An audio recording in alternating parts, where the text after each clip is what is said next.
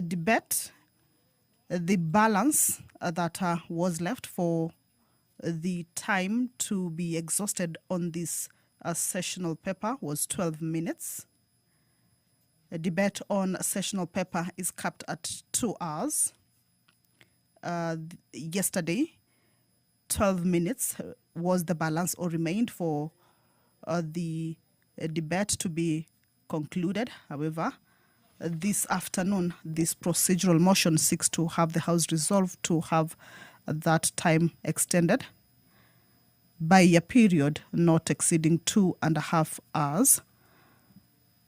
And that is a procedural motion that will come before that particular business. That is a resumption of the debate on the consideration of the sessional paper number 3 of 2025 on the partial divestiture in Safaricom PLC by the government of Kenya. That was interrupted on Wednesday, March 11th, the year 2026, during the afternoon sitting. Once the House resolves to have the time for it extended, then this afternoon the members will pick up on this particular business.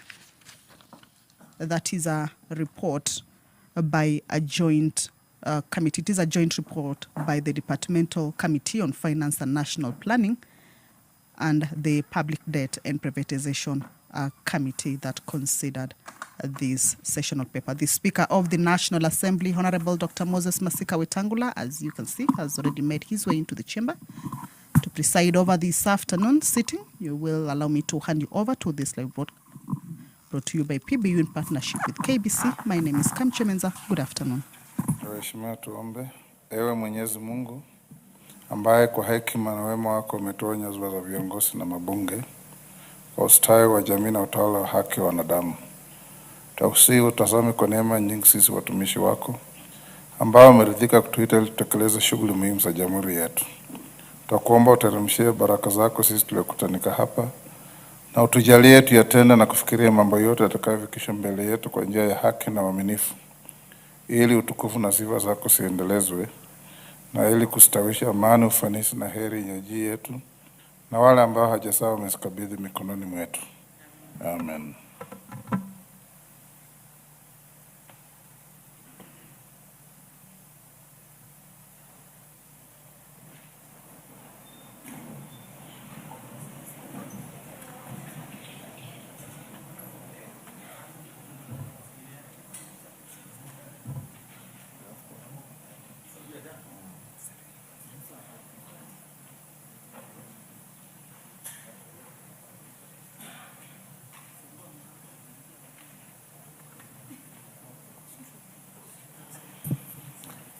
Sergeant, ring the quorum bell.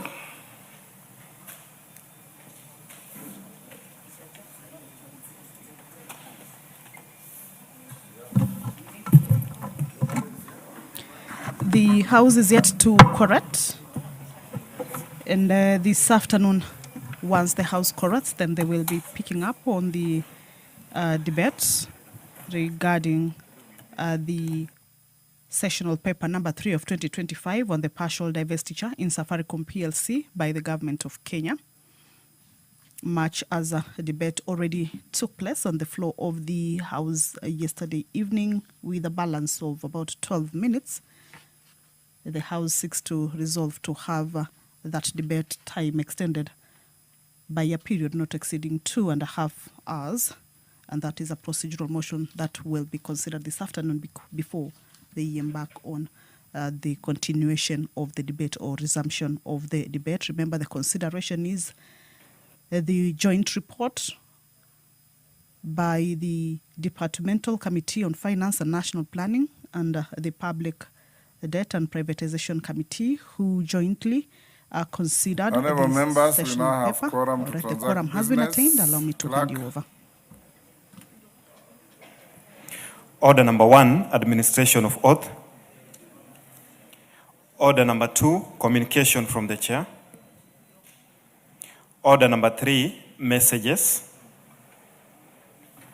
Order number 4, petitions. Order number 5, papers. Majority Leader. Thank you, Honorable Speaker. Honorable Speaker, this afternoon, I beg to lay the following papers on the table of the House today, Thursday, 12th March 2026. 1. Second quarter report on the implementation of the Equalization Fund for the financial year 2025-2026. 2. Intergovernmental partnership agreement between national government through the Ministry of Education and the county government of Wajir. And 3, reports of the Auditor General financial statements for the year ended 30th June 2025 and certificates therein in respect of 1. Agricultural Development Corporation, 2. Butula Technical and Vocational College, 3. Bishop Mahon Teachers Training College, 4. Chaswenywe Technical and Vocational College, 5. Chester Technical Training Center, 6. Consolidated Kenya Pipeline Company Limited, 7. Financial Inclusion Fund, Hustler Fund, 8. Government Investment and Public Enterprises National Treasury, 9. Kamwenja Teachers Training College, 10. Kenya Accounts and Secretaries National Examinations Board Foundation, 11. Kenya Accounts and Secretaries National Examinations Board Foundation, KASNEB, 12. Kenya Civil Aviation Authority, 13. Kenya Dairy Board, 14. Kenya Electricity Transmission Company, KETRACO Limited, 15. Kenya Engineering Technology Registration Board, 16. Kenya National Highways Authority, 17. Kenya Rural Roads Authority, 18. Kenya Seas Company and its subsidiaries, 19. Kenya Slum Upgrading Low Cost Housing and Infrastructure Trust Fund, 20. Kenya Urban Roads Authority, 21. La Capelle Technical Training Institute, 22. Lapset Corridor Development Authority, 23. Leshua Vocational Training College, Training Center, 24. Leshao Vocational Training Center, 25. Lodwar Technical and Vocational College, 26. National Housing Development Fund, 27. National Treasury, 28. Njabini Vocational Training Center, 29. Nyayo T-Zones Development Corporation, 30. Occupational Therapy Council of Kenya, 31. Physiotherapy Council of Kenya, 32. Primary Health Care Fund, 33. Pyrethrum Processing Company of Kenya Limited, 34. Shamata Vocational and Training College, Training Center, 35. Simlo Seeds Company Limited, subsidiary of Kenya Seed Company, 36. Sports Arts Social Development Fund, 37. State Department for Agriculture, 38. State Department for Housing and Urban Development, 39. State Department for Lands and Physical Planning, 40. State Department for Social Protection and Senior Citizen Affairs, 41. State Department for Water Sanitation, 42. Stores and Services Fund, State Department for Public Works, 43. The Judiciary, 44. The National Exchequer Account, National Treasury, 45. Tobacco Control Fund, 46. Valuers Registration Board, 47. Wanga Technical and Vocational College, 48. Water and Sanitation Development Project, IDA, credit number 6029 and 6030, KE, 49. Water Sector Trust Fund, and 50. Honorable Speaker, Water Services Regulatory Board. I thank you, Honorable Speaker, and I beg to lay. Thank you, Owen. Is Wango in the House? Chair, Public Investments Committee on Social Services, Administration and Agriculture. Is that Emmanuel Wangwe? Is not here. Before the next order, allow me, just hold on. Members, allow me to acknowledge the following institutions in the House, in the Speaker's Gallery: St. Bakita Secondary School from Bere North, Embu. Welcome your children in the House. In the public gallery, we have Ndimi Kanini Academy from Mathira, Nyeri, and St. John Bosco Evasini from Kaiti, Makwiny. On my behalf and on behalf of the House, we welcome the students, their teachers, and those accompanying them to the House of Parliament. Next order. Yes, Honorable Chepkonga. Thank you, Honorable Speaker. In fact, I have a paper to lay and a notice of motion to move, which is already duly approved by yourself. It's been approved. Yeah. Approval and being on the list are two different things. But if you have the paper to lay, go ahead. At order number 5, go ahead. Thank you, Honorable Speaker. Honorable Speaker, I beg to lay the following paper on the table of the House today, Thursday, 12th March 2026. Report of the Committee on Delegated Legislation on its consideration of the draft salaries and remuneration commission, remuneration and benefits of state and other public officers regulations 2025. I thank you, Mr. Speaker. Thank you, Honorable Chepkonga.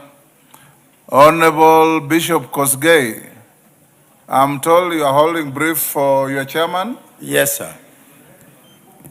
Yes. It is good practice if you are doing so to send word to the speaker.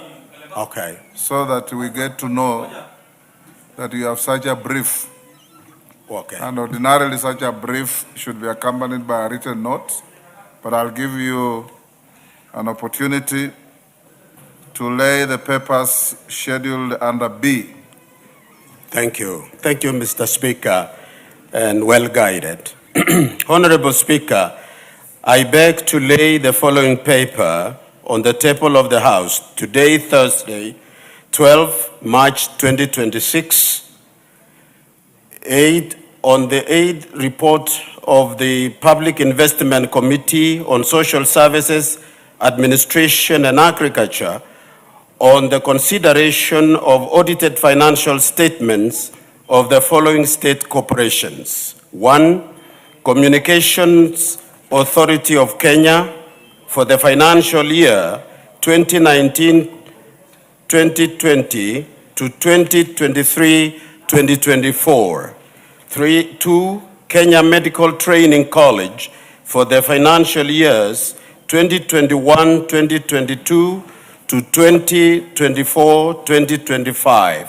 3, Kenya Medical Supplies Authority for the financial years 2019-2020 and 2020-2024. 4, Public Benefit Organization Regulatory Authority for the financial years 2007, 2008 to 2023-2024. 5, Child Welfare Society of Kenya for the financial years 2019-2020 to 2023-2024. And number 6, Kenyatta University Teaching, Referral and Research Hospital for the financial years 2020, 2021 to 2024, 2025. I submit, Honorable Speaker. Thank you. Next order. Thank you. Order number 6, notices of motion. Chepkonga.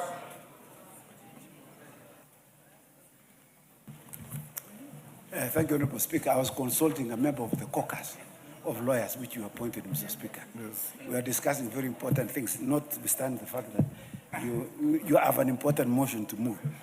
Honorable Speaker, I beg to give notice of the following motion, that this House adopts the report of the Committee on Delegated Legislation on its consideration of the Draft Salaries and Remuneration Commission, Remuneration and Benefits of State and Other Public Officers, Regulations 2025, laid on the table of the House on Thursday, 12th March 2026, and pursuant to the provisions of Section 26(2) of the Salaries and Remuneration Act, Cap 412D, this House approves the Draft Salaries and Remuneration Commission, Remuneration and Benefits of State and Other Public Officers 2025 with amendments. I thank you, Mr. Speaker.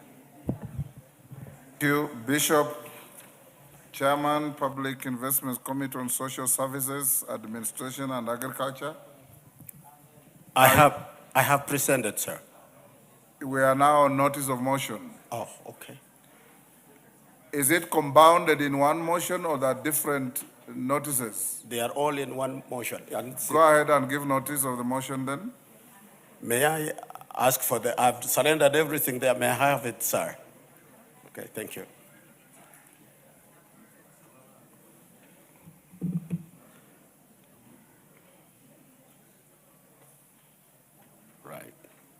Go ahead, Bishop. Thank you so much for giving me an opportunity to learn better practices.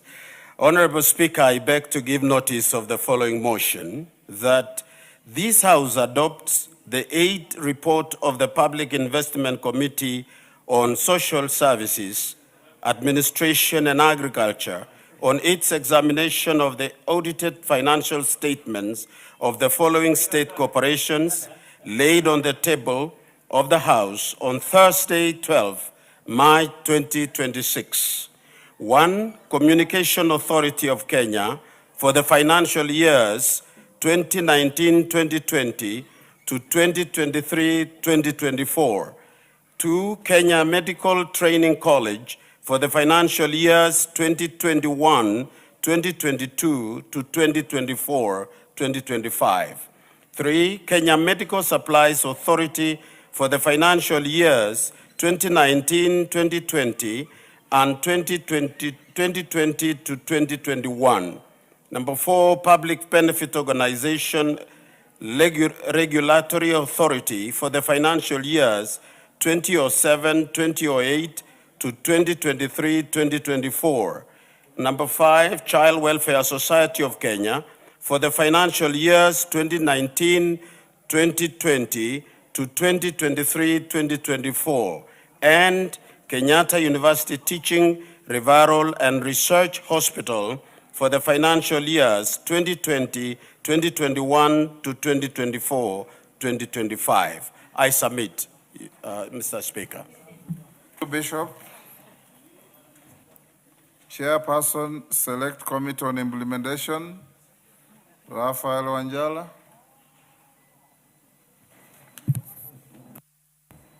Thank you, Honorable Speaker. I beg to give notice of the following motion, that this House adopts the second report of the Select Committee on Implementation on status of reports on petitions and resolutions passed by the House laid on the table of the House on Thursday, 26 October 2023. Thank you, Honorable Speaker. Thank you, Wanjala. Next order. Order number 7, questions and statements. Edith Nyenze. Not in the house. Martin Pepela.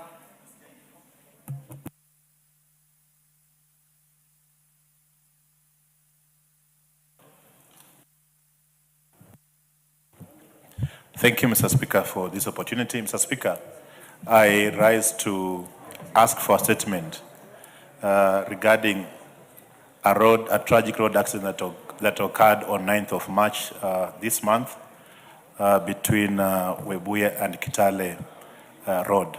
Mr. Speaker, pursuant to the provision of standing order 44C2, I rise to request for a statement from the chairperson of the Departmental Committee on Transport and Infrastructure regarding a tragic road accident that occurred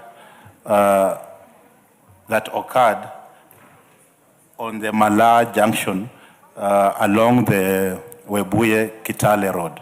Honorable Speaker, on 9th March 2026, at approximately 10 p.m., a tragic accident occurred at Mala Junction along the Webuye-Kitale Road involving a trailer and several passenger vehicles and also motorcycles. The Speaker, this accident cost lives of 15 people. And it's important, Mr. Speaker, to mention that 10 people passed on at the scene and 5 people passed on while receiving treatment in Webuye Referral Hospital. Mr. Speaker, while other 20 people are admitted in Webuye Referral Hospital still receiving treatment. Mr. Speaker, it's also important to mention that Mr. Speaker, in addition, two other victims, Mr. Speaker, two other victims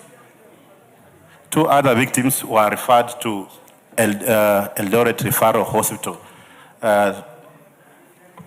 for specialized treatment. And Mr. Speaker, I want to thank you on this because it took your intervention to ensure that we secure bed for these two patients. Honorable Speaker, this unfortunate incident is not an isolation occurrence. The said stretch of the road at the Malaa Junction has, over the years, been reported as a high-risk accident zone with frequent crashes occurring at night or during adverse weather condition. The stretch, Mr. Speaker, lacks adequate road signage, clear road markings, and other essential safety infrastructure, which contributes to the occurrence of accidents along the road.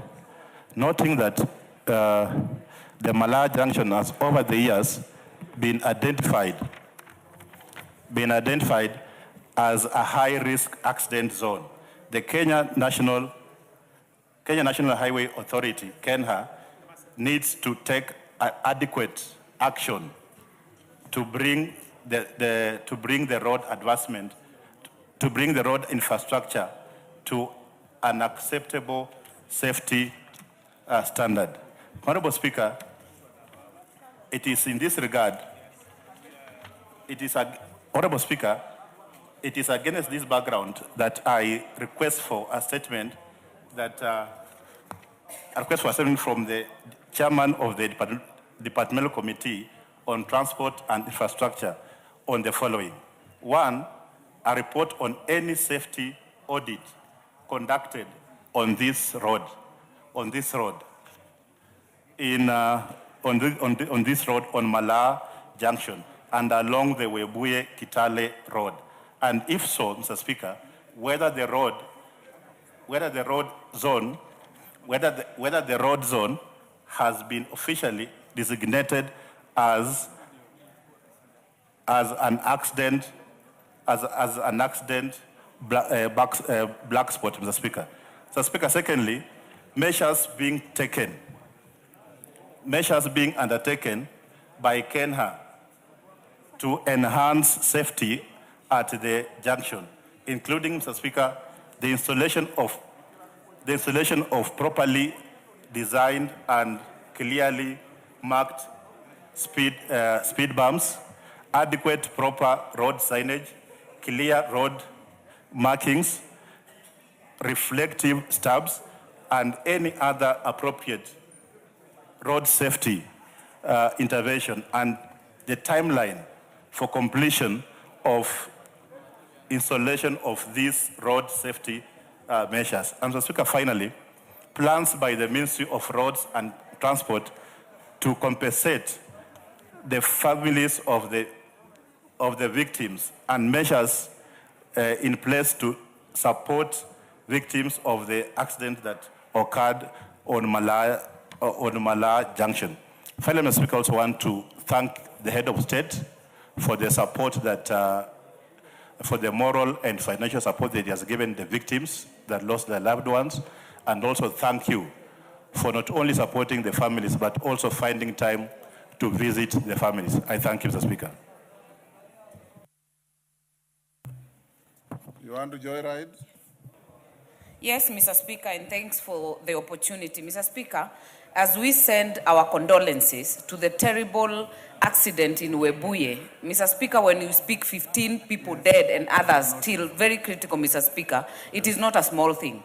And Mr. Speaker, I speak because we have seen between Gilgil and Nakuru, we have seen families being wiped out, Mr. Speaker, in accidents. And it is quite sad that the Ministry of Transport has to be prompted through this House, Mr. Speaker, to make even a statement, especially when we have families that are grieving and we do not see any person from the ministry making a statement. So, Mr. Speaker, this should not only set the ball rolling on this Webuye accident, Mr. Speaker, it should be the common rather than the exception, that any time we have an accident like that, Mr. Speaker, it is a national calamity. It should actually warrant all the attention, not only from the Ministry of Transport. We should see the NTSA commenting. We should see the Ministry of Interior commenting. It should actually be all hands on deck, Mr. Speaker. But I thank Honorable Wanyonyi and support that this statement can send some signal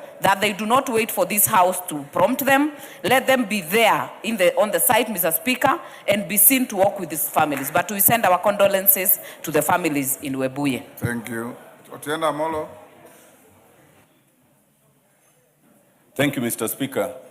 Mr. Speaker, allow me to thank Honorable Wanyonyi for raising those matters of concern as I bring the condolences of the people of Rarieda and myself to the bereaved families. Mr. Speaker, let it be on record for those who doubt that the work of a member of parliament includes raising such matters. It is not the traditional three roles that people talk about.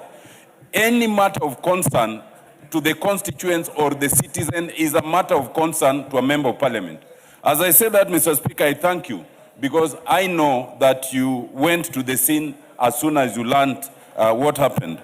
Three issues stand out, Mr. Speaker. One is that, as we understand, the initial accident was between two borders.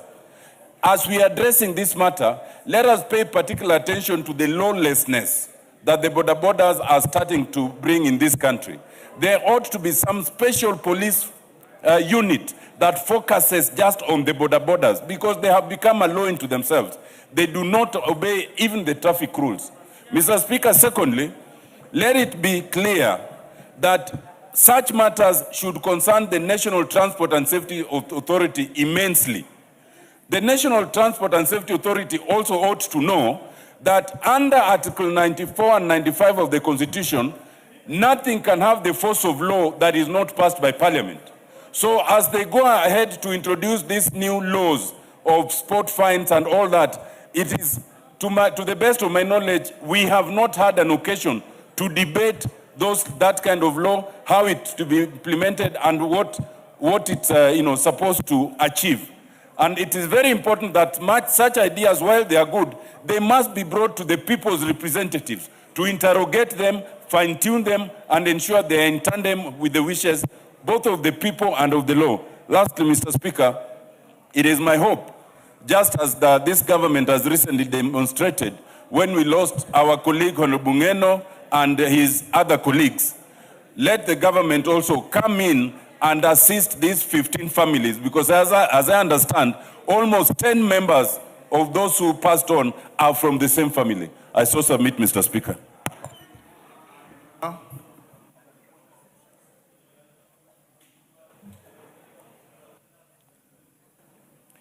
Thank you, Mr. Speaker. Let me join my colleague to condole with the families of those who lost their lives. Yes. And just advise and ask the Ministry for Roads that this place that the accident occurred has been a black spot for a long time. And what lacks there is the road signages. I don't know why, whenever the contractors are given this work, they are left, they don't actually put signs and lines that may help actually the motorists to be vigilant on the road. And therefore, Mr. Speaker, it is important that the minister comes out clearly to come and actually assist these families. In fact, one family lost 5 members. A father losing 5 children. 6. 6, in fact. 6 children at a go. It is very grievous. So we want just the government, as it assisted the Honorable Ngeno's bereaved people, let them also come out and assist these people so that they can be actually assisted. But having said that, also the victims who are in the hospitals, they will actually incur very big and huge bills. I wish that the government also comes in to assist those ones who are victims so that they don't actually agonize on the issue of bills. I thank you, Mr. Speaker. Dida Russell. Thank you very much, Honorable Speaker. Honorable Speaker, we join Honorable colleague, Honorable Wanyonyi. We send our condolences to the families who lost their loved ones and quick recovery to those who are in the hospital. Mr. Speaker, in this country, people who die on roads appear to be new normal. That after they are buried, people just forget very quickly. But 16 people dying at one spot, that really calls for something, and it must prick our concerns as a country. Because immediately that incident happened, I think it was a breaking news in this country. And immediately that road should have been closed. It is a black spot, and something should have been done, including diverting traffic or diverting the road at that place, to the extent that the government should even expand that road. But apparently, once everything is done, people are buried, then we forget. I think what we must ask the committee is not just a statement, it's even to visit that area so that they have a recommendation to the ministry for something to be done on that road. Mr. Speaker, we lost a colleague last week, and the government stepped in and they assisted in many ways that they could. In this particular case, you can imagine a family that all of them, 6 members of a family dying. That really calls for something. The government must look around, look for resources to help those ones who have died, and also those ones who are in the hospital. The government must try to pay that bill. Thank you, Honorable Speaker. Majority Leader. Thank you, Honorable Speaker. Allow me, Honorable Speaker, to also join the House, first in sending a message of condolences to the people who lost their lives in that grisly road accident in Webuye. To Honorable Speaker, to pray that those who are injured may find healing and quick recovery. But Honorable Speaker, every now and then, in this country, we have to bury the dead and incur heavy expenses to take care of people who are injured in road accidents. I know, Honorable Speaker, and I hear there are people who have gone to court over the telematic traffic control system or the camera systems on our roads. I watched, Honorable Speaker, some clips that were circulating on social media following that accident. And you could see a boda rider speeding past the crowd that was already gathered after the grisly road accident. And in fact, it's members of the public who are trying to slow down that rider. When you listen to, and I spoke to the member for Webuye, Honorable Dan Wanyama, and I must say pole to Dan and all the people of Bungoma and Webuye at large for that loss. I saw in the news yesterday, Honorable Speaker, one family that lost 6 people in one family. And you can imagine the loss that is there. Honorable Speaker, I was saying why we need to support many of these government programs, like that one for cameras, speed cameras on our roads. That accident never needed to happen if that truck was not moving at the speed with which it is reported to have been moving around the accident scene. Honorable Speaker, that tells you the duty that those of us who are public officers hold. And Speaker, allow me to thank you because yesterday you took time out of your busy schedule to go to Webuye and condole with the bereaved and comfort those who were in hospitals. And that is what leadership calls for, Honorable Speaker. When I saw pictures of you visiting those families, I asked myself, has a new Director General of NTSA visited that accident scene? What of the Director General, Kenha, or even the ministers in charge of our road transportation? And I know they are busy people, but we must tell them when incidents like those happen, it is important that people from the highest levels of government visit those scenes, because some of those things could be as a result of the state of the road, or even NTSA to see what is it that they can do. I saw the traffic cameras had been, I don't know whether what was circulating on social media is true, because you know you have to verify whatever you see on social media. And I know many young Kenyans don't bother to verify what they see on social media. And I have not had time to check on the NTSA website to see whether the list of areas that they are deploying cameras, what was circulating on social media is true. But we must have speed cameras in at least all our bitumen standard roads. Any road that is tarmacked in this country needs a speed camera.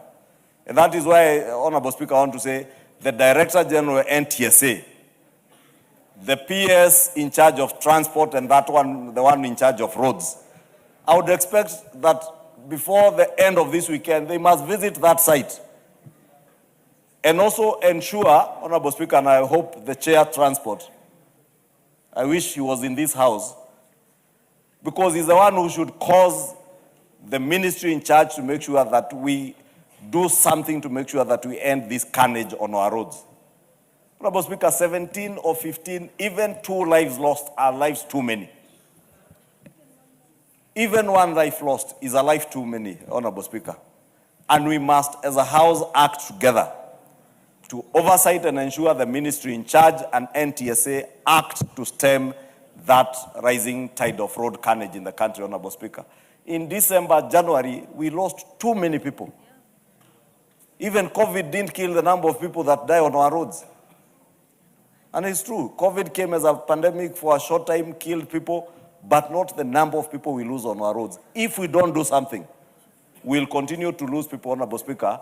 And I want to ask the Chair, Transport and Infrastructure Committee to cause the CS and the Director General NTSA to appear before their committee or appear before this House and tell us what is it that they will do about this road carnage, Honorable Speaker.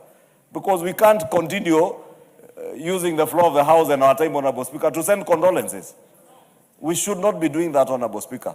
There must be something that we can do as a House to cause the ministry to end this carnage. And lastly, let me ask Kenyans, please, when we are using the roads, whether you are a pedestrian, because even pedestrians do walk on the roads, whether you are a rider, boda or a non-motorized motorcycle, or those of us who have the privilege to drive, let us be careful on the roads. Let us be mindful of other road users. Honorable Speaker, may I finish by saying pole to the people of Webuye, say pole to the people of Bungoma County, and especially those families who are bereaved, and especially that one family that I saw in the news that lost 6 people. Honorable Speaker, assure the member for Webuye that as a member of Parliament for Kikuyu and leader of majority, I will support those people of Webuye in whatever way you will be supporting them. Please pass by my office, I will support them, and encourage all of us to extend a hand of support to the member for Webuye to be able to support those families, to send off their bereaved in a dignified manner. That is the least we can do, at least for now. Pole sana to those who are bereaved, and may those who are in hospital recover quickly. Thank you, Honorable Speaker. Thank you, Mr. Speaker. I want to join my colleagues in sending our condolences to the people of Webuye and Bungoma and Kenya at large after this terrible accident. Mr. Speaker, I've just come from a very terrible accident, road accident, and we have just buried my chairman because of another accident, although it was an air crash. Mr. Speaker, there are so many black spots that are known by the various road agencies, particularly Kenya. We have one in my constituency called Boiga, which is on monthly basis, there are 3 or 4 accidents, and some are very fatal. Mr. Speaker, the time has now come, just like our majority leader has said, that people should take responsibility of what is happening on our roads. Mr. Speaker, particularly Kenya, because I think that is where one of the greatest problems is. All the transnational loans which have been known to create a lot of inconveniences on the road, on the areas where there are bends and curves where fatal accidents take place. Mr. Speaker, we are not only asking for a statement. What we are asking is action plan. Mr. Speaker, we know the government is trying to do so much on developing dual carriages, and I want to thank the government for making sure that they have addressed, particularly on the trunk road, Liloni to Malaba, Mwea to Isiolo, Mwea to Meru, and many others. Mr. Speaker, time has come now, we need to prioritize what is killing our people. Just like majority of us have said, AIDS did not kill as many people like what the roads are doing on every day. Mr. Speaker, you can imagine the agony that the parent, the fathers, the mothers are going through for things that can be avoided. As much as we are saying the drivers are careless or otherwise, we also know there are black spots which engineering input is required. Mr. Speaker, we need really to call a spade a spade. The state agencies in charge of some of these areas have failed us. They have failed the people of Kenya. Mr. Speaker, I want to thank the President and this House because of the National Infrastructure Fund. I hope much of this money will now be spent in developing very nice roads that are going to not to create sports, but are going to be more convenient for our people to drive on. I really sincerely, on behalf of the people of Bori, we are going to stand with our brothers and sisters in Webuye, and we will see what we can do as a constituency. I thank you, Mr. Speaker. Thank you. Honorable members, I want us to end here, but allow me to also thank those who have voiced on this. As your speaker, these people who perished, some of them, I know them personally. And they're very, can say some of them are from very deprived families, very poor families. One family lost 6 on the spot. A woman who was expectant perished with the new life she was carrying. And many others. We are organizing as residents of Bungoma a send-off of these loved ones. We will have a fundraising program in Webuye town on Saturday. We don't expect all of you to come there, but Martin Wanyonyi Pepela and Dan Wanyama are coordinating. We will have an interdenominational service on Monday at Pan Paper Stadium in Webuye. Those of you who can join in, we will appreciate. And thereafter, you can imagine 6 graves in one compound at the same time. When we saw yesterday the father of the perished 6, he got hold of my hand and asked me, Baba, do I have to live anymore? And that question is legitimate in the circumstances. So, Majority Leader, this is not just about Webuye. We have had similar accidents in many places, and we need some Marshall Plan. Imagine the driver of that truck, after killing those people, got out of the truck and disappeared into a cane plantation. He has not been seen up to now. So we're having mental patients on our highways. How else would anybody behave like that in normal circumstances? So we encourage the committee responsible for transport, for roads, to make sure that we don't have a repeat of Webuye anywhere else in Kenya. Because alive in Vanga, alive in Mandera, alive in Webuye, alive in Timau is a life of every Kenyan that we must cherish. Thank you for the support. Members from Bungoma, I know you want to speak to this, but you'll have an opportunity on Saturday in Webuye to do that. Before we call the next, allow me to acknowledge in the public gallery White Star Junior Secondary School from Langata, Nairobi. In the Speaker's Gallery, Koilel Forces Academy from Gilgil, Nakuru, and Koinonia Education Center from Naivasha, Nakuru.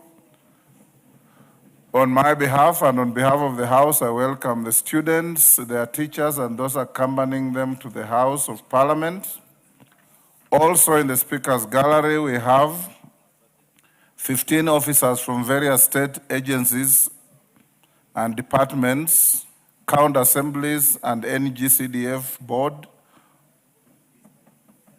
who are taking part in a training program on protocol and event management in the legislature with our CPST. On my behalf, on behalf of the House, we welcome them to the House of Parliament. Next, we have Mary Emase. Yes, oh sorry, Mary Emase. Let's hold that. Honorable Wanjala had 2 notices of motion, and you ought to have said you had 2. I allowed you to give 1. So go ahead under order number 6 and give your second notice of motion. There are 2. You have 2. Go ahead. Yes. Thank you, Honorable Speaker. I beg to give notice of the following motion, that this House adopts the 3rd report of the Select Committee on Implementation on Status of Reports on Petitions and Resolutions passed by the House, laid on the table of the House on Thursday, 5th December 2024. Another one, Honorable Speaker, I beg to give notice of the following motion, that this House adopts the 5th report of the Select Committee on Implementation on the implementation status of reports on petitions and resolutions passed by the House, laid on the table of the House on Wednesday, 3rd December 2025. Thank you, Honorable Speaker. Back to order number 7, Mary Emase. Thank you, Honorable Speaker. I rise to request for a statement following the killing of 4 security guards in my constituency, one of whom was just killed today. So I read this statement with a very heavy heart, and indeed it's a very sad day. Request for a statement on the rising cases of insecurity in parts of Western Kenya. Honorable Speaker, pursuant to the provisions of Standing Order 44.2c, I arise to request a statement from the chairperson of the Departmental Committee on Administration and Internal Security regarding the rise in cases of insecurity in parts of Western Kenya and other areas of the country. Honorable Speaker, in recent months, there has been a worrying surge in violent criminal incidents across the region, including the brutal killing of watchmen, attacks on businesses and homes, theft of property and livestock, and the loss of innocent lives. These incidents have instilled fear among residents and significantly disrupted economic activities in the affected areas. For instance, on the night of 9th March 2026, 3 watchmen were brutally murdered during attacks on 2 shops in Simbachai, while another watchman was killed in Amukura within Teso South constituency. And today one was killed at Kotur area of Teso South constituency. On the same night, another person was attacked and killed in Nambale. Similarly, cases of home invasions and theft have been reported in Butula, in parts of Bungoma County, where residents have woken up to find their homes ransacked and valuables stolen.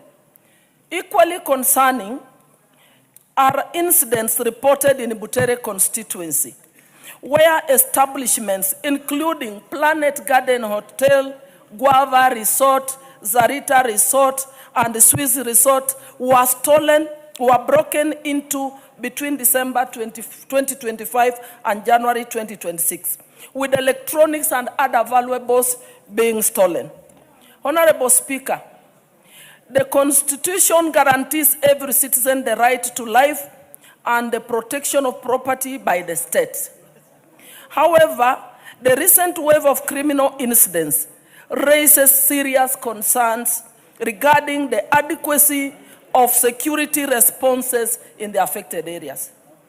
Honorable Speaker, it's against this background that I seek a statement from the chairperson of the Departmental Committee on Administration and Internal Security on the following.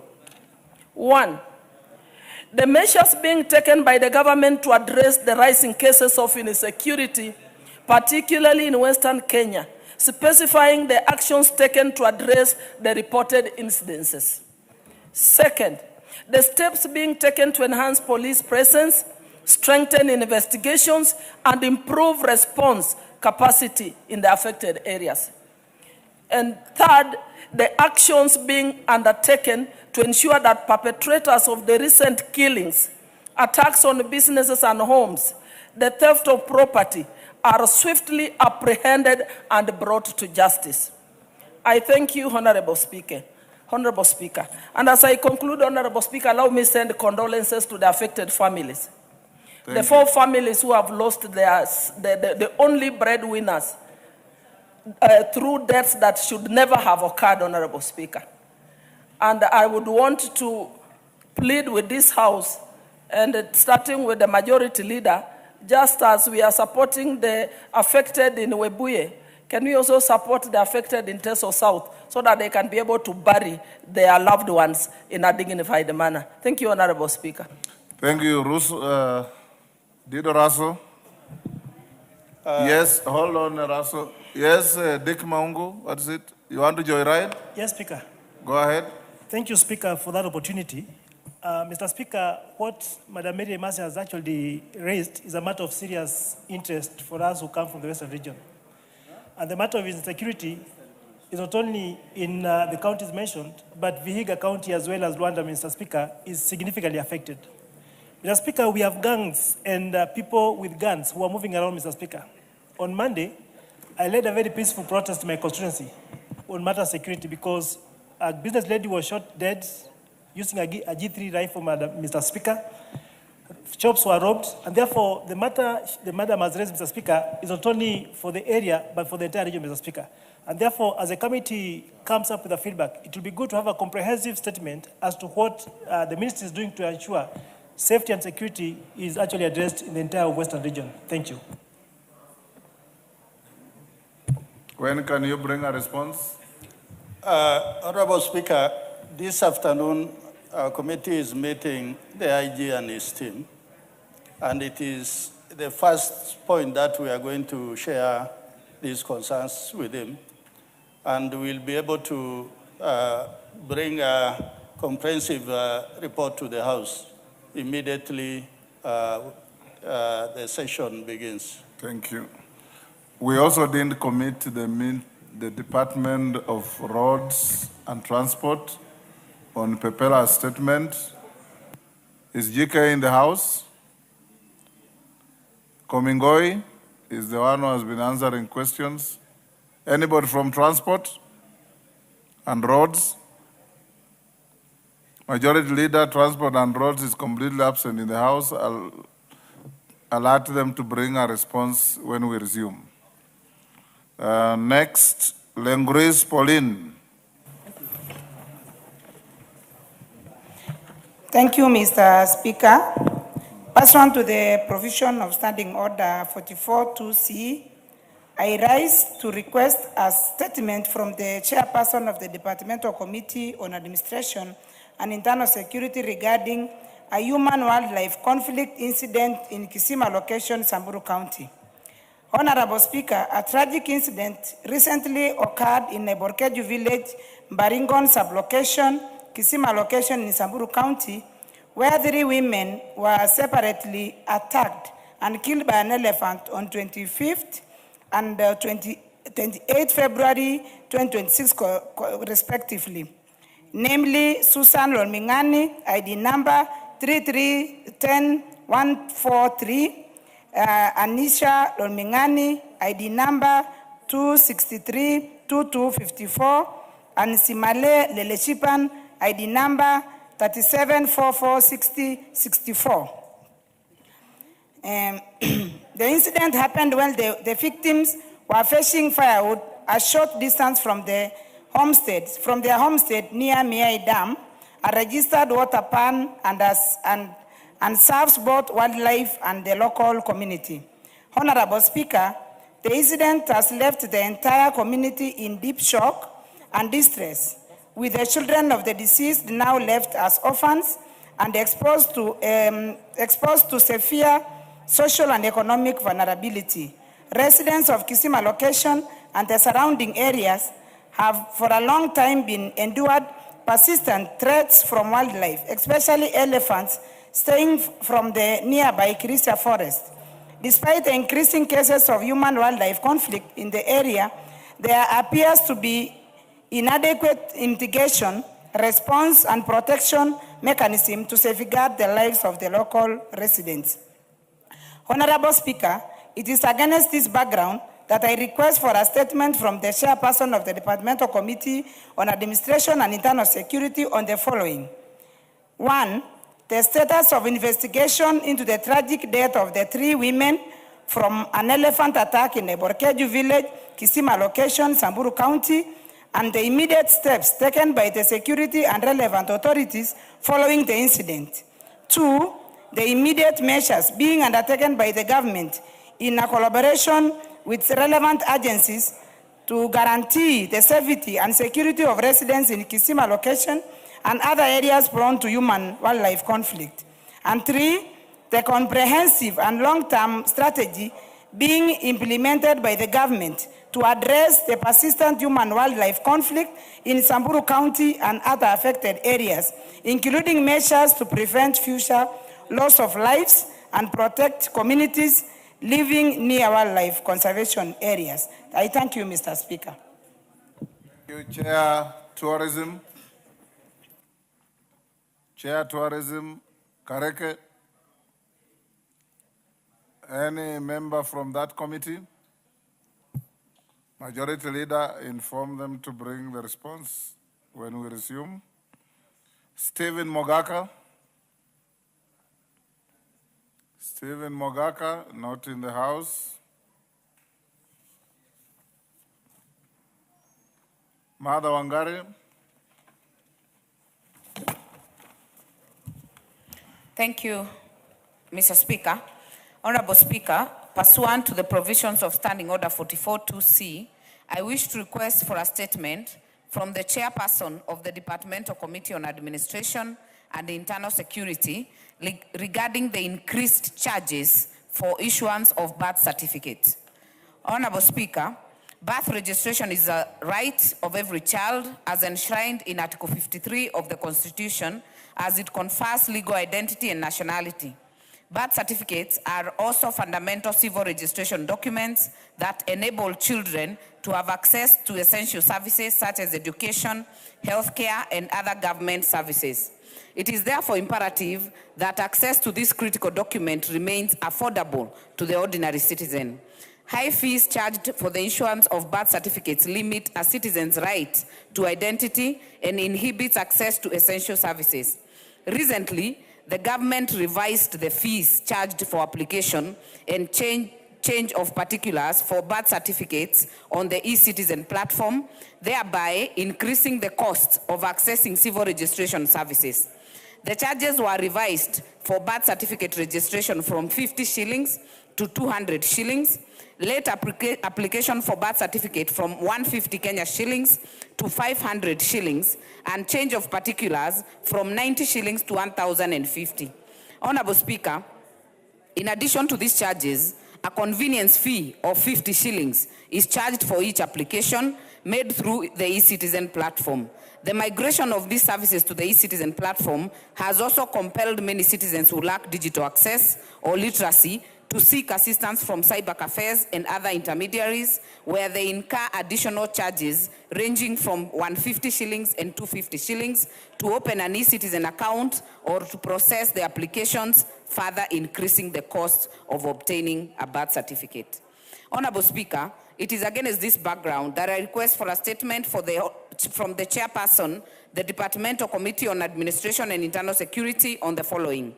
Number one, the justification for the upward revision of the fees for issuance of birth certificates and an indication on whether public participation was carried out to ensure that citizens are able to afford such services. Number two, measures put in place by the government to ensure that digitization of civil registration services through the e-citizen platform does not disadvantage citizens who lack digital access or literacy, particularly those from rural and marginalized areas. And finally, Mr. Speaker, the steps taken by the Ministry of Interior and National Administration to restore the charges to the previous rates, 50 shillings for the current applications, 150 shillings for the late applications, and 90 shillings for change of particulars to ensure affordability of the services to all citizens. I thank you, Mr. Speaker.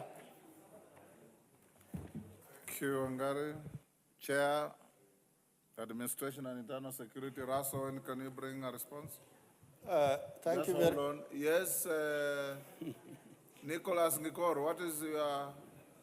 Chair, I just want to write on what Wangari has just said on the issue of the birth certificates. Thank you, Speaker. Speaker, the issue of birth certificate, it has become a very big concern to the residents of this country, especially in the areas of, in the remote areas of this country, especially where I come from. Mr. Speaker, the issue of birth certificate, the resident from my constituency travel all the way from Lokori, which is the headquarters of my constituency, to Lodwar, which is 300 kilometers away from my constituency. So on the, not only on the issue of the fee, the other issue the minister or the department concerned must do is to send the officers to every constituency headquarters so that the people can get birth certificate in the near areas than traveling far away, and also giving that amount of 550 shillings for late registration. Nicholas, and all that. You just passed a law in this house, which was ascended to 3 weeks ago by His Excellency the President, devolving the offices of issuers of these documents, birth certificate, IDs, and so on, to each sub-county. Which are your constituencies that you are complaining about? Mr. Speaker, I have 2 sub-counties in my constituency. I have Turkana sub-county and Sokoto sub-county. Up to now, we don't have those. Sub-county means sub-county. So follow up with implementation. Yes, Razo? When can you bring a response?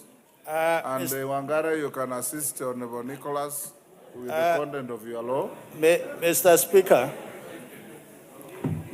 Honorable Wangari is the one who sponsored the bill. Yes. And we worked with her through the committee. So sometimes we have to be very careful what we can ask of the executive. But the first week we You'll are bring going a to resume the response. session. Thank you, Honorable Speaker. Edith Nyenze.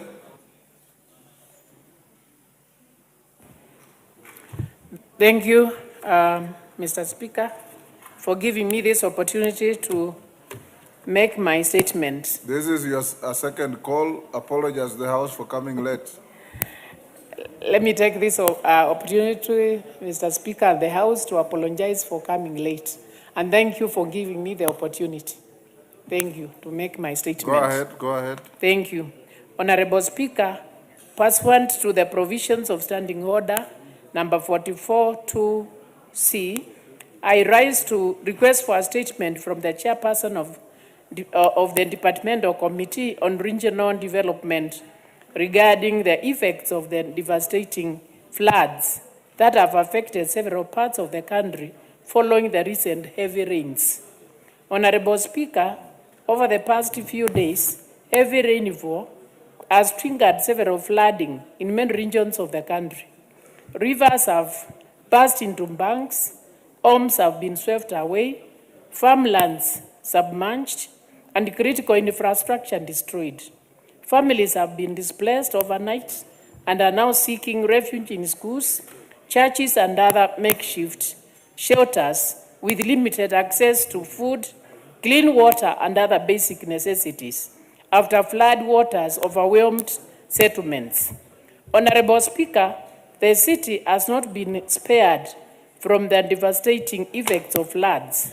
Neighborhoods such as Mathare and Kibra witnessed alarming scenes as flood water swept through homes, forcing families to flee to safety in the middle of the night. Traders at Gikomba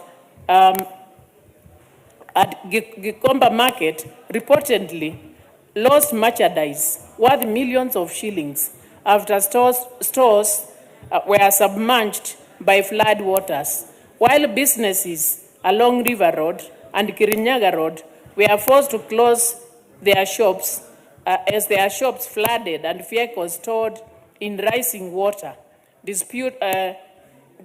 disrupting economic activity in the city center. Several Kenyans have tragically lost their lives after being swept away by raging waters, trapped in submerged vehicles, or caught in collapsing structures during the heavy rains. Honorable Speaker, the scale of devastation being witnessed raises serious concerns about the country's preparedness to deal with such disasters. Blocked drainage systems, poorly planned settlements in flood-prone areas, and inadequate disaster response mechanism continue to expose citizens to preventable tragedies year in, year out. Honorable Speaker, it is against the background of that I seek a statement from the chairperson of the Departmental Committee on Regional Development on the following. Number one, the interventions put in place by the government to rescue, evacuate, and support families displaced by floods across the country. Number two, a report on the relief and humanitarian assistance being provided to the affected households, including food, shelter, medical support, and other essential services, including the number of beneficiaries identified. And number three, long-term interventions being implemented to strengthen disaster preparedness, improve drainage, urban planning, and flood control infrastructure, and protect communities living in flood-prone areas. I thank you, Honorable Speaker. Let me take this opportunity to also pass my condolences, especially to the families who lost their loved ones in the last week during such flooding. Many lost their properties and lives were lost. So I pass my condolences. Thank you. You want to joyride on this? Yes, Mwango. Thank you, Mr. Speaker, for giving me this opportunity to put my voice into it. First, I start by passing my condolences to the people. Nimesema mimi nimezaliwa Mkikuyu. Na Mkikuyu ni Mkenya kama Mkenya mwingine yeyote. Lakini ni lazima tuwe watu ambao tunatii sheria. Sisi tunaishi hapa, tunaketi hapa kila siku tukiunda sheria. Zile sheria tunaunda, tunasema kuna ile tunaita kwa lugha ya Kimombo riparian reserve ya mto. Mbona tuwaambie watu wetu waende wajenge kwa mto, na tunajua watapatikana na maafa pale. Pia tuwe wangwana kama viongozi. Watu wasibomolewe manyumba kiholela. Hiyo ni haki. Lakini pia tusilete siasa duni za ukabila. Hizo siasa wewe unaoleta hizo siasa ndizo zilipromosha kutoka mamlaka kuu kama kiongozi wa Kenya ikakupeleka kijijini. Ndio sasa kazi yako ni kunena kwa mazishi, unangojea nani akufe unene maneno machafu. Hata wakati ndugu yetu Mheshimiwa Ngeno aliaga dunia, ulisikia mtu kwa mkutano wa kisiasa akinena maneno machafu kabla ya familia. Mambo ya aibu. Na unajua Mheshimiwa Spika, kuna watu uzaliwa akiwa atukutu. Utukutu uko ndani yako, alafu unaingiza na ukabila, unaongezea chuki, unakuwa mweusi zaidi. Na unakuwa na roho chafu. Tuache siasa duni. Tuache kuchochea wa Kenya kwa misingi ya kikabila. Mheshimiwa Mwago amekuja amenena mambo yake hapa ambayo ni mambo muhimu ya mafuriko. Tusiangalie mambo ya mafuriko kwa misingi ya kikabila. Tuangalie mambo ya mafuriko ya kuwa mji wa Nairobi unafaa kuwa mji wa kisasa. Mji wa ile tunasema first world city. Na haitafanyika kama tutaambia watu wakibomolewa pale roundabout ya Githurai. Ona maafa ambayo yametokea Webuye, Mheshimiwa Spika, ambayo tulikuwa tunatuma risala za rambirambi leo. Hayo maafa yametokea kando ya barabara. Tunawaambia watu wetu waendelee kuuza kando ya barabara ilhali wamejengewa soko la kisasa.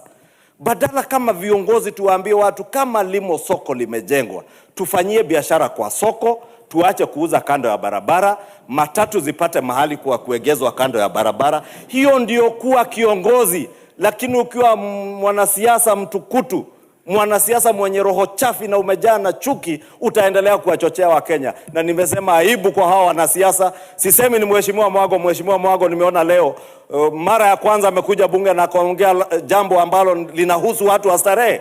Sijasikia siku nyingine akiongea mambo ya watu wa starehe. Nampongeza sana Mheshimiwa Mwago kwa kuleta huyo mjadala leo.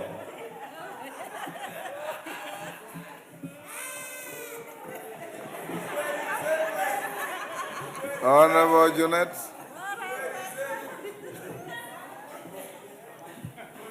Mr. Speaker, asante sana kwa kunipatia nafasi pia ili nichangie hiyo hoja.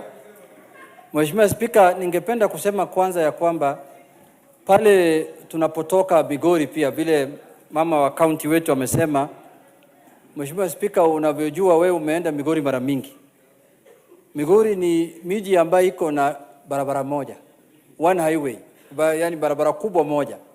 Na hiyo barabara kubwa ndio iko na daraja kubwa moja ambayo inagawa constituency yangu na yule jirani yangu.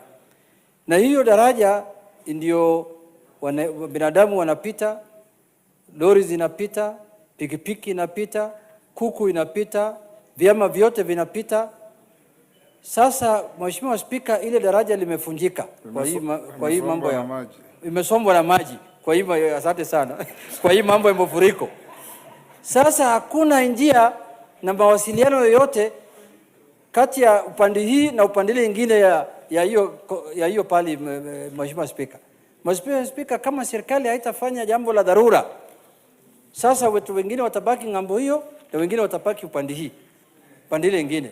Kuna hata mtu amewacha bibi yake upande ile na yeye bado yuko upande hii. Mheshimiwa Spika, amenipigia simu na hana njia yoyote ya kwenda huko.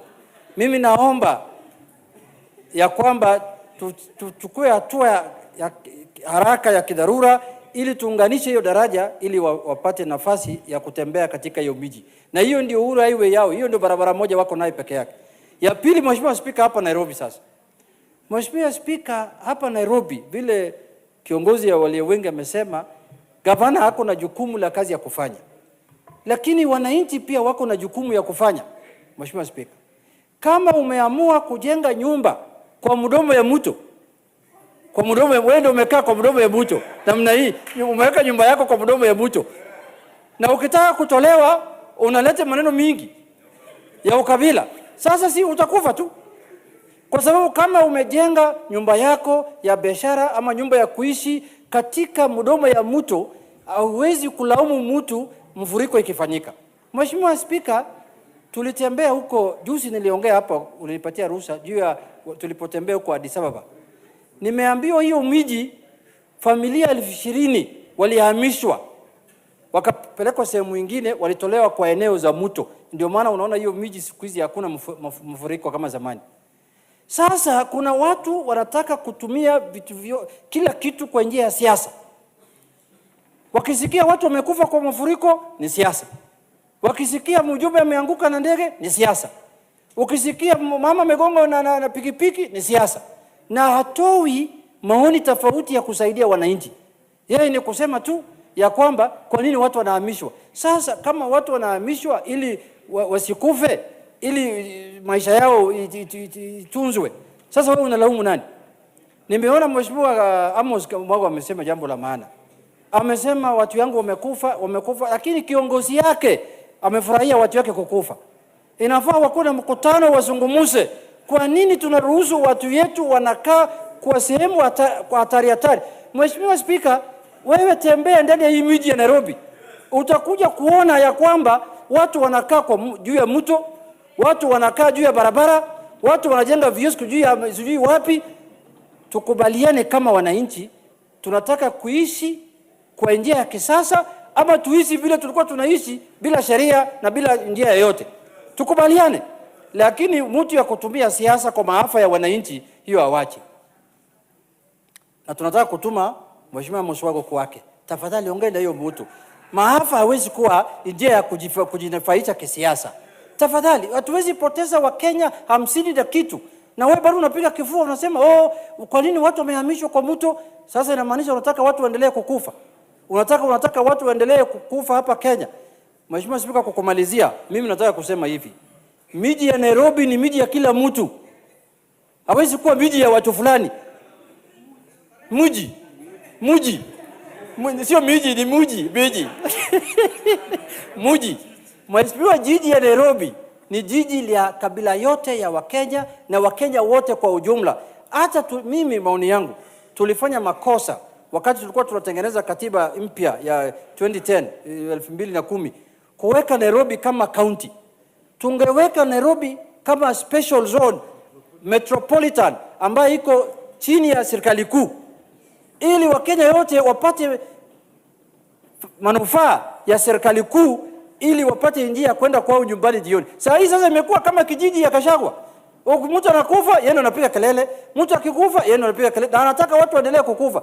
Mimi naona kwa kumalizia, Mheshimiwa Spika, hii jambo la Nairobi lazima bunge ijadiliane. Tukae na kikao rasmi tujadiliane mambo ya Nairobi, kwa sababu Nairobi hawezi. Na nataka kushukuru rais kwa kutengeneza ile inaitwa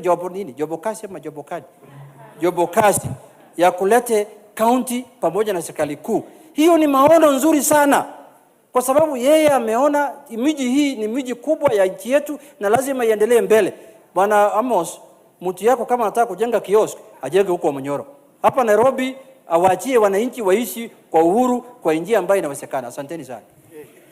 Honorable members, order. Mwango, take your seat. Honorable members, allow me to acknowledge in the Speaker's Gallery St. Patrick Hill School, Kajiado West, Kajiado.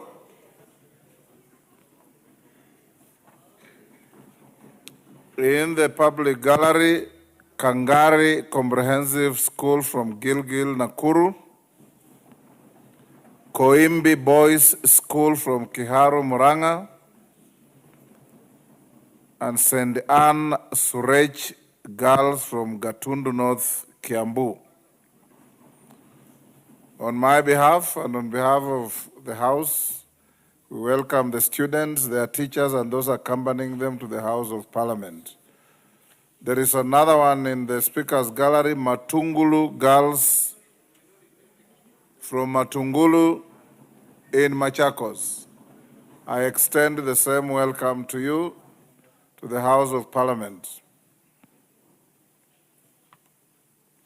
This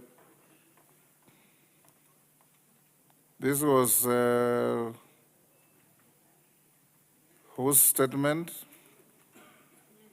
Nyen's Edith. Who is the chair of water? Bowen Kangoko. Mama Naomi, you advise them to bring a response when we resume.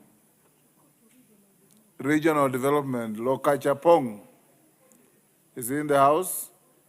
Convey the message to him to bring a response when we resume.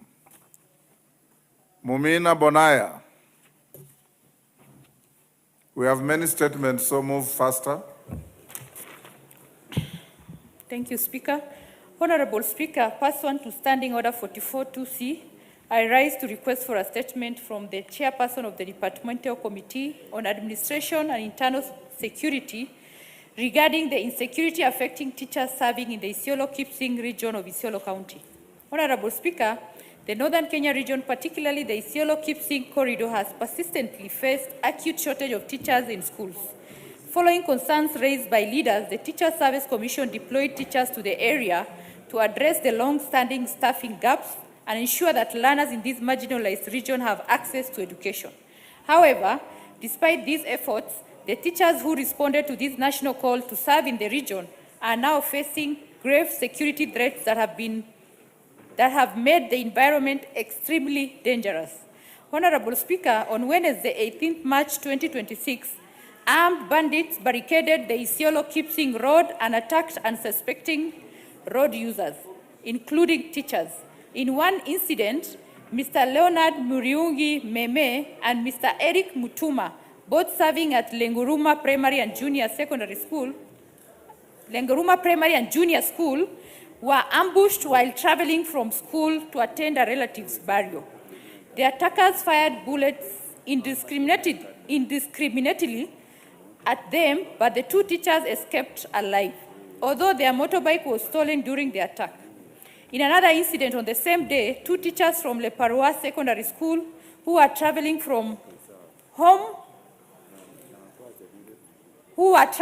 from duty, Mr. Dennis Moranga Bosire and Mr. William Gatobu Maingi, encountered bandits believed to be the same ones from the earlier attack along the road. While Mr. Dennis Moranga Bosire miraculously escaped the attack, Mr. William Gatobu Maingi was fatally shot, losing his life in the process. These tragic incidents have sent shockwaves across the teaching fraternity in the region. Teachers in the locality now live and work under constant fear and psychological distress, as traveling to and from their duty stations has become a life-threatening undertaking. Honorable Speaker, it is against this backdrop that I request for a statement from the Chairperson of the Departmental Committee on Administration and Internal Security on the following. 1. Measures being taken by the government and the Teacher Service Commission to guarantee the safety and security of teachers serving in the Isiolo-Kipsing region. 2. Status of investigation into the bandit attacks targeting teachers in the Isiolo-Kipsing corridor, including whether the perpetrators have been brought to book. 3. Immediate and long-term interventions being implemented by the government to restore security along the Isiolo-Kipsing corridor and ensure teachers can serve without risking their lives. And lastly, plans by the government to compensate the family of Mr. William Gatobu Maingi for the loss and other teachers for the loss of property. I thank you, Mr. Speaker. Raso, first week after recess. Obliged, Mr. Speaker. Fatima Masito. Are you called Fatima or Fatimo? Why is it written? Naitwa Fatuma, Mheshimiwa Speaker. Umeandikwa hapa kama Not Fatimo. Fatuma Masito. Yes. Thank you, Mr. Speaker. Request for a statement regarding the escalating insecurity in Kwale County caused by criminal gangs. Honorable Speaker, pursuant to the provision of Standing Order 44-2C, I rise to request for a statement from the Chairperson of Departmental Committee on Administration and Internal Security regarding the escalating insecurity in Kwale County caused by criminal gangs commonly referred to as the Panga Boys. Honorable Speaker, in recent months, residents of Kwale County, particularly in Diani, Ukunda, and the surrounding areas, have experienced a disturbing rise in violent robberies and machetes attack attributed to criminal gangs commonly referred to as Panga Boys. Homes and businesses have been targeted, innocent people injured, and fear has gripped communities that largely depend on tourism, trade, and small-scale enterprises for their livelihoods. Despite reported arrests and intermittent crackdowns, the recurrence of these attacks raises seriously concerns about the depth of security assessment conducted, the effectiveness of current interventions, and whether there exists a coordinated and suitable strategy to dismantle and eliminate these gangs permanently. Honorable Speaker, it is against this background that I seek a statement from the Chairperson of Departmental Committee on Administration and Internal Security on the following, Mr. Speaker. Whether the Ministry has undertaken comprehensive security assessment of the activities, structure, networks, and operational patterns of Panga Boys in Kwale County, and the status of investigation, arrests, prosecutions, and convictions arising from these incidents. 2, specific and immediate measures being implemented to dismantle and eliminate these gangs, including enhancement of police patrols, deployments, specialized security operations, intelligence-led crackdown, and strengthened community policing interventions in the affected areas. 3, Mr. Speaker, long-term strategies being instituted to address the root cause of youth involvement in criminal gangs, such as unemployment, drug and substance abuse, and social vulnerability, and whether structured rehabilitation. Reintegration and youth empowerment programs have been established to prevent the recurrence. I thank you, Honorable Speaker. Thank you, Honorable Speaker. Honorable Speaker, I don't know if recently you saw a clip on the media about what is happening in Mombasa. Mr. Nuno, I think, who is the area in charge of police, he was addressing exactly this. If it actually works in Mombasa, we can actually escalate if it will work in Kwale, but we will respond to the House first week after we resume. Thank you, Honorable Speaker. Thank you, Mama Masito. First week. Mwango Amos. Thank you, Mr. Speaker. Honorable Speaker, pursuant to the provisions of Standing Order 44-2C, I rise to request for a statement from the Chairperson of the Departmental Committee on Education regarding the shortage of teachers employed by TSC, Teacher Service Commission, in day secondary schools within Starehe constituency, Nairobi County.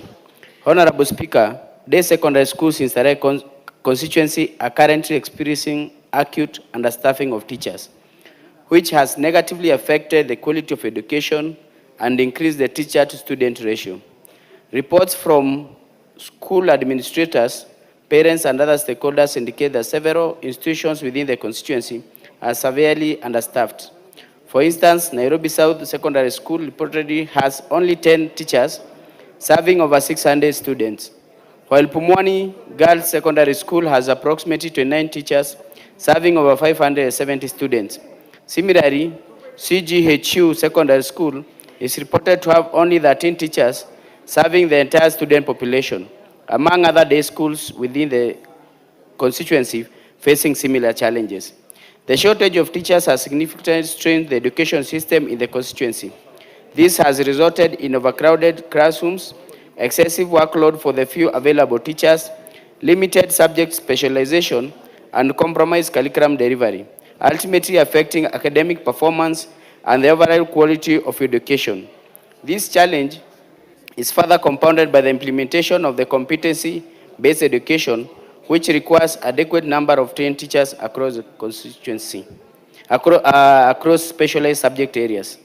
Over-reliance on BOM teachers has made day secondary education in Starehe very costly for parents, who most of them live in shanties in the informal settlement, who some of them have their shanties along the Nairobi River and Gong River, and whom parents also trade in shanties along highways, some of which have been demolished in the illegal demolitions that have been happening in this country, making the situation unbearable for most of the parents in Starehe constituency. Honorable Speaker, it is against this background that I request for a statement from the chairperson of the Departmental Committee on Education on the following.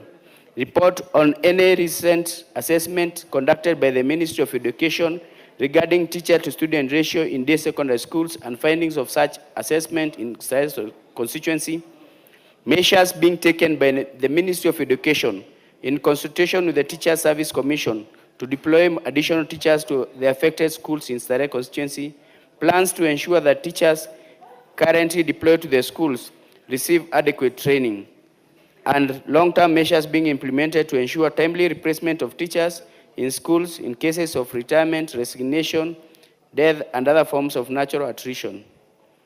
Lastly, Mr. Speaker, sir, I'd like to appreciate the spirit of Maria Antoinette that has been depicted by the majority leader and the minority leader regarding the issue of demolitions in Nairobi. Is it? Order. I approved your statement. I didn't see Maria Antoinette in it. Yes. Chair Education. Majority Leader inform Education to respond to Honorable Mwango within the first week. Yes. Ojambo Oundo. Thank you, Honorable Speaker. Honorable Speaker, pursuant to Provision Standing Order 44.2c, I rise to request for a statement from the chairperson of the Departmental Committee on Energy regarding the operations of Kudura Power, East Africa in Western Kenya. Honorable Speaker, Kudura Power East Africa Limited is a Kenyan enterprise specializing the development and operation of renewable energy mini-grids in Western Kenya. Its primary focus is providing reliable and affordable electricity and clean water to rural communities.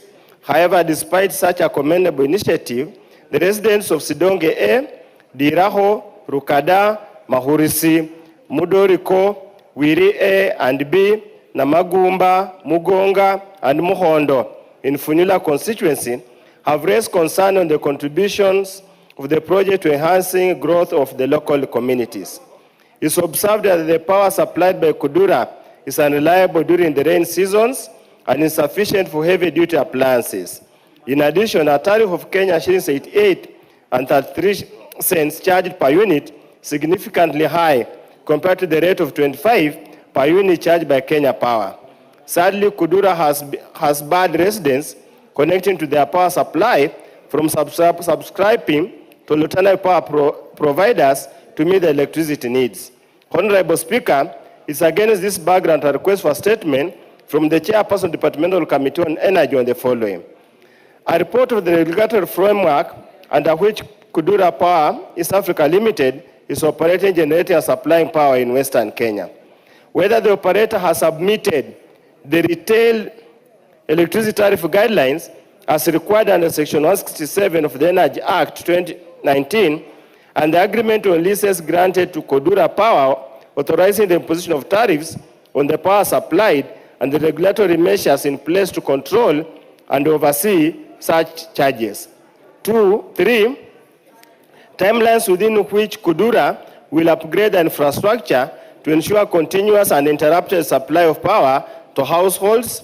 And finally, a report on the terms of agreement between Kudura, Power East Africa, and the government, including whether the terms are subject to review to allow alternative service providers to provide power alongside Kudura. I thank you, Honorable Speaker. Oundo, Energy, is Gikari in the House? Majority Leader inform him first week. Okay. Nolfason Barongo. Is that how your first name is pronounced? Yes. Thank you so much, Honorable Speaker. Honorable Speaker, pursuant to Standing Order 44.2c, I rise to request for a statement from the Chairperson of the Departmental Committee on Health regarding measures to improve maternal health outcomes in the country. Honorable Speaker, Article 43.1 of the Constitution safeguards the right to highest attainable standard of health, including reproductive health care for expectant women. Regrettably, cases of expectant mothers losing their lives or babies during delivery continue to be reported in the country. On Friday, 27th of February 2026, Mrs. Charity Nyaboke Nyasetia of ID 37, a few digits have been hidden, ending with 66, and her unborn fetus tragically died just before delivery at the Kenyanya Level 4 Hospital in Bomachoge, Borabu constituency. The heartbreaking double loss is concerning given the claims that it may have resulted from delays or possible lapses in the provision of timely and appropriate emergency obstetric care. Honorable Speaker, while the delivery of health services is primarily a devolved function, the national government retains the responsibility for health policy, standards, and regulation of health professionals. Mrs. Nyasetia's death raised questions on enforcement of national standards for maternal health care, emergency referral systems, and regulatory oversight over health facilities and medical practitioners. The seemingly avoidable death calls for clarity on the effectiveness of implementation of national policies, standards, and regulatory mechanisms governing maternal health care in counties. Honorable Speaker, it is against this background that I request for a statement from the Chairperson of the Departmental Committee on Health on the following. Number 1, a report on the status of investigations, if any, undertaken by the relevant national health sector regulatory and oversight bodies into possible professional negligence or breach of national health care standards surrounding the death of Mrs.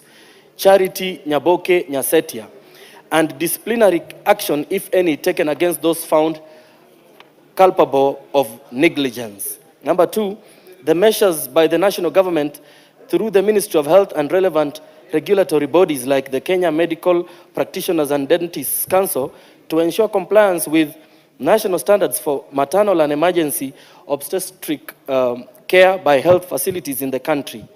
Number 3, the status of implementation of national policies and programs aimed at reducing preventable maternal and neonatal deaths, including strengthening emergency referral systems, ensuring availability of skilled personnel and access to essential maternal health commodities, particularly in Kisii County. And finally, the mechanisms available for collaboration between the national and county governments to ensure accountability and continuous improvement in maternal health care services. I thank you, Honorable Speaker. Thank you, Barongo. Chair Health, Dr. Nyikal. First week. Thank you, Mr. Speaker. First week after recess. Excellent.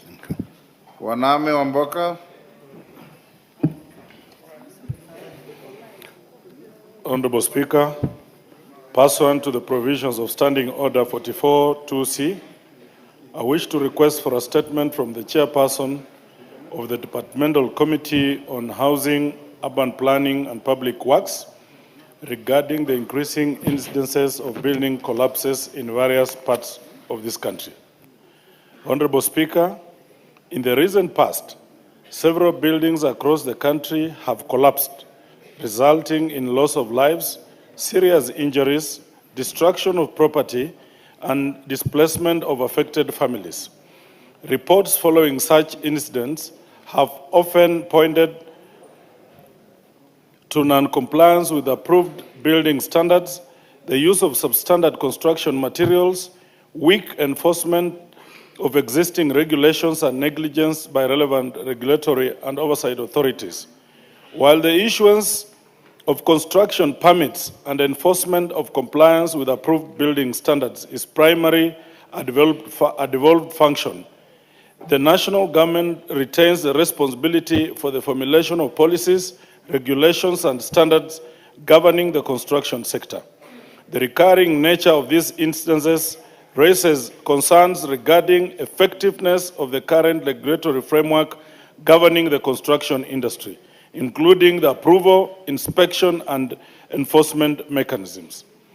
Honorable Speaker, it is against this background that I seek an inquiry into the matter from the chairperson of the Departmental Committee on Housing, Urban Planning, and Public Works, pursuant to the provisions of Standing Order 26, 216, 5A, and 218-2 on the following. 1.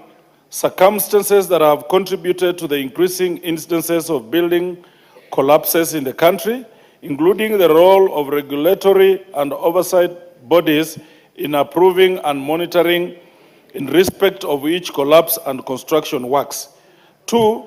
The current building approval processes, inspection, enforcement mechanisms, and the level of compliance with national construction standards across the country. And 3.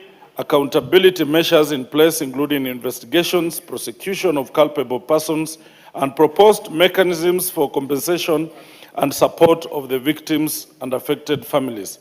I thank you, Honorable Speaker. Thank you, Wamboka. Rindikiri, that is to your committee. Yeah, Mr. Speaker, we will give our report 1 week after we are back on recess. Thank you.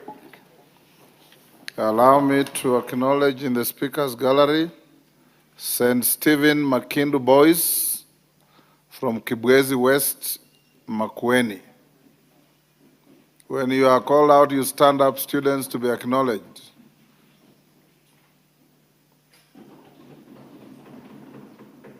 Thank you on my behalf and on behalf of the House. We welcome the students, their teachers, and those accompanying them to the House of Parliament.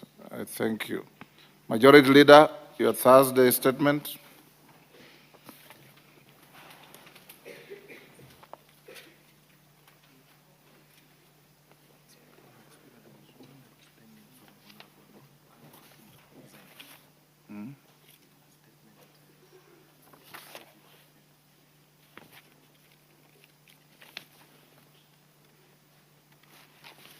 Yes.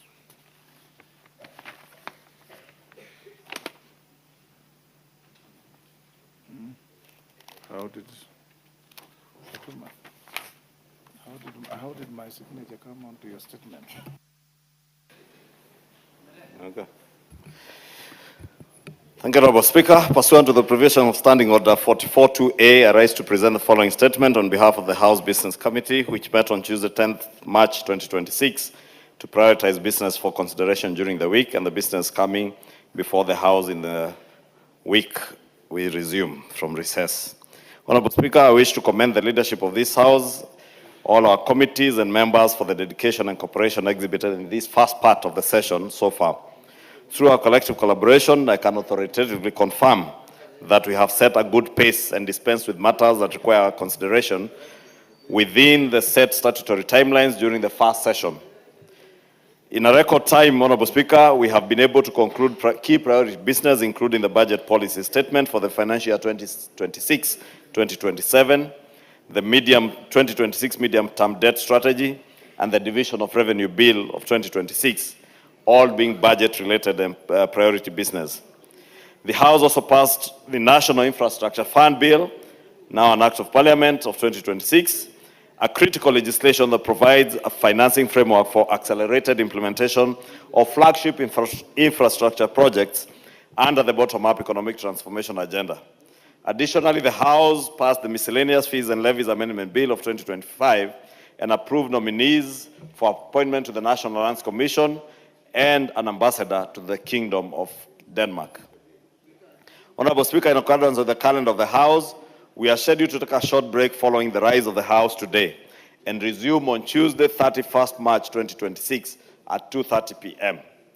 As we take a well-deserved break, it is worth noting that the House still awaits reports by committees on various business referred to them for consideration, including those that have been referred today. This short recess period therefore gives committees ample time to expedite consideration of business pending before them and thereafter submit their reports to the House for consideration upon resumption of the House. Some of the key priority business pending before committees include the following. One is the supplementary estimates for the financial year 2025-2026, which committees are already considering.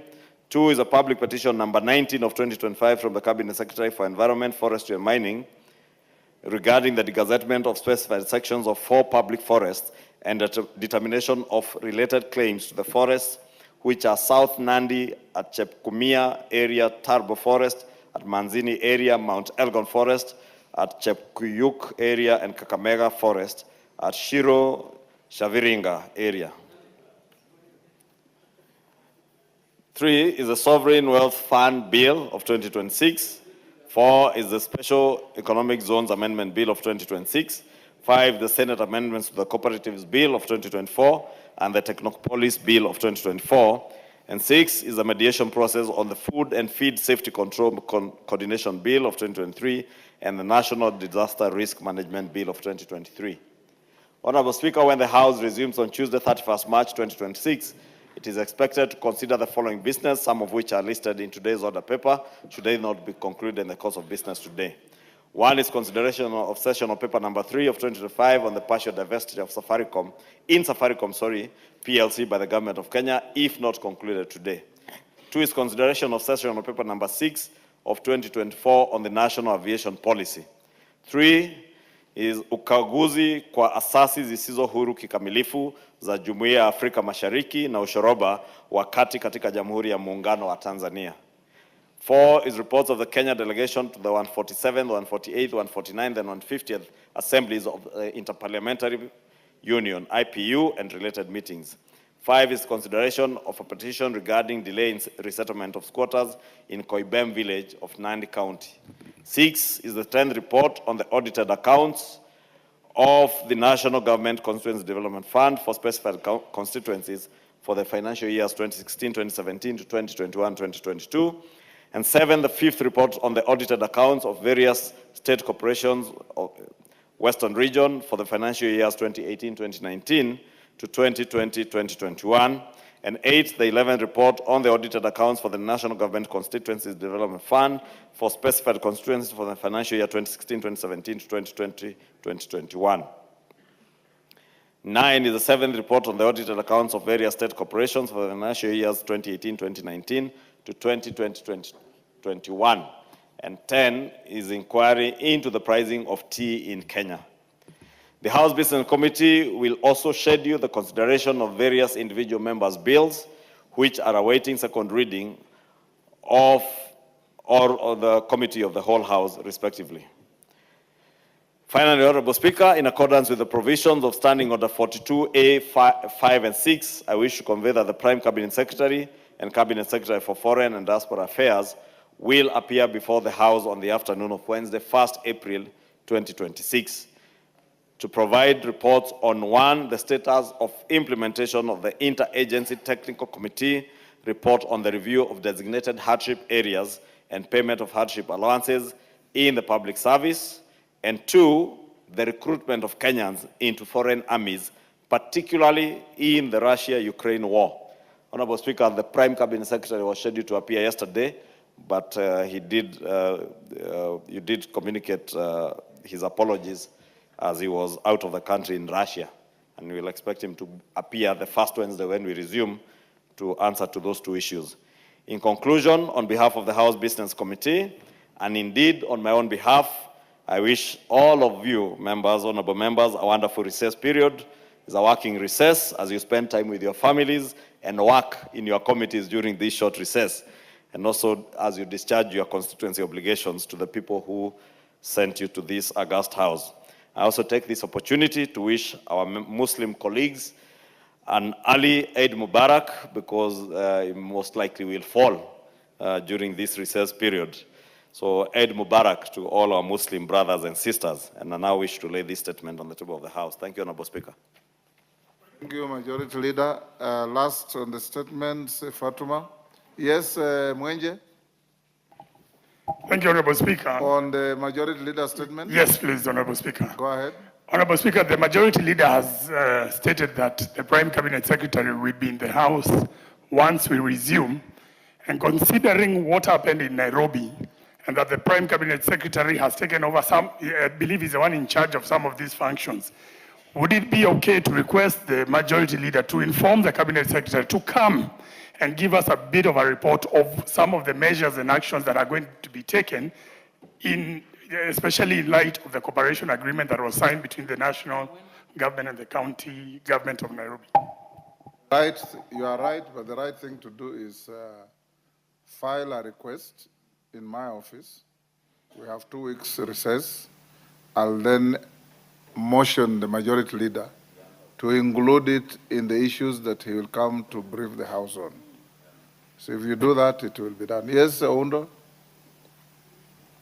Honorable Speaker, with your benevolence, can we also joyride and also add one more question? Which one? I have an issue that has remained pending for so many years in my constituency concerning the construction of a border crossing point. At Mulwanda? Yes, at Mulwanda, good, you know.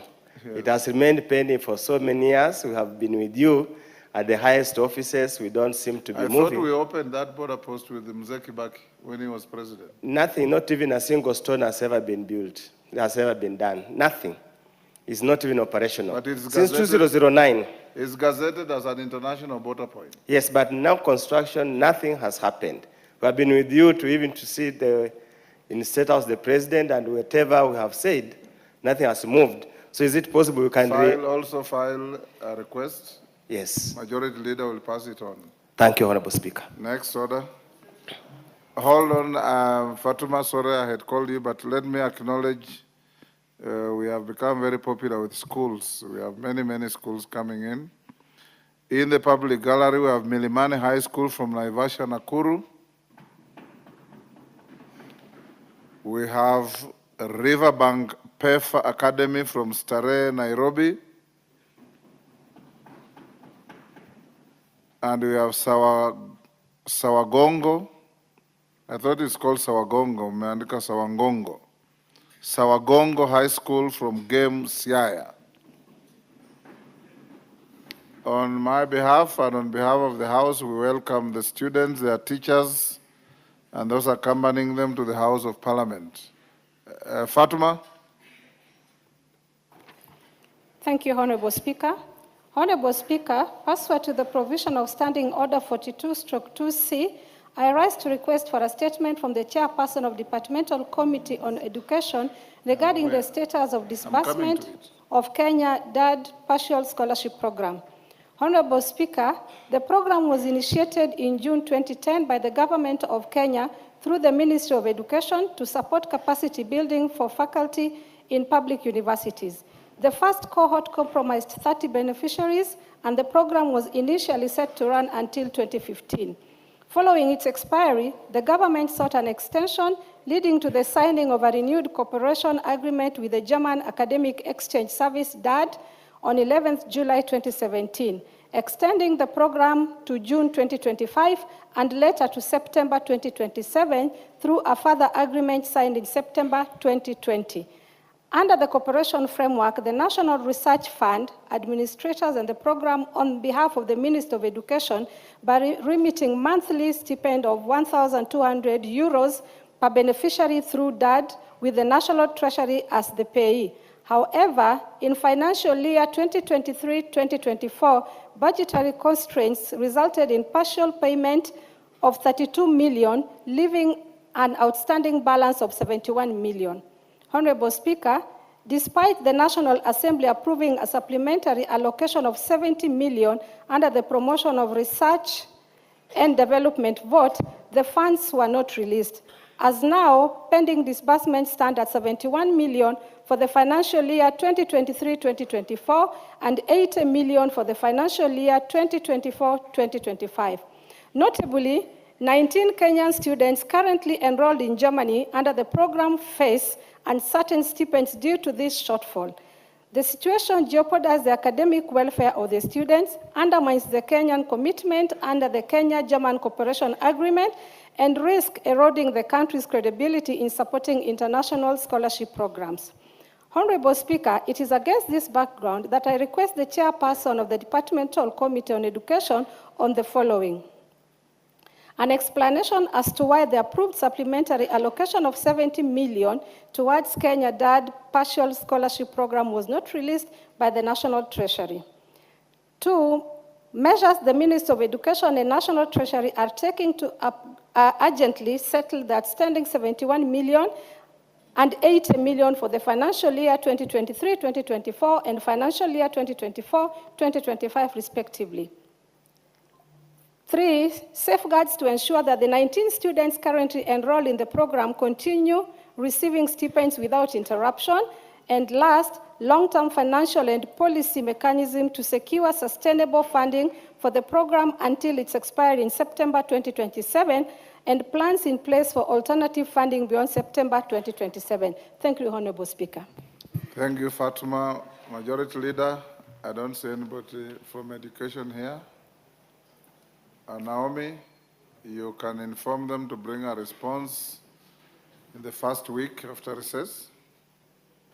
Thank you, Honorable Speaker, and we will do that. I will tell the chairman to do that. Thank you. Thank you. Yes, Fatuma? Thank you, Honorable Speaker. On a different note, on behalf of Honorable Dege, I had requested for a statement from the Ministry of Lands through the committee, and they were supposed to give a response today. I can see they are not in the House, and they have not communicated. And it was urgent, Honorable Speaker, on the land issue in Nyatike. And you are not Odege? I am a member of Parliament for Migori County, and I'm a resident of Nyatike, and I am a cousin to Honorable Dege.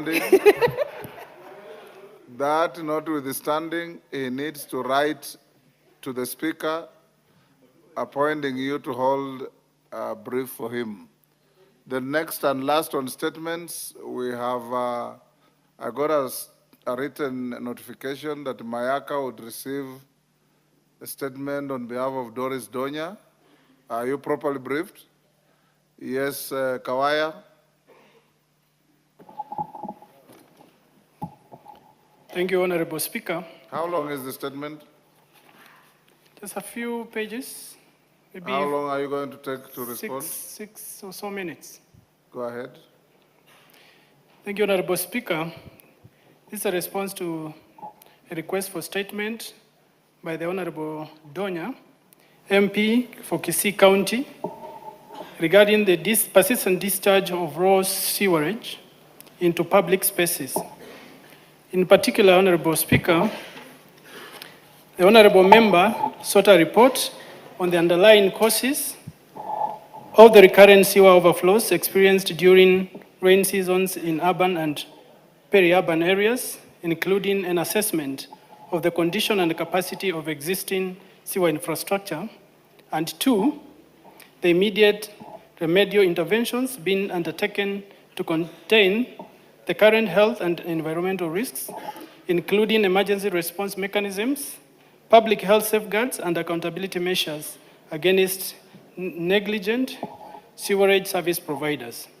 It is to be noted that, Honorable Speaker, unfortunately, there is a recurrent phenomenon where, during heavy rainfall, raw sewerage often overflows into roads, residential estates, marketplaces, and other public areas.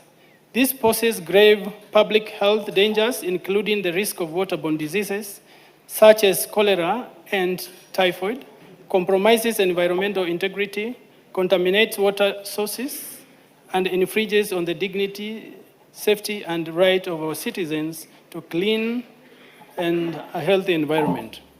Honorable Speaker, on the report of the underlying causes, the National Environment Management Authority, established under the Environmental Management and Coordination Act, EMCA 1999, to exercise is established under the EMCA Act 1999 to exercise general supervision and coordination over all matters relating to the environment, and is a principal instrument of government in the implementation of all policies relating to the environment.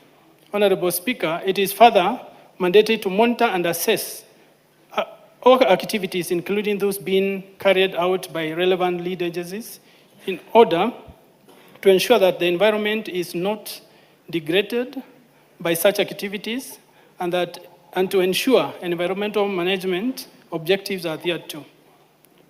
Two, moreover, the Sustainable Waste Management Act 2022 vests the mandate of waste management to the county governments, while the Water Resources Authority is obliged to ensure sustainable management of water resources as provided for under the Water Act 2016. Three, the water and sanitation company under the jurisdiction of their respective counties are responsible for sewer management to ensure sanitation in the urban and peri-urban areas. Honorable Speaker, the key underlying causes include: one, improper solid waste management. The solid waste is not sorted at the sources, not regularly collected, and often disposed to undesignated sites, many on road reserves, open spaces, market places. During heavy rains, all the waste is carried into the storm drains, sewer manholes, and blocking the water movement. Blocked sewer infrastructure on site treatment plants in areas that are not sewered will lead to sewer overflow. Two, Honorable Speaker, dump sites on the riparian reserve. Many dump sites and waste sorting and transfer stations operate from riparian reserves, with some of the waste getting into the rivers, causing pollution to the surface water with leachates, pollution, both surface and groundwater. Most of the sewer infrastructure run along riverbanks, since this is the lowest gradient for the sewer flow through gravity. Honorable Speaker, when it rains, the waste illegally on the riparian reserve blocks and damages the sewer line, resulting into sewer overflow. Three, liquid waste discharges. The liquid waste from burst sewers, unsewered informal settlements, and some industrial players without adequate pretreatment. While undertaking compliance inspections, the authority has also noted dilapidated sewer lines, some of which are out of use. When it rains, Honorable Speaker, the volume of the contaminated water increases the pollution to the environment. Wastewater treatment facilities, Honorable Speaker, the waste treatment facilities are many a times overwhelmed with the waste and become inefficient in treating the received waste before discharging to the rivers. Furthermore, the sewerage infrastructure is inadequate and does not cover all parts of Nairobi City. Honorable Speaker, a member mentioned that the infrastructure currently, what is currently handling is basically not what it was built to handle. Various instances of sewer bursts have been reported at NEMA, an indication of persistent sewer bursts, especially during rains. 5, riparian reserve encroachment. This is both in informal and formal settlements, with the cases being more pronounced in the informal settlements along rivers. Encroaching structures on the riparian hinder smooth flow of water and results in the overflow of pit latrines as well as septic tanks, leading to sewer overflow. On the immediate remedial interventions being undertaken to contain the current health and environmental risks, Honorable Speaker, in addressing the above pollution causes and ensure sustainable management of the environment, the Ministry of Environment, Climate Change and Forestry through NEMA has developed and is implementing the following strategies. A, governance structure. The authority has established an urban rivers restoration program as a section under Enforcement Directorate for coordination purposes. The section undertakes regular inspections of the river ecosystem to document and monitor the status of urban and peri-urban rivers while undertaking appropriate enforcement actions. The section works closely with non-state actors, private sector NGOs and CBOs operating in the river ecosystem to facilitate cleanup activities. B, development of plan of action, development of the implementation of the action plans for pollution control strategy, which have been integrated into county environment action plan with the county integrated development plans, CIDPs. The strategy contains key interventions as enumerated there, which include institutional rearrangements, enhanced public awareness, education building of partnerships and advocacy, sustainable solid waste management, stoppage of encroachment of the riparian reserves, pollution control in rivers, sustainable land management in catchment basin, research, data generation and management, and 8, river rehabilitation and beautification of river banks, legislation and enforcement, and immediate and ongoing actions. On recommendations, Honorable Speaker, political goodwill, and this will go a long way, Honorable Speaker, because part of the causes of this problem is encroachment in riparian areas, and we must have the political goodwill so that in resettling these people, then the matter, this particular item is not, issue is not politicized.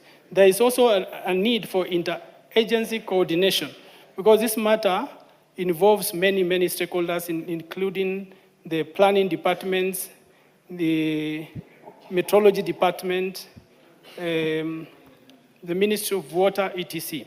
Sustainability in keeping the river clean, and also, more importantly, Honorable Speaker, adequate resources. One of the challenges NEMA is facing in ensuring there is compliance is actually lack of resources. Honorable Speaker, in conclusion, the ministry through NEMA will continue to collaborate with other relevant states and non-state actors in our pursuit for a clean, safe, and healthy environment for all, as envisaged under Article 42. Thank you, Honorable Speaker. This statement is signed by the Honorable CS Deborah Barasa, Cabinet Secretary for Environment, Forestry, and Climate Change. Mayaka, umetosheka? Honorable Speaker, thank you for this opportunity. On behalf of the Honorable Doris Donya, I'd like to register her dissatisfaction with the response that has been received.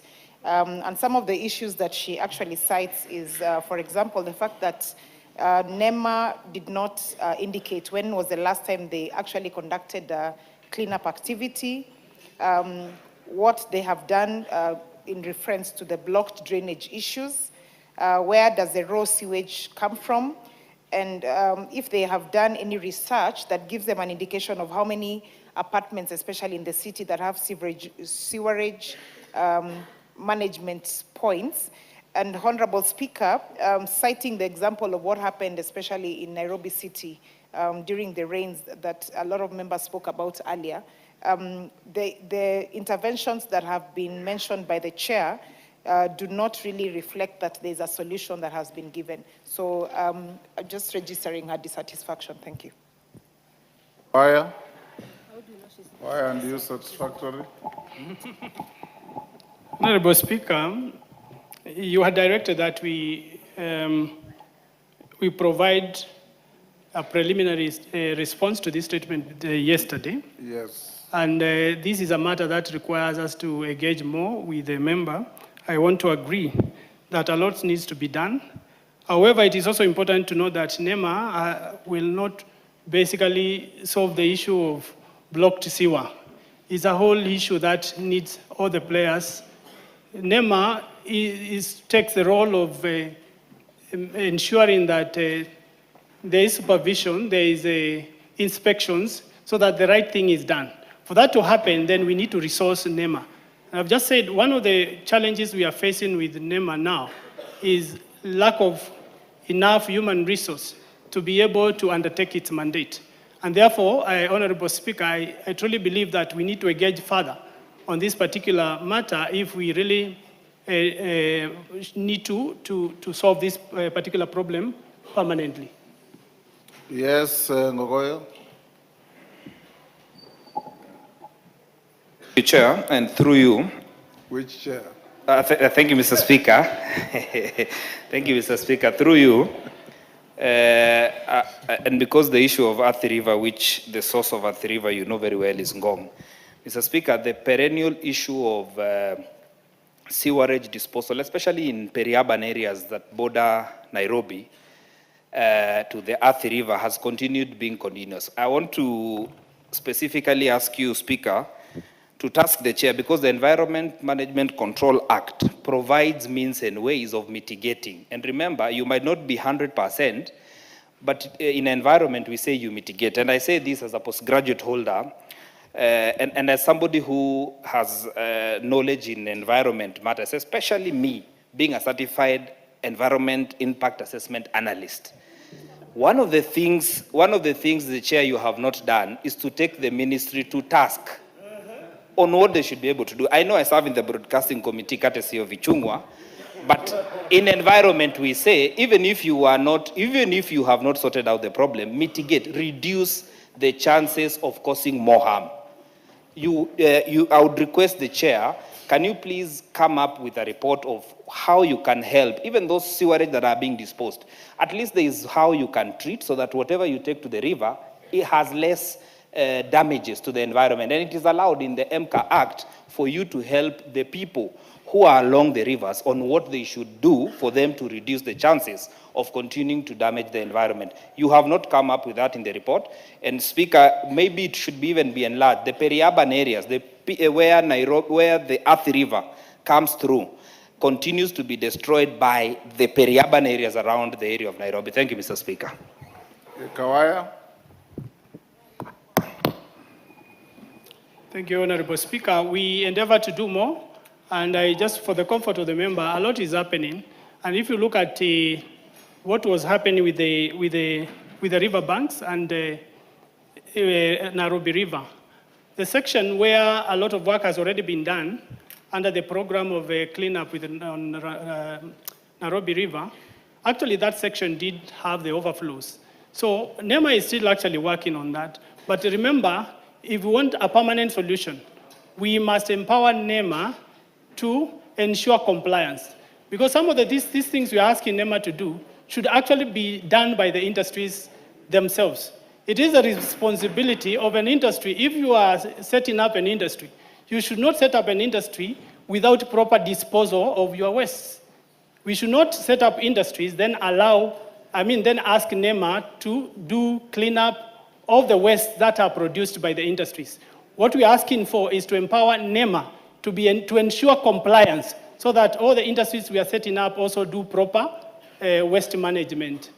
That said, Honorable Speaker, I also want to make an undertaking that on behalf of the committee, that we will engage further with the Honorable Ndonya and also engage. We didn't have enough time to engage with the ministry because the directive was only yesterday. We'll engage more and also provide additional information to the satisfactory of the member. What you'll do, Chairman, is I actually also find your response wholly inadequate, because Donya's question or request for a statement was raw sewage going into public places, not just rivers, football pitches and all these places. So let's take that as a preliminary statement, and when we resume, relook at what he requested, what Ngogoyo has said, what Mayaka has said, and then bring a comprehensive statement when we resume. Most obliged. Next, let's dispose of orders number 9 and 10. Then we go to order number 8. Clerk. Order number 9, the Special Economic Zones Amendment Bill, National Assembly, Bill number 8 of 2026, first reading. A bill for an act of parliament to amend the Special Economic Zones Act and for connected purposes. Order number 10, the Country Library Services Bill, Senate Bill number 40 of 2024, first reading. A bill for an act of parliament to provide for the establishment of county libraries and county directorate of library services in each county, the functions and power of each county directorate of library services, and for connected purposes. Go back to order number 8. Order number 8, procedural motion, limitation of debate on a specified sessional paper. Majority Leader. Thank you, Honorable Speaker. Honorable Speaker, I beg to move this motion in an amended format to read that notwithstanding the resolution of the House on Wednesday, 11th February 2026, relating to limitation of debate on a sessional paper, this House resolves to extend the debate on sessional paper number 3 of 2025 on partial divestiture in Safaricom PLC by the Government of Kenya by a period not exceeding 1 hour. Honorable Speaker, that's why I said I want to move it in an amended format, considering it's already 5 p.m. and we have other business after that. We seek the indulgence of the House, Honorable Speaker, to extend time because in line with our procedural motions passed at the beginning of this session, this motion was to go for 2.5 hours. And last night when we left here at some minutes to 9 p.m., we had a number of members, including Honorable Anderto, who are waiting to speak, Honorable Manyora, and myself, Honorable Junet, who are waiting to speak, and we could not afford to speak within those 10 minutes. Therefore, we seek your indulgence so that at least the members who were seated here until very late at night wanting to contribute to this debate have an opportunity. I think Honorable Ariko was also here, but I think he contributed, I'm not sure. He contributed, but we were seated with him here until 9 p.m. last night, so that we give them an opportunity to contribute within that 1 hour. And that's why we thought we'd do a procedural motion to allow at least those who stayed here on until very late to have their say in this motion, Honorable Speaker. And I beg to move and request the Leader of Minority, Honorable Junet Mohammed, to second. Junet. Mr. Speaker, I second. Honorable members, I'll propose the question, which is that notwithstanding the resolution of the House of Wednesday, 11th February 2026, relating to limitation of debate on sessional paper, this House resolves to extend the debate on sessional paper number 3 of 2025 on partial divestiture in Safaricom PLC by the Government of Kenya by a period not exceeding 1 hour. We put the question. Order, Brighton. Order, Brighton. You are a second termer. You can't be walking around when the Speaker is on his feet. Honorable members, I now put the question, which is that notwithstanding the resolution of the House of Wednesday, 11th February 2026, relating to limitation of debate on a sessional paper, this House resolves to extend the debate on sessional paper number 3 of 2025 on partial divestiture in Safaricom PLC by the Government of Kenya by a period not exceeding 1 hour. As members of that opinion say aye. Aye. Will those of the contrary opinion say nay? The ayes have it. Now the motion had only 12 minutes to go. We have added 1 hour. I have names here of people recommended to be given priority. Let me know if they are in the House. Harrison Kombe is not. Order Undo. Wanjiku Muya is in the house. Geoffrey Wandeto is in the house. Millie Odhiambo, not in the house. So I'll give priority to those two who are in the house.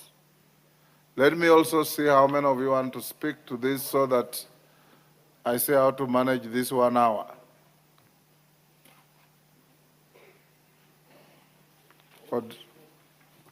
Ondo, you didn't speak?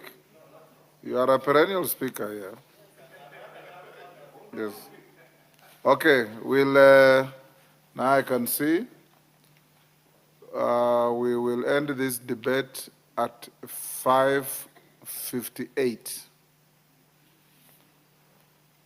Before I give to Wanjiku Muya, I want to acknowledge in the speaker's gallery St. Peter's Mumias Boys High School, Mumias West, Kakamega.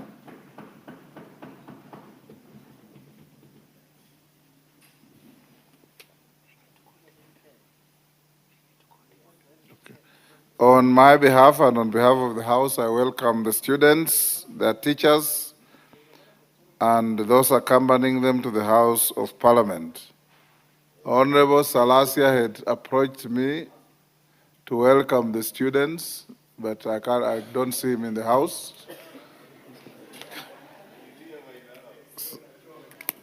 Thank you. Call out the next order. Order number 11, motion.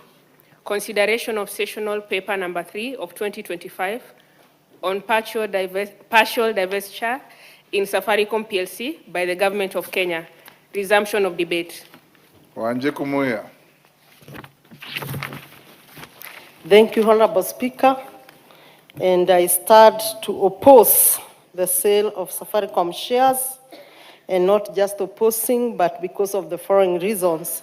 Number one, Safaricom is a key national economic pillar for this nation, having employed thousands or millions of people informally and formally, transactions of millions, especially the micro entrepreneurship, Honorable Speaker. Honorable Speaker, it can only be a bad dream for anyone to think to sell a company of this nature. The way the committee has put the argument, Honorable Speaker, beats every logic, because the main component in their report is saying that they'll be earning the 40 billion upfront, this confirming us from the committee report that in the next 6 years or so, there will be no dividends for the government of Kenya. And that notwithstanding, Honorable Speaker, statistically speaking, we are informed that at 35% ownership, the Kenyan government earns approximately 15 billion as dividends. Considering there is no infrastructure project that you can do in a year or two, it obviously means that then the 15 billion can still be ring-fenced, and the 15 billion can be used for the next 3 years, which will be equal to 45 billion to make any infrastructure that the government may endeavor. Number two, Honorable Speaker, we are not being informed which specific projects that the government intend to do.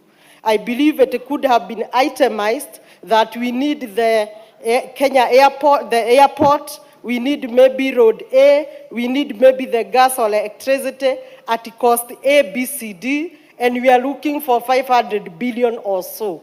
That would have informed Kenyans to choose if we do away with the Safaricom shares from the government ownership, or there is no emergency of the said infrastructure. The emergency that is indicated in this sale, to an extent of confirming that this shall happen by 1st of April, clearly shows that only an emergency can dictate this. Honorable Speaker, further, the government of Kenya, we have not been informed by the government of Kenya through Treasury or this committee that the projects that shall happen after this sale shall raise same revenue as to what the Safaricom dividends or the growth has been happening. Honorable Speaker, further, the dividends are to be paid by the majority. And please note, Wanjiko, as you go on, that everybody are given an opportunity will speak for 5 minutes. Thank you, Honorable Speaker. Thank you, Honorable Speaker. Well guided. Honorable Speaker, the dividends are to be paid will be going outside our country. This obviously means that the profit that Safaricom has been making is generated by Kenyans, the businessmen and women who wake up very early in the M-Pesa shops, which M-Pesa points are close to 2 million. That means they have already employed like 2 million people. The 2 million are also renting the vibada or the shops. That means again 2 million shops or landlord. And Honorable Speaker, by the word of saying that the Safaricom shares would be sold, or this share ownership of the government will be sold by 1st of April, leaves no doubt that the government is only looking at a temporary solution, which obviously beats the logic that a whole government machinery could be so desperate to look for only 40 billion. Honorable Speaker, the emergency that is indicated on this transaction is also showing us that clearly there is mystery, and in my own opinion, I now conclude that surely the journey to Singapore was meant to be physically a physical journey. Hence, the government is selling everything because there is nothing to live in this country. And the government cannot be fixing problems by selling asset A because tomorrow it will be another asset. Time is up. Wandeto.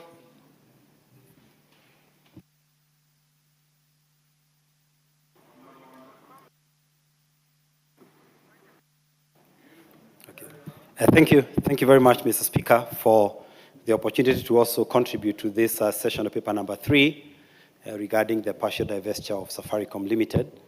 And Mr. Speaker, let me from the start say that I have a lot of number of reservations, especially on how this divestiture has been structured, the valuation of the share price that is being offered by the buyer. And Mr. Speaker, right now we are talking about a price earnings ratio of about 9 to 10. That is what has been used to value Safaricom, which I find very, very conservative. Mr. Speaker, in emerging market telcos, especially the one with a fintech component, such as Safaricom, the P multiples that we see are anything between 16 and 18 multiples, and that would have given the Safaricom share, upwards of 40, shillings per share. But that notwithstanding, Mr. Speaker, grandmother wisdom dictates that.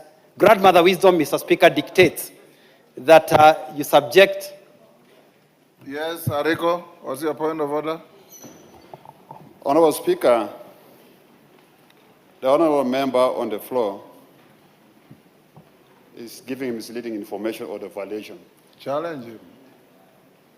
The presentation from the committee has made a presentation of 5 models that were used to determine the price of the share. So it is not only the price earning ratio.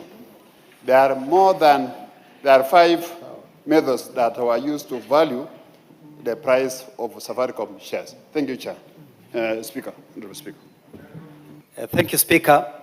Actually, I don't know, I'm not sure what his point was, but let me just proceed because, like I said, even grandmother wisdom, Mr. Speaker, from even our traditional African culture, when you want to determine the true price of your goat, you take it to the market. That is the easiest way, of just knowing how much, you should sell your goat. And so the question, Mr. Speaker, here has been, who else did we ask for the price of Safaricom? What was so difficult in putting Safaricom in the open market? And you have bidders saying, I am willing to do 34, another one saying I'm willing to do 29, another one saying I'm willing to do 40. So I do not see why we have this sort of private arrangement, Mr. Speaker, to basically negotiate only with one party, a party that I would consider an insider. Actually, this can be classified as very uncompetitive. I'm not even sure whether this transaction is going to pass through the anti-competition authority, because this is technically insider trading, where the shares are offered to only one party who has a lot of private information. Mr. Speaker, the second concern that I have is that the proceeds of this sale will be deposited to the National Infrastructure Fund. I know we passed the National Infrastructure Fund in this House a week ago. But of course, one of the concerns that came about this fund is that our role, especially the appropriation role of Parliament as far as this money is concerned, has been technically removed. Actually, I heard someone say over the weekend that the proceeds of Safaricom is going to go and build an airport, even before this House has discussed how we would like to use or how we would like to appropriate those proceeds. Mr. Speaker, so since we have only been left with the role of audit as far as the National Infrastructure Fund is concerned, I actually feel that this may be a risky venture where such a colossal amount of money goes into a kitty where only one person or a very small group of people have a say. Mr. Speaker, the committee has raised a number of remedies that it hopes to put in place over the issues that were raised in the public participation, especially safeguarding employees, safeguarding dealers, and so on and so forth. But my worry is, are we going to see the revised share purchase agreement deposited in this House so that we can scrutinize it before the share price goes on? Mr. Speaker, the next one, and I request, because I think my time has all been calculated, the interruption I got. Mr. Speaker, the next one is the dividend. If you know, Safaricom just announced its interim dividend. It is going to announce its final results 31st of March. And then, Mr. Speaker, we are going to have the final dividend paid around August. So since the sale is being concluded on 1st of April, what is the guarantee that the government is going to get the final dividend? Because the government will no longer have 15% of its shares in the register. So, Mr. Speaker, again, I say, either we delay this sale or we ensure that the government stake is at least a guarantee. Your time is up. Murugara. Thank you.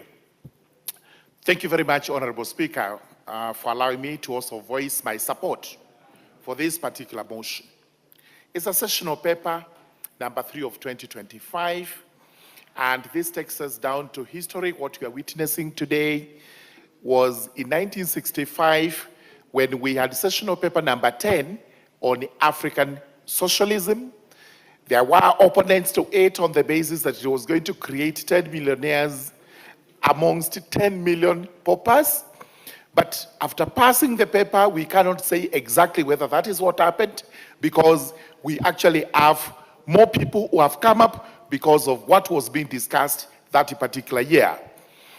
It is important to point out that what we are doing is a partial divestiture, which means it's not the entire of it, and therefore we are not selling Safaricom, properly speaking. It is what we have recommended to go into a sale of shares, so that although we are left with a percentage, there is a percentage that is going to be disposed of. The next issue that arises is, why do we think this is a very important exercise for this country in terms of economics? We must admit, all of us, that there has been inequality in the development of the country, especially the rural areas versus the urban areas. We are of the view, especially those of us from rural areas, that this is the time for us to start equalizing with the urban areas. This money, which is going to go into the National Infrastructure Fund, is actually the money that is going to build roads, not just in the urban areas, roads including those in the Tharaka constituency. I can point out the roads that are earmarked for development, and there is no reason whatsoever why I would oppose this, when I know for sure in the next couple of years the people of Tharaka will be seeing roads that are tarmacked from these funds. We would not have seen this whatsoever unless we had any other source of money, and that source of money would have included taxation and borrowing. And we are moving away from that because we cannot borrow anymore and we cannot tax Kenyans anymore.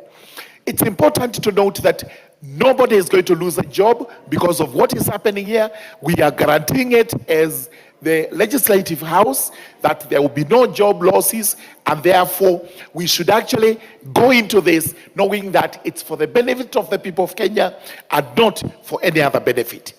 This is not the first divestiture that we are doing. It is not the first one we are offering or floating shares. We did this for Kenya Airways a while ago. We did this for Safaricom soon after that. But as we've always been arguing, what happened to this money? What became of it? And allow me to laud the National Infrastructure Fund.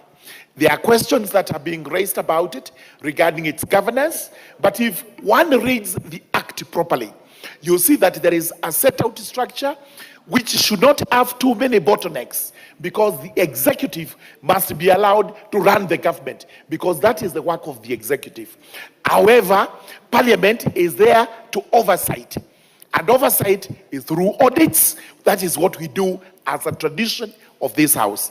The next one is we also have the power to summon whoever we want to summon, so that when they come here, they can tell us exactly what they are doing with this money, and if there is any breach of any law, especially the National Infrastructure Fund Act, we are able to mete out a punishment regarding those who are offending it. So this is very important for purposes of development, and therefore we should actually support it. And after that, we now see development rolling out into rural constituencies like Tharaka. I support. Thank you, Oundo. Thank you, Honorable Speaker.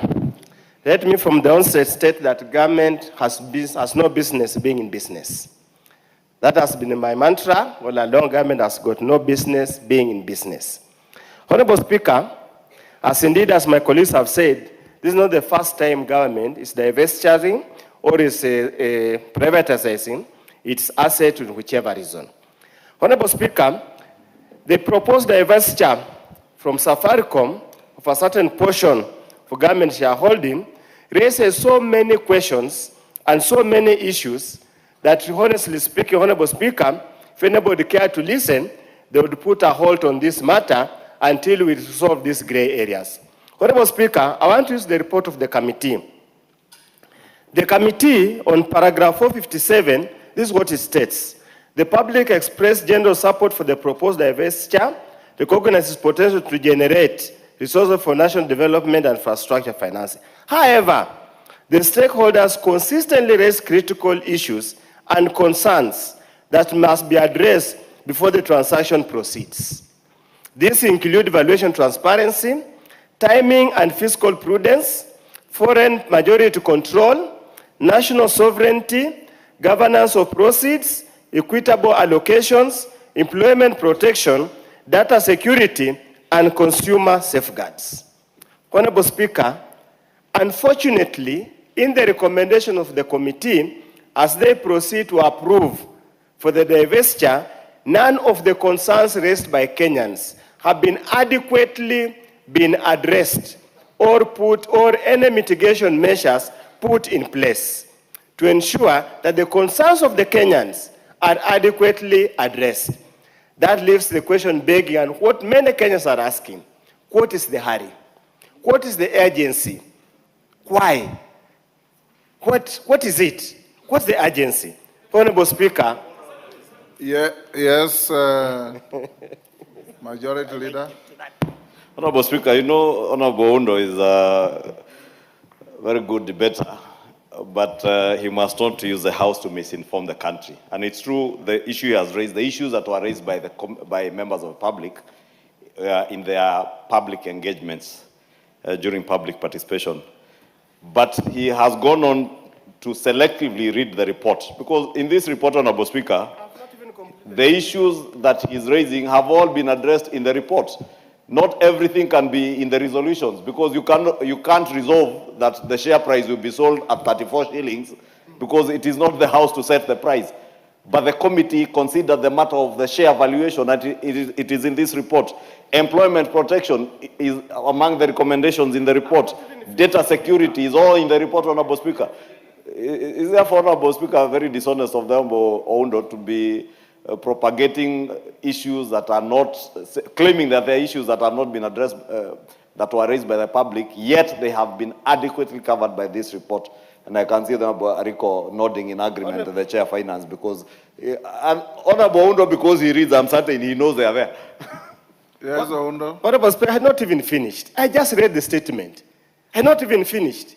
So I don't know what's the point of concern. I just read the statement verbatim. It's not my words. It's here. I not finished. But you went further and said... Yes, I was proceeding, Honorable Speaker. Go ahead. Honorable Speaker, I'm proceeding. Yes. Honorable Speaker. Go ahead.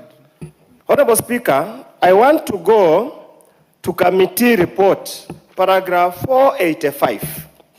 And that's where the elephant in the house comes in. On the issue of valuation methodology.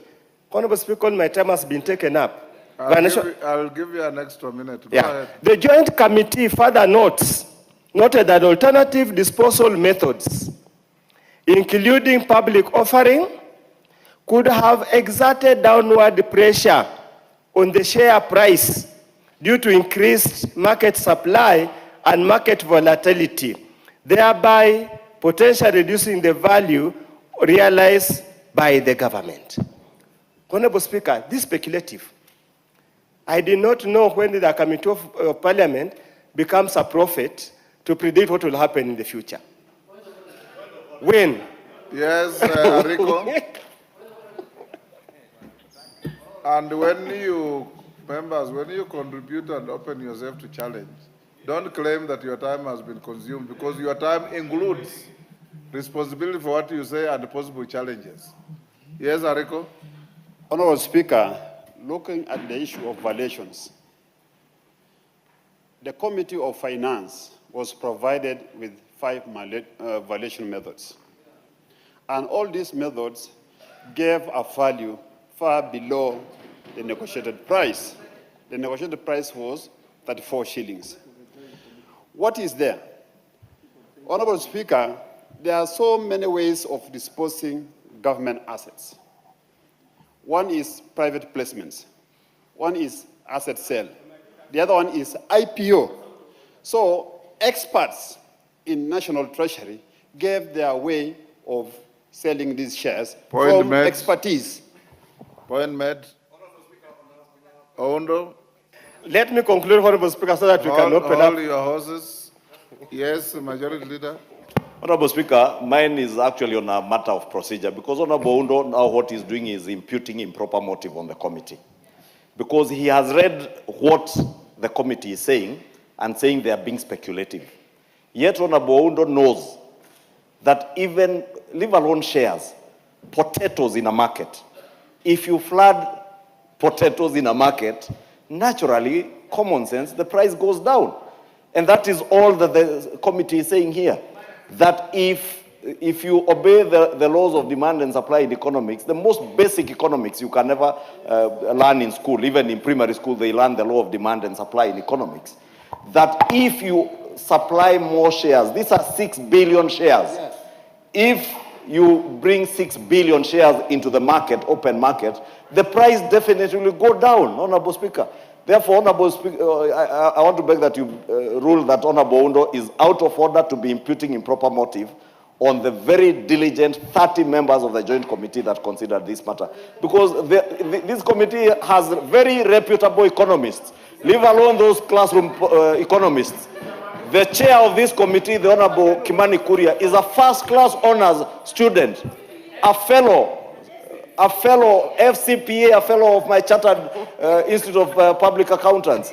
Honorable Ariko is a serious accountant, leave alone the other street economists that have been speaking here, telling us, lecturing people in small lecture halls. Oundo, wind up. Honorable Speaker, I also went to school. I've got a PhD in valuation of financial assets, so there's nothing you can teach me that I do not know. But they are being asked the matter as it is, Honorable Speaker, we should listen to the concerns of the people of Kenya. We are selling Safaricom, a strategic asset. Yet in the share purchase agreement, I just pray I just pray and hope issues of reserved matters, and they know what the issues of reserved matters are all about. Your time is up. Sunguya. Sunguya. Thank you. Thank you, Honorable Speaker.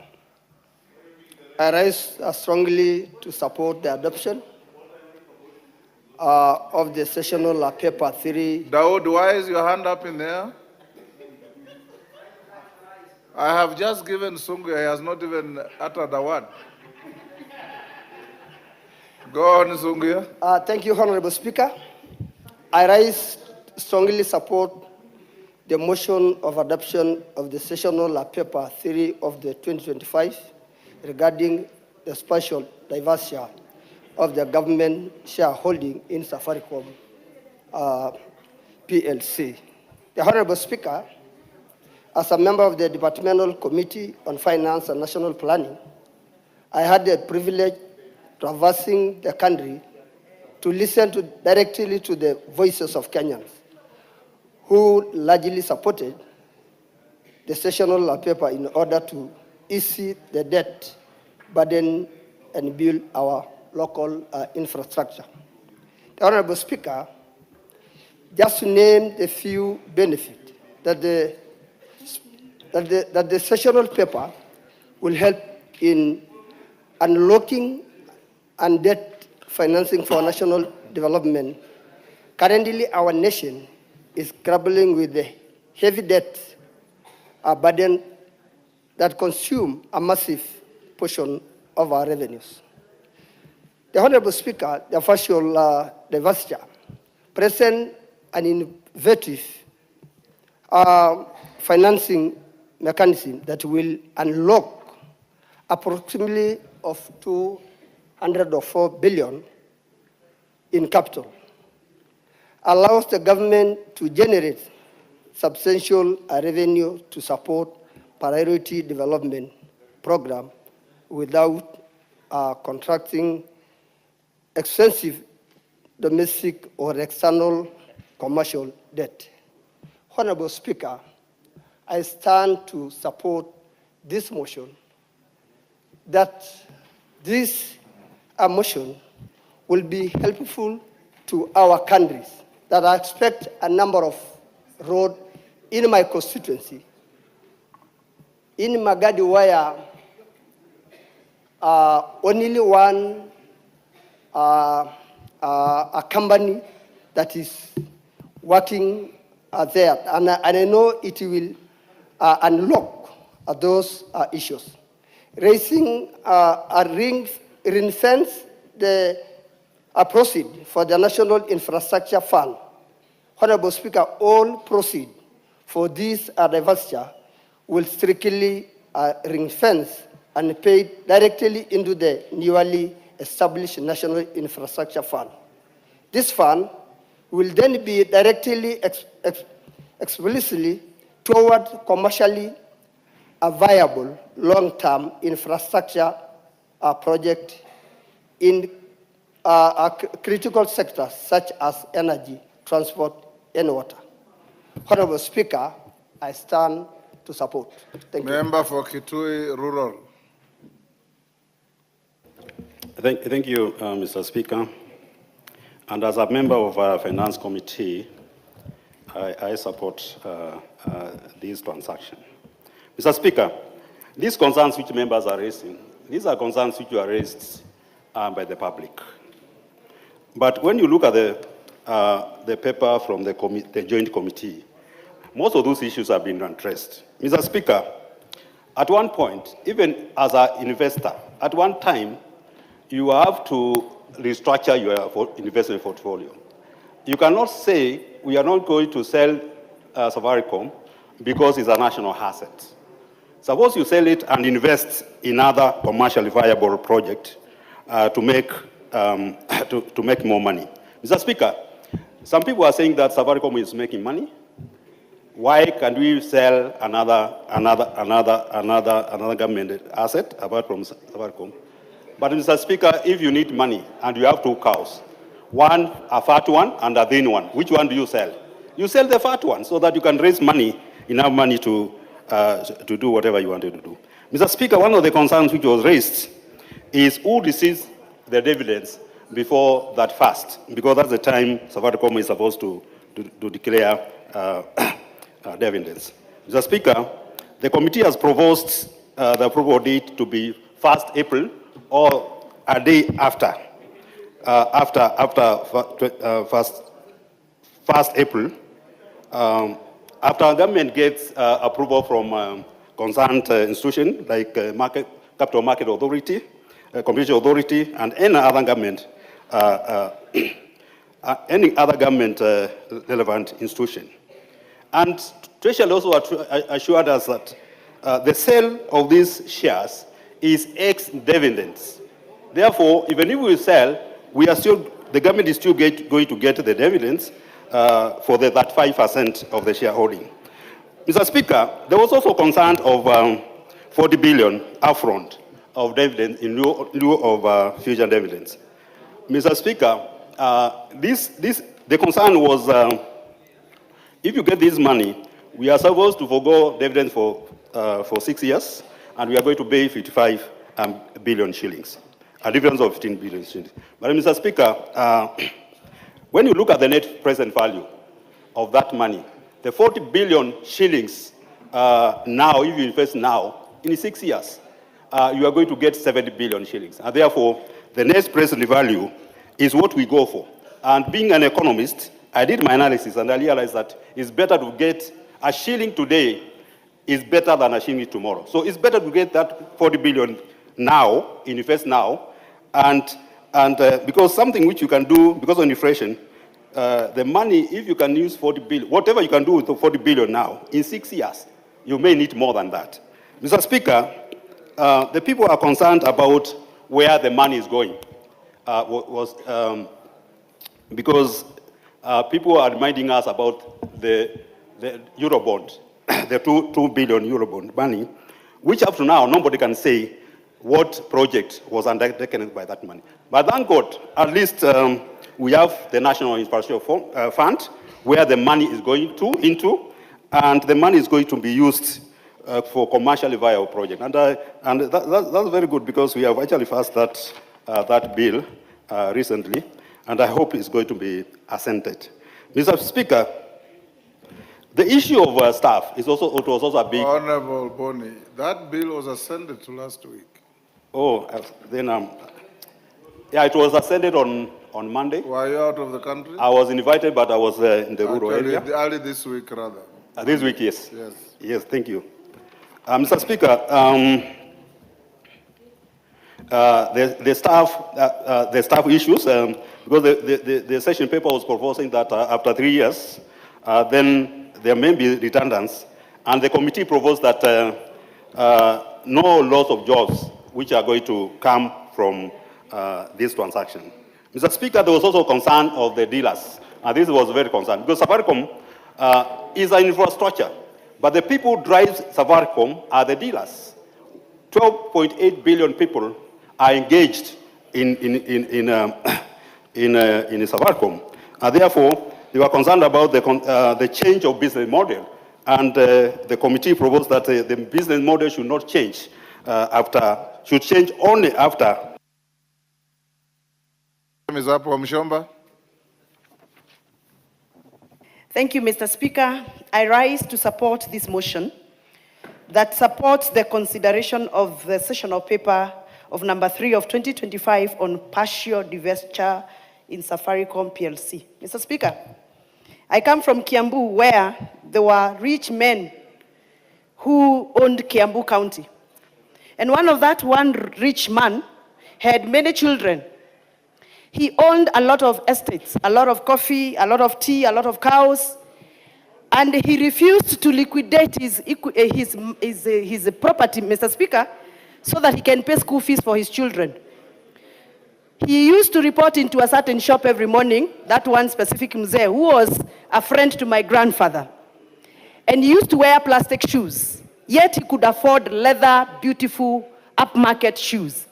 Mr. Speaker, that old man used to eat mandazi for lunch, yet he could afford to eat nyama choma, roasted meat, Mr. Speaker. And eventually, Mr. Speaker, that old man succumbed and died and left billions and billions of money in their account. Yet, his sons and daughters never had even an opportunity to go to school. Mr. Speaker, that old muzee is the economy of Kenya right now. We are sitting on gold, billions of money, in the name of shares in companies. Yet, our young people cannot have a full meal because we are not able to open up economy. Mr. Speaker, the only thing we can do is to open up the economy. Release this money to the circulation. Release this money to people's businesses. Release this money into the bank account so that we can afford to take loans. So, Mr. Speaker, you can only sell a cow that has value. I come from a constituency where we breed cows.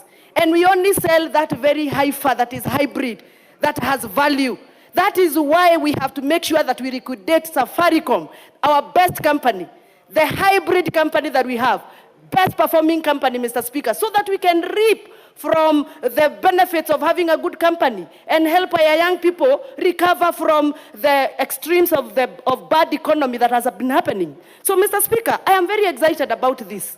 Because I come from a constituency where people wear gumboots every day, because we have no tarmac. It is time to unlock our wealth from so-called Safaricom shares so that we can be able to build our roads, so that we can allow my farmers to also enjoy a kilometer of tarmac when they are going to their coffee factories and their tea factories. So, Mr. Speaker, I'm looking forward for this money to be released so that it can be put into the infrastructure fund, the bill that was already assented by the president, so that we can now be able to open up the economy. I look forward to that very day, Mr. Speaker, where we shall be able to get this money, accessing this money, so that we can stir the economy of this country. Mr. Speaker, I have listened to a lot of people even online. People saying, oh, where will the agents of Safaricom go? What will the staff that were working in Safaricom do? Mr. Speaker, I adopt this report very positively this afternoon because I can be assured through this report and I can see a confirmation that all the agents that are working under Safaricom, all the members of staff that have been working under Safaricom PLC are going to be taken care of. Mr. Speaker, they're not only going to be taken care of, they're even going to be paid better. And everybody wants to be paid better. Even members in this house want to be paid better.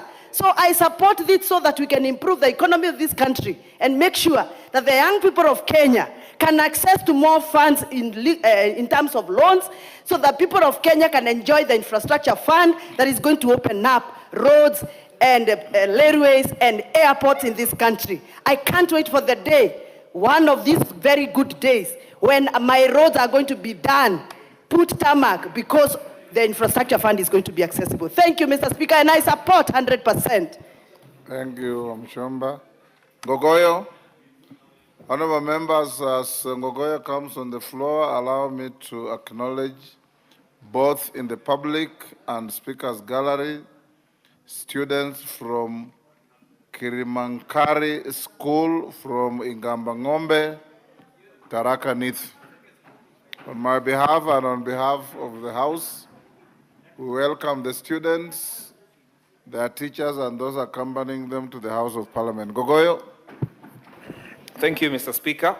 Mr. Speaker, I rise to oppose the motion, consideration of the session of paper number 3 of 2025 on the partial diversification of Safaricom PLC by the government of Kenya. Mr. Speaker, I will use even less time than what you have allocated as Mr. Speaker, and I just have about 3 issues to raise. Number 1, Mr. Speaker, we oppose because we disagree with the timing of diversifying this company.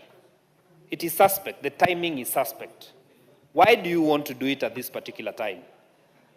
Mr. Speaker, this asset, or this company, Mr. Speaker, and the shareholding of this company, which is owned by the public, has been owned in trust. And Mr. Speaker, you cannot just wake up and say we want to diversify because we have the infrastructure fund and therefore we want to use the resources here and put them there. It is already suspect. Why are you doing it now? Timing, Mr. Speaker. Number 2, Mr. Speaker, the issue of when you diversify, the buyer, which is Vodacom, will have 55%. The Companies Act any company is led by the majority. Some of the issues that we are raising here, they will be able to take care of our employees. The management structures will change. The management, the board, immediately, when they have 55%, they will have the larger percentage in the board. You cannot impute to them that this is what you're going to do. The Registrar of Companies has the Companies Act provides that shareholders shall be nominated by a certain formula. Having 55%, Vodacom will have the largest shareholding. Mr. Speaker, Vodacom is not a very good company. It did not take Tanzania the right way. In South Africa, they have been one of the worst. Mr. Speaker, in consideration of this diversification, one of the factors that did not come in, one of the factors that was not considered, and I wish the chair would listen to me specifically on this one, is that Safaricom had invested in Ethiopia, and the maturity of the investment in Ethiopia, which was large, was supposed to mature this year. In pricing, Mr. Speaker, they did not consider that we had an investment, a large investment, which was done 3 years ago and is supposed to mature later this year around September. Mr. Speaker, when you're doing pricing, you consider that you had invested in a large market in Ethiopia. Safaricom is big in Ethiopia. That consideration was not done when you're doing the pricing, and it has not been mentioned anywhere in the committee report that we had a large investment in Ethiopia. Mr. Speaker, as I conclude, there are many arguments about the formula, this, that. Mr. Speaker, you do not need to be a first class or to have known all those formulas. You just need to use common sense. Common sense is, if it is a premium price, it had to go beyond what we have as 34. If it is premium, if you are taking it to the international market, Yes, that it Kimani, would not have... There's a point of order, Ngogoyo. Yes, Kimani? So, Honorable Speaker, I think it's completely out of order for... I didn't want to interject my younger brother, the Honorable Ngogoyo, and especially because he's joining our team very soon. You look younger than him. Especially because he's joining our team very soon. But it should be completely out of order for him to misinform this House about the valuation models used and purport to use his own model that is futuristic. And I challenged my other brother yesterday, and I challenge you, Honorable Ngogoyo. If you think that the valuation models that are being used on these already accredited formulas globally, come up with your formula. Tell us, according to the formula by Honorable Ngogoyo, the share price should be 40 shillings. Patent it. Tell us what the formula is. Defend it in academic journals. Then we'll support you. But where, Honorable Speaker, people are coming up with their own formulae without any academic accreditation, then that is the biggest witch hunt. And that's the biggest thuggery that you can ever have. So I do not want Honorable Ngogoyo. Point met, Ngogoyo. Yeah, thank you, Mr. Speaker. I refuse to go the direction he wants me to take. But let me say that the investment in Ethiopia by Safaricom was not considered. Give him 1 minute. I'll give you 1 minute. Yeah, thank you, Mr. Speaker. Was not considered during this pricing. Mr. Speaker, this is a road deal for Kenya. This will go down in history as one of the worst deals for Safaricom. It has no impact to the economy. The argument that this money will go to the infrastructure fund and it will later be used for a project in Githunguri, that is even thinking it's thinking very hogwash, because there's another point of order.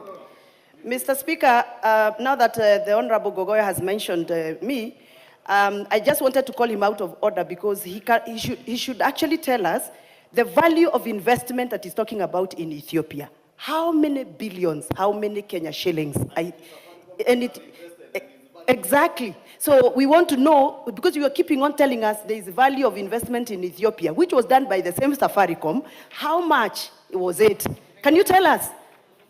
Thank you, Mr. Speaker.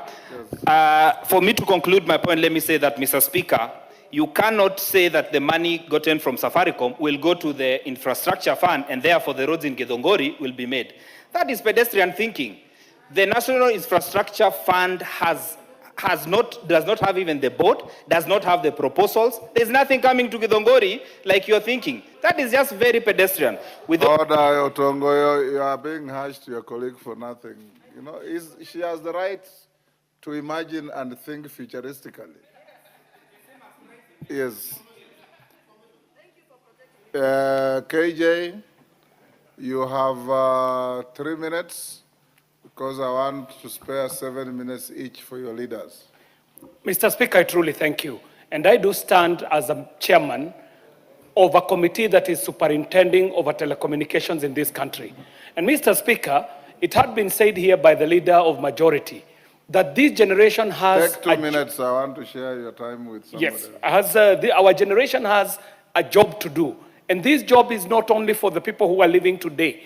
That if we go in the way that this committee is recommending in its report, first, Mr. Speaker, we shall be unlocking capital for national development. For a country that is facing very tight space for development monies to be accrued, Mr. Speaker, and the people who are against this are talking as if we are selling Safaricom. But Mr. Speaker, what we are doing is selling a few shares of Safaricom to raise money to fill the gaps that we have been having for a government that has been facing very tight fiscal space and some rising debt servicing costs, Mr. Speaker. Secondly, Mr. Speaker, we are going to be improving market liquidity and broadening ownership of Safaricom, Mr. Speaker. Kimani, KJ, do you want information?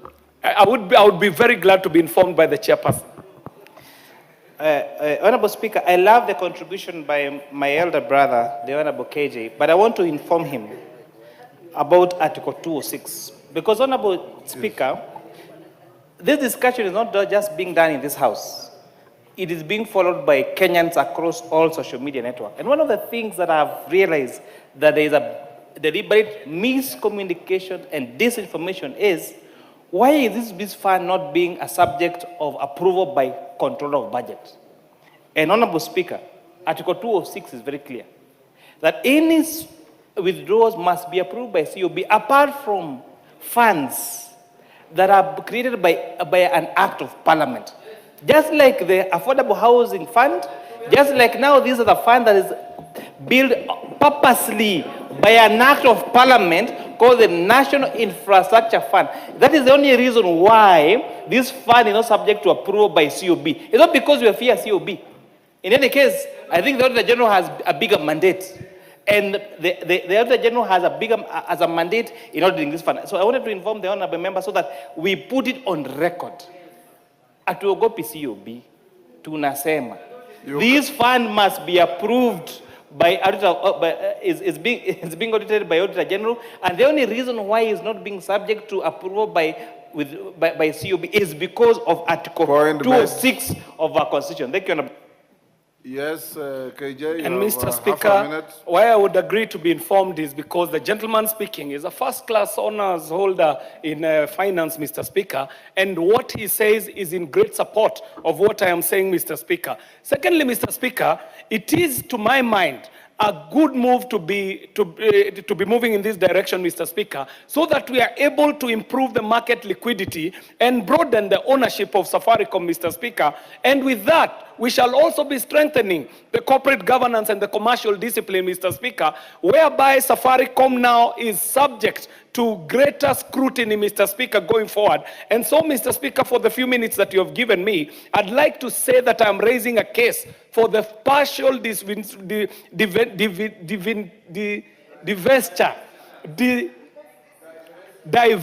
Mr. Speaker, so that it rests on these very critical 3 pillars, Mr. Speaker. One, being able to raise badly needed development capital, Mr. Speaker. Secondly, we are able to deepen our capital markets, Mr. Up. Dawood, I'll give you a minute. Unfortunately, our time is running out.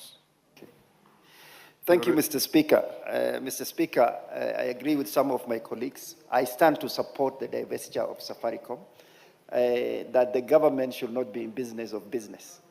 In the first place, a lot of people have called Safaricom the national treasure. It is a national treasure not because the government is running it, but it is run privately. The divestiture of Safaricom has not started today. It has started a long time ago. The government owns only 35%. If this House approves, it will reduce by 15%. The issue of dividend, a lot of people have talked about dividend. Dividend will be declared on the 31st of March. And if this sale goes through on 1st of April, the government as a shareholder will get all the dividend that is due for it for the 35%. The other thing is that the money, it was ably stated, the money going to the National Infrastructure Fund is exempted from the COB because of Article 206. We have done our job as a National Assembly and Parliament. We have passed the act, it has been assented to, and that money will be in the National Infrastructure Fund, and the fund is self-explanatory. Today we are talking about the divestiture of Safaricom, not the fund. Time up. Minority Leader, you have 7 minutes. Speaker, even less. Mr. Speaker, thank you very much. Mr. Speaker, I stand to support the motion on the divestiture of Safaricom, divestiture, Mr. Speaker, of Safaricom. Mr. Speaker, let us be simple to Kenyans. Mr. Speaker, we said as a country that we don't want to borrow more.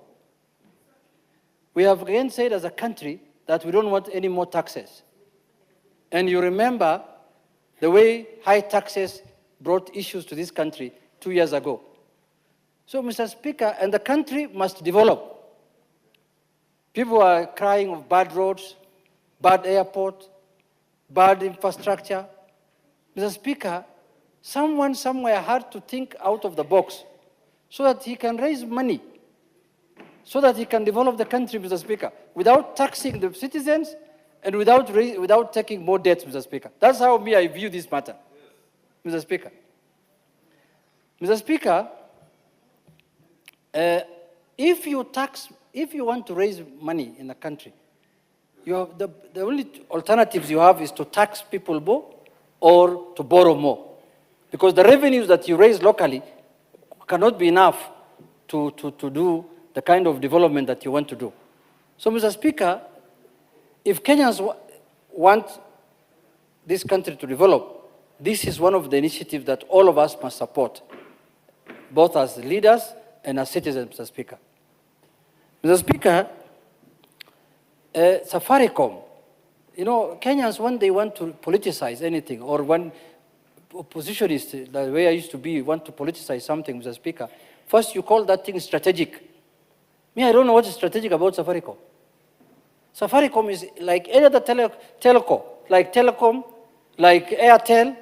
You know, some countries have even 11, 12 telco companies, Mr. Speaker. It's only here that people don't have money to start a new one. And I suspect maybe in the years to come, the majority leader might start one. Mr. Speaker, there is nothing strategic about it. This is a company like any other company that's owned by the government, Mr. Speaker. Secondly, Mr. Speaker, if you don't sell why do you create assets of high value? You do it so that later you can leverage on them and make money and get money from them so that you can develop or start another one. So, Mr. Speaker, they're saying now, we are selling our strategic asset, we are selling this, every item that this, even if today you want to sell a... If you read a book called The Mayor of Casterbridge. Yes, Mr. Speaker. By Thomas Hardy. Yes. He says everything is for sale as long as the price is right. Correct, and he proceeded to auction his wife. And Mr. Speaker, I want to remind you something. In the year 2004, and that mayor proceeded to auction his wife in a party. Mr. Speaker, and I want to remind you something. When I came to see you in the Ministry of Foreign Affairs, and I was the mayor of Migori, when I entered your door, you called me the mayor of Casterbridge. Casterbridge. So, yes, that's what you called me. Yes. So I can today I can remember why you have called me. I've not auctioned anyone. Anyway, Mr. Speaker, not to lose my thought process, Mr. Speaker, I think Kenyans should know that what's happening in this divestiture of Safaricom is for the good of the country. Mr. Speaker, you are raising 244 billion shillings in this divestiture. You leverage 10 times, you get 2.5 trillion shillings today, so that you invest it in infrastructure. Then waiting for another 15 years to make that kind of money, Mr. Speaker. What common sense? Common sense tells you. And then people are saying that this country, this company is going into the hands of foreign people.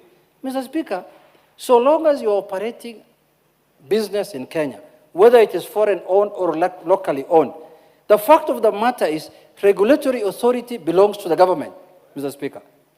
So, and regulatory powers are done in this house and given to the executive to exercise.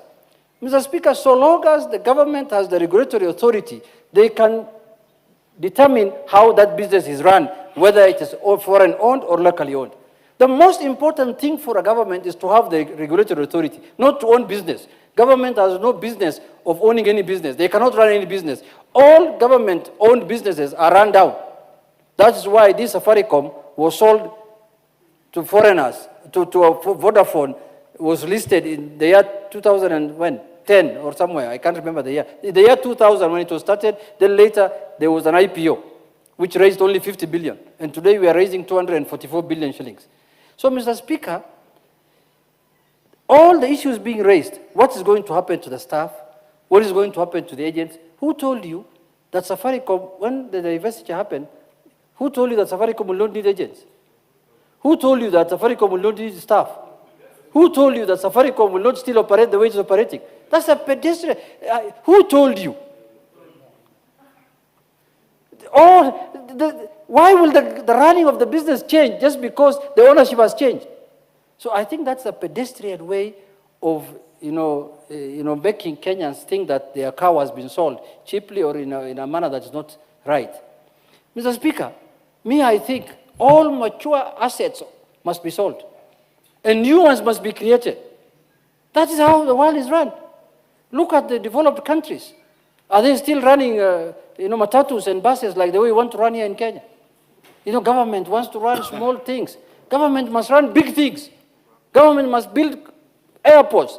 Government must build expressways. Government must build big dams that have huge electricity supply. The government must build technopolises. Government must run metropolises. Not government should not run a telephone booth and a telephone company, Mr. Speaker, that any other Kenyan can run, Mr. Speaker. Now, Shad Merali, you started Cancel. Now you're competing with Mashad as a government. Get out of those things. Run big things as a government. And that is why now we have the National Infrastructure Fund. That's why I want to end my argument. Mr. Speaker, look at developed countries that have gone far way ahead of us. They all have the National Infrastructure Fund. That is where we are going. Look at where the country is being taken to. Don't be stuck. Change, I know, is difficult. Don't be stuck there. Don't be stuck in villages like Manyora. Come to cities. Come to cities, Mr. Speaker. Mr. Speaker, the National Infrastructure Fund in the next 5 years is going to transform this country. And I've seen it being politicized. People saying that, oh, this is fund for someone. How is it a fund for someone? We have many funds, including the national government. Give him a minute. How can it be a fund for someone? There are millions, there are how many funds that we have created as parliament? Why are they not for someone's fund and this one is someone's fund? This fund is subject to Auditor General's processes, including the Women Fund, and this fund is subject to all regulatory authorities. It's subject to auditing. The control of budget, Mr. Speaker, it does not authorize withdrawals from funds. It is in the Constitution, the way the finance chair has explained to us, Article 206. So, Mr. Speaker, it is either we all board this bus going to Canaan through Singapore, or you remain in Wamunyoro. The choice is yours. Thank you very much, Mr. Speaker. Indulge me. Joseph Munyoro has been crying that he waited for 3 hours yesterday. I'll give him 2 minutes before you take your 7 minutes. Thank you, Mr. Speaker. I was here the whole night with the majority leaders, and I stand ab initio to oppose divestiture of the Safaricom shares. First is because I think a lot of work has gone into defining the pricing. We've been discussing the price-earning ratios. Ariko is talking about the 5 models. But I think one of the problems that was there is, first of all, is that Treasury sourced KCB to advise on the pricing. And I think a lot of those problems would have been sorted if there were many competitors who are giving a price, so that we are all sure that the pricing, the models that they used were coming to the right price, or the shares are undervalued. A lot of the concerns I have already been mentioned, but one of them is from the report that I've seen, because I used to be in the finance committee, and I think majority realized my services are better there in the arid and semi-arid areas. But one of the things that I think on the report is the public participation happened in 20 out of 47 counties. I need clarity, because in the Delegated Legislation Committee, we still have a problem with what constitutes public participation and what does not. 2, the recommendation by the committee, that is paragraph 502, that they'll be able to advise the new owners on how they'll proceed and run their businesses. We know that is a suggestion. Because even shareholders, if 75% of shareholders decide that they'll call for a special general meeting and even change the articles of association, memorandum of association, anyone who's done accounts knows that's what will happen. So we can't guarantee dealers and the people who are working with Safaricom that their jobs are secure, their businesses are secure, or their sources of income. And that's why I'm opposing it, is because if you look at the, sorry? There's a point of order, Manyora. Honorable Speaker, the House is being misled that the committee undertook public participation in only 20 counties. I'm a member of the committee, and the report is clear. We went to 30 counties, and I think that should be withdrawn and corrected, because it is a very serious matter.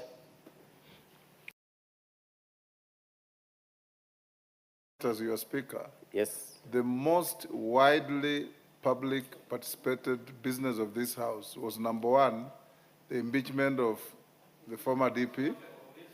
Number 2, the bill on NGCDF, the intended constitutional bill. Yes. And number 3, this motion. Mr. Speaker, while I agree that is, I was just referring to the summary that they've shared with us. I counted the counties, because from the list that they shared, this is from the committee. So if that's what happened, they need to correct that from what they shared with us. Order, Manyora, hold on. Yes, Rachel. Thank you, Honorable Speaker, for indulging me. You have been very kind to the Honorable Amunyoro. He's not Amunyoro, he's Munyoro. Yeah. I'm so sorry, Honorable Speaker. But I would like to ask, is it in order for him not to be serious, to look at this report? Because it is very clear that the committee went to 30 counties. How can he say it is 20 counties, Honorable Speaker? It means that he never looked at the report and is trying to make a political point. Thank you, Honorable Speaker. Honorable Speaker, you know, I speak with facts. There is a summary that Ariko had here and we were counting. The one that he shared with us, we had it last night. So, and if it's not, anyway, let's proceed. I wanted to say that one of the challenges we have and the concerns that many Kenyans have is just the pricing. And that has not been clarified. That has not been sold to people so that we know for sure that we got the best price. Because Safaricom is our prized asset. And if it goes at the price that we'll feel shortchanged, we have a right to complain and say, maybe this thing needs to... Your time is up. At least I have given you a say. Majority Leader.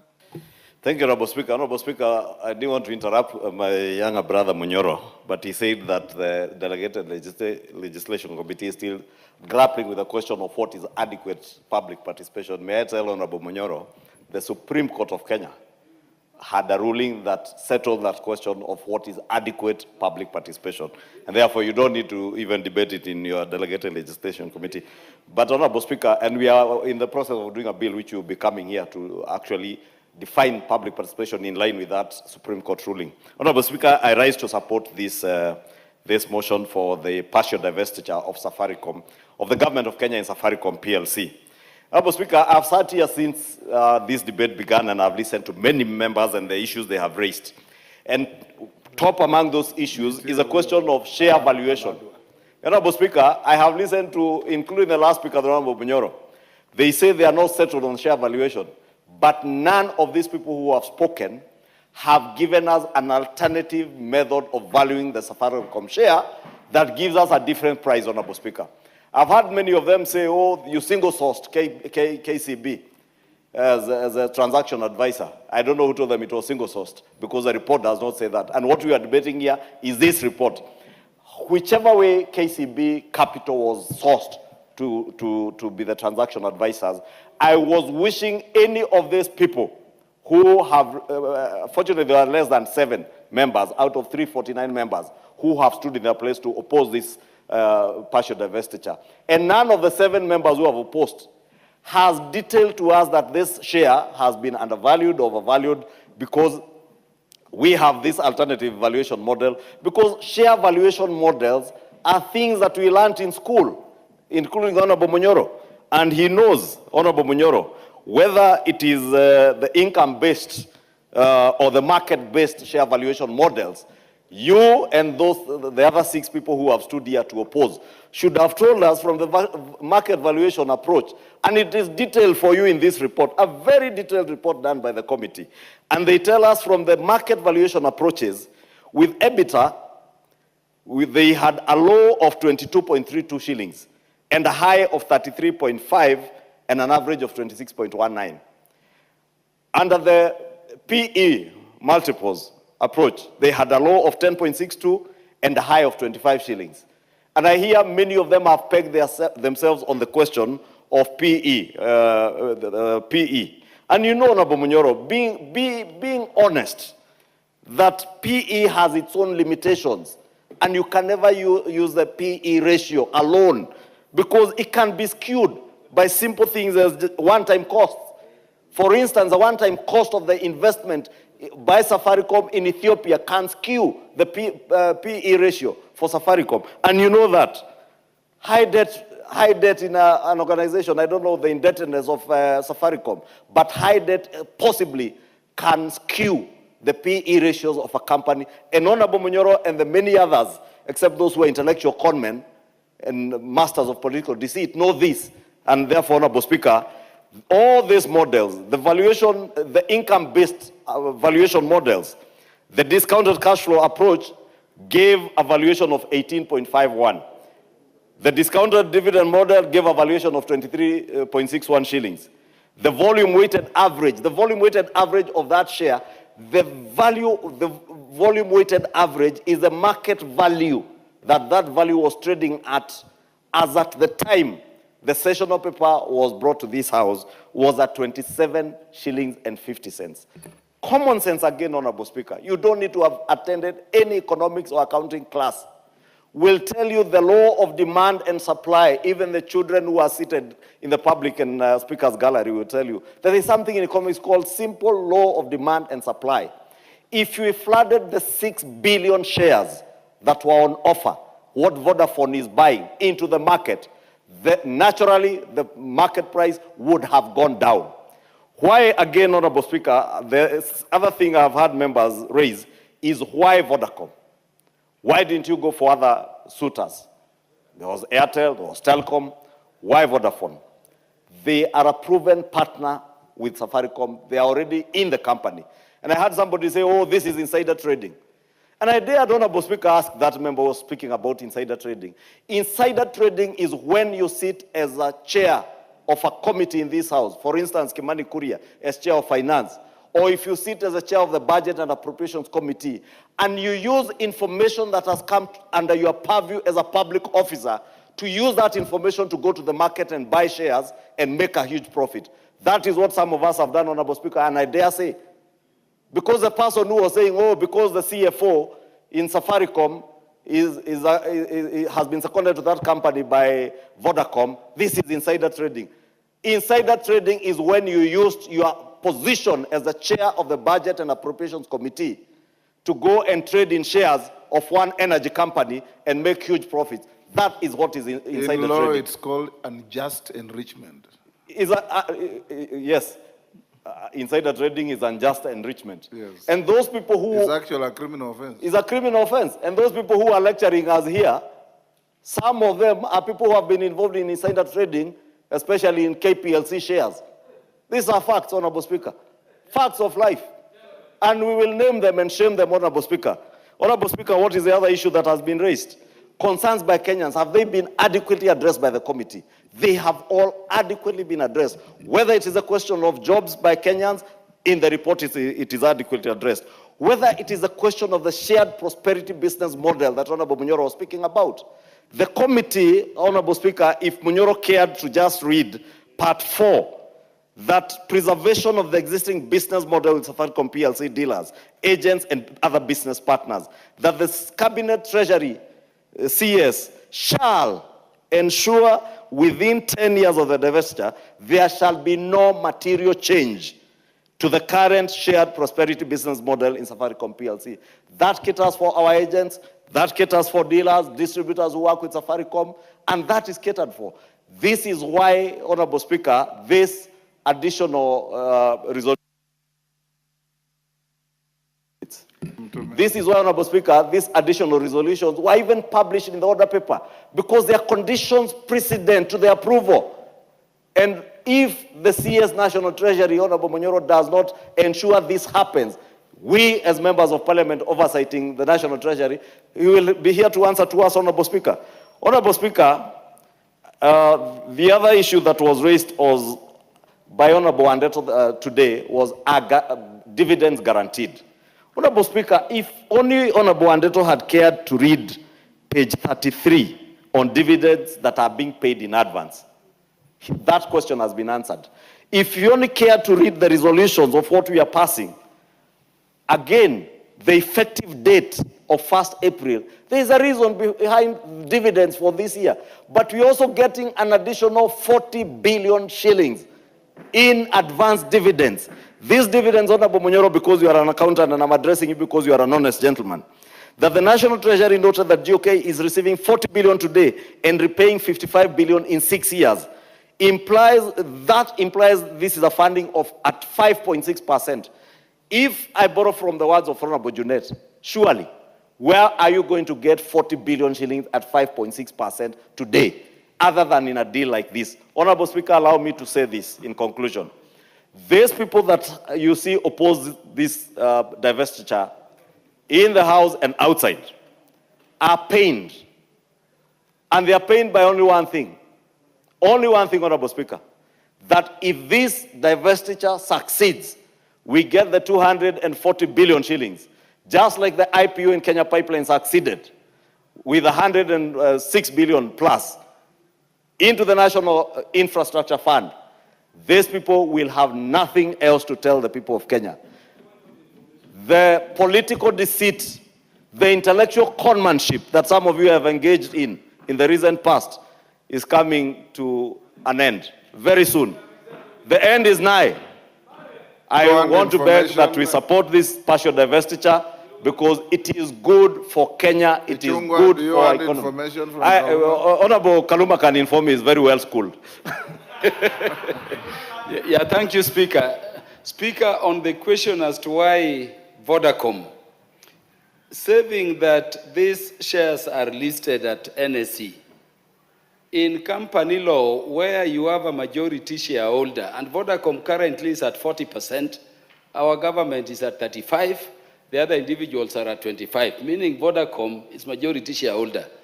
If these were not listed shares, Vodacom, ordinarily under the Companies Act, is required to be given preference in their sale by any internal shareholder. In preferential and preemptive, they may even have preemptive rights to buy these shares. But Honorable Speaker, let me conclude by just adding to what Honorable Kaluma said. If they cared to read this report, this very detailed report, page 115, clause 485, the committee had this to say on that issue, that in evaluating the rationale for selecting Vodacom Group, the Joint Committee recognized that negotiating with an existing strategic shareholder minimizes execution risk, preserves market confidence, and avoids potential governance instability that may arise from introducing a new controlling or influential shareholder. Vodacom in this deal was the best partner to work with. I beg to submit and support this divestiture and ask all of us when the time comes, let us approve it with no reservations. Honorable members, I have been requested by the mover of the motion, the Honorable Kimani, that he has rushed to a very urgent appointment, and he requests that we stay the matter for reply. And that being the case, and you're going on recess today, Majority Leader will place the matter before the House Business Committee on the 1st of April, when we resume. Are we resuming on 31st or 1st? On 31st of this month. Then we will allocate him time to reply. He also indicated that he has received a lot of complex contributions, and he wants to respond to as many of them as he possibly can. I've acceded to that. Next order. Order number 12, Committee of the Whole House. Hold there first. Before we go to that, allow me, take your seats first. Allow me to acknowledge there is a group of visitors in the public gallery called Classical Conversation Community from Dagoretti in Nairobi County in the public gallery. I welcome them to the House of Parliament. KJ, we don't have time to allow you to, that your constituents. 30 seconds. Mr. Speaker, you're a philosopher and you know the place for the artists in the community.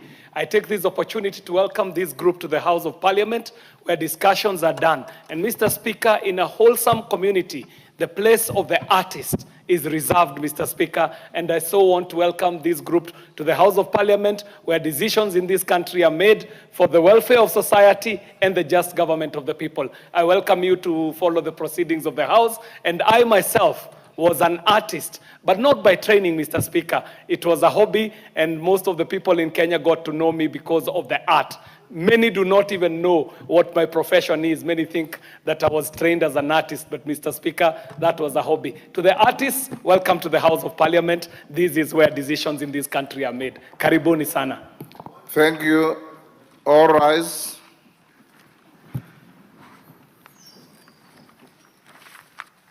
We'll go into committee at order number 12, which has been called out.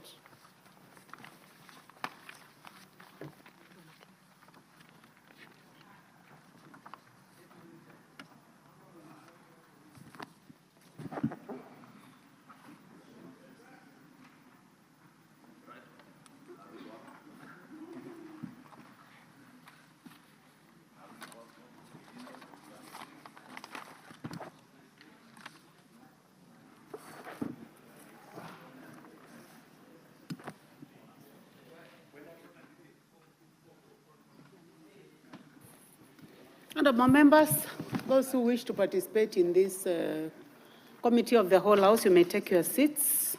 We are in the Committee of the Whole House, consideration of the Tea Amendment Bill, Senate Bill number 1 of 2023.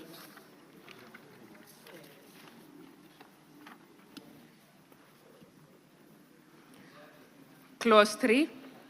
I propose the question that Clause 3 be part of the bill. Chairman,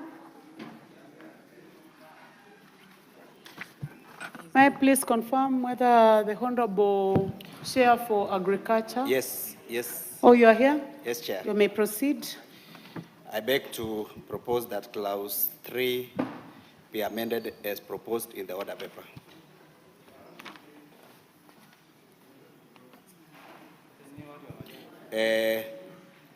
Justification is the registration of commercial tea nursery is a function of the county government under Article 38(1) of the Acts. And number 2B, registration of commercial green leaf transporters is provided for under S74 Article 2B.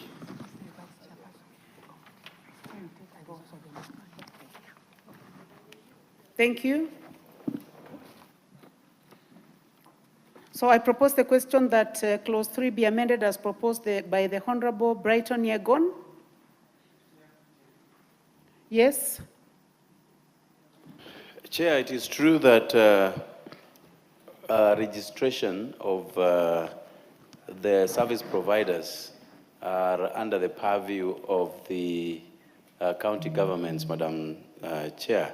But there is only one problem when it comes to registration of transporters and the levies that they charge on the citizenry in general. You may realize that those levies are different according to counties. So for instance, I'm moving my tea from Bomet to Kericho. You realize that the county government charges a different sum in Bomet, and Kericho also has its own fair share of charges, Madam Chair. So I do not know how we can marry the charges to cut across so that the transporters are not taken advantage of by the county governments, Madam Chair. Chair, would you like to comment on that? I'm told that you are Vice Chair of Agriculture and you are also the mover. So would you like to comment on that, or I give another chance to other people, other honorable members? Chair?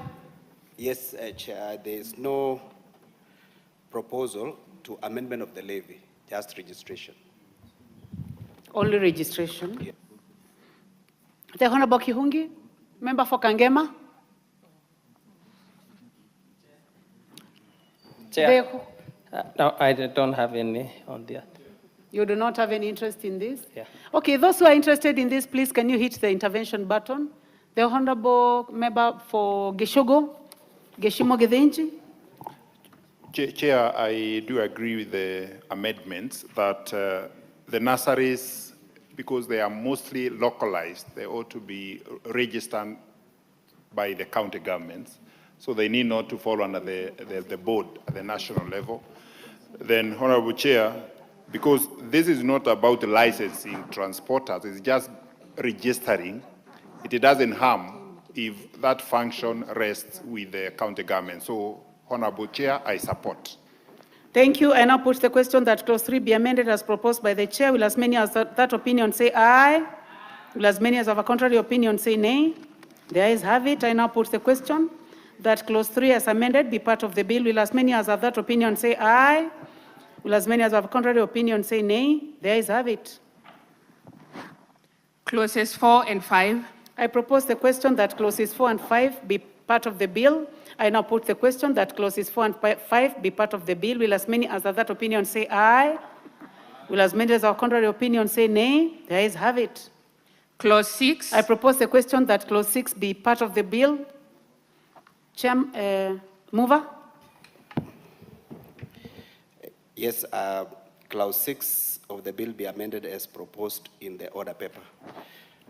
Justification is the current system of paying the growers work well, and the proposed mode might be impracticable to implement.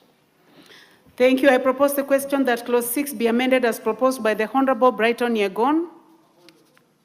What is out of order, Honorable Kaluma?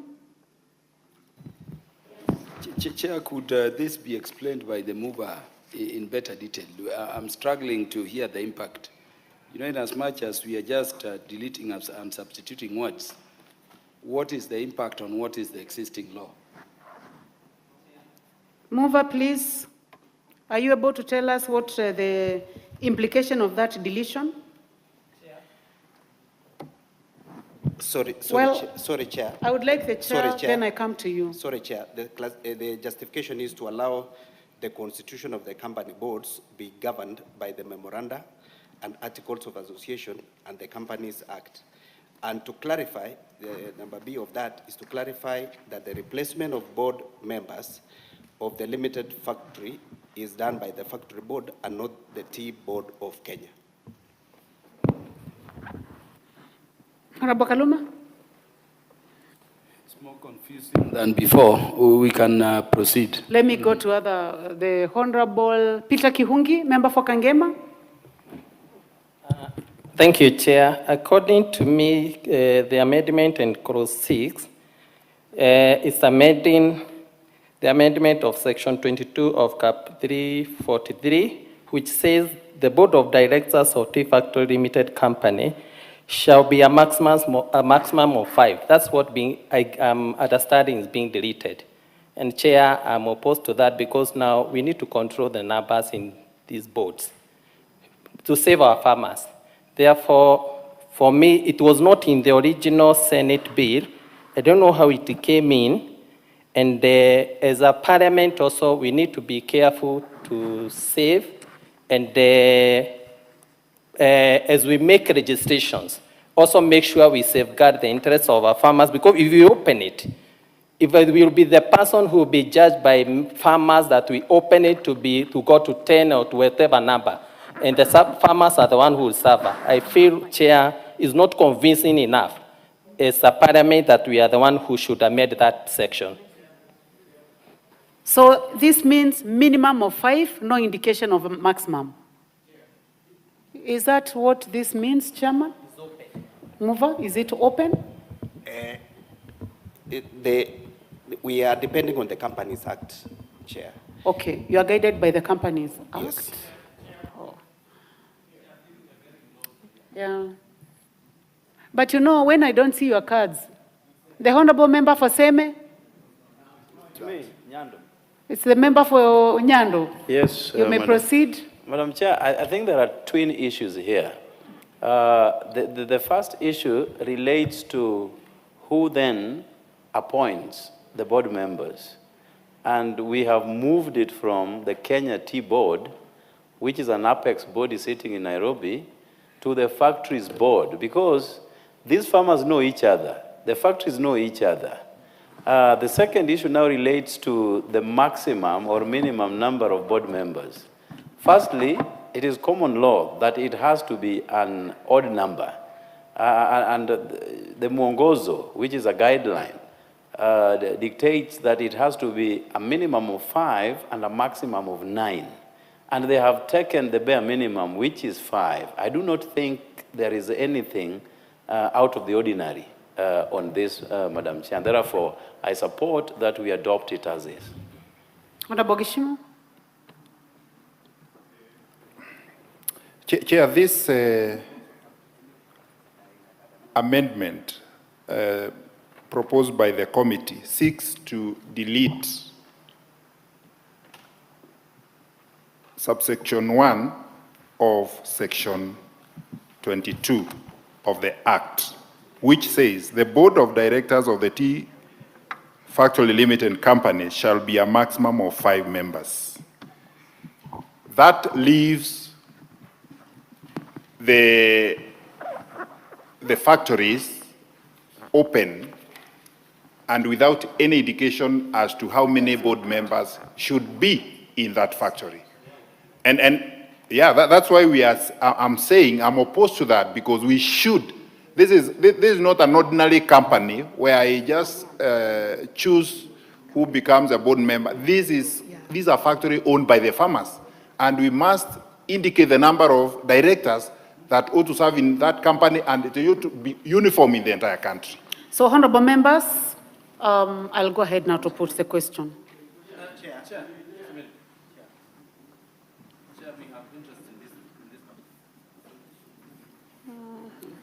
The member for, this is the member for Juja. No, it's not Juja. Manyora, you want to participate? Oh. Member for Gatundu North? Gatundu South? Yes. You guys, honorable members, today you didn't bring your card. It's okay. You may proceed. Chair, it is important, first of all, to understand the architecture of our tea sector. First, we have 71 factories that are owned by small-scale holders. And we have another 71 factories that are owned by private members. So if Honorable Kaluma decides to open a tea factory and he has an estate, and it is him and myself and another 10 people, you cannot stop us from being directors of that company, because these are individual companies that are privately owned and they are managed by memorandum and articles of association. So this actual issue is a member of the realm, is in the realm of the Companies Act of 2015, and not actually the tea sector, because the authors of the previous act were only looking at companies that are run by KTDA, the small scale holder, and it was in the public interest. But these companies have since been created, and they are run. They have AGMs, and in the AGMs they decide what is going to happen in their company secretary. So what we are amending and what we're proposing with it is to say that we leave it to be governed by the Companies Act of 2015. Thank you, Chair. Honorable Manyora. Thank you, Chair. I think even listening to the Honorable Member for Gatundu South Kakombe, I'm still opposed because we represent the small-scale farmers. And for us, our worry is that farmers will be there and someone will come and decide that they will put 20 members or whatever number. That cost is borne by farmers. So how do we protect them? Because I think the reason we had a maximum of 5 is to protect the farmer from the number of people who can be there. Okay, now I now put the question. I now put the question, which is at clause 6. Is that the chair? Yes. I wanted to... I cannot ignore the voice of the chair. Please proceed. You know... You are representing the chair and you are the mover. So please proceed. These smallholder tea factories are owned by farmers. And they are themselves who decide how many board members should represent them. And that is why they have a memorandum and articles of association. And they are also guided by the Companies Act. Well, I'll still go ahead now and put the question. I put the question, which is that clause 6 be amended as proposed by the Honorable Brighton Yegon. Will as many as have that opinion say aye? Aye. Will as many as have a contrary opinion say nay? Nay. The nays have it. I now put the question that clause 6 as amended be part of the bill. Will as many as have that opinion say aye? Will as many as have a contrary opinion say nay?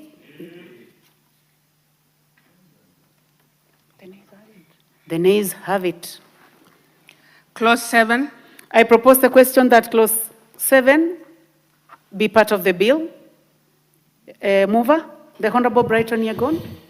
Clause 7 of the bill be amended as proposed in the order paper.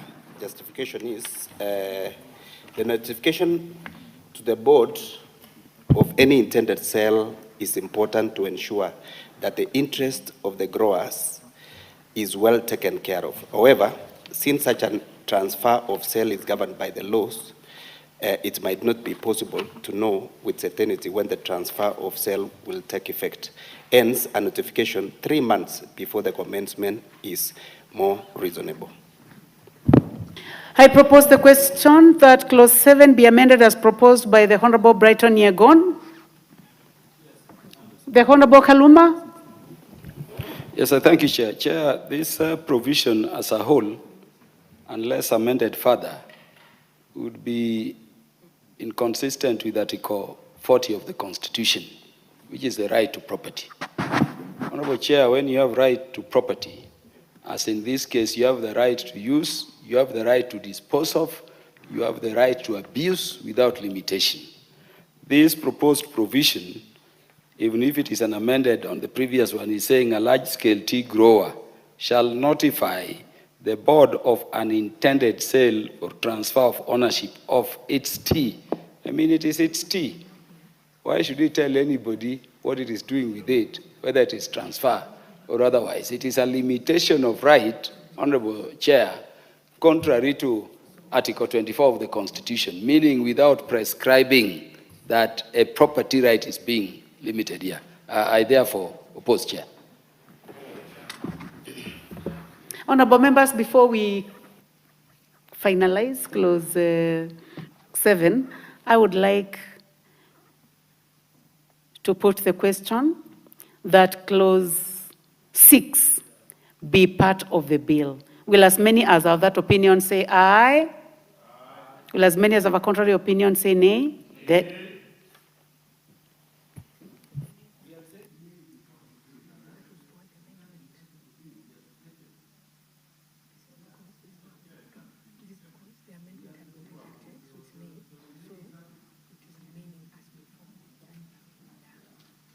Honorable members, the ayes have it. We can now proceed. The Honorable Geshimo.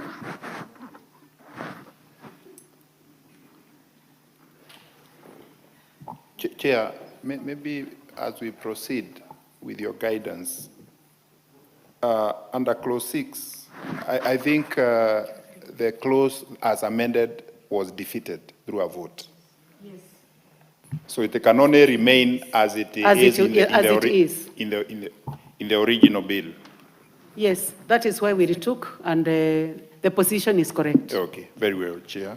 Then on this matter, I tend to agree with the committee on this amendment because the proposed amendment is under registration of the large-scale tea growers.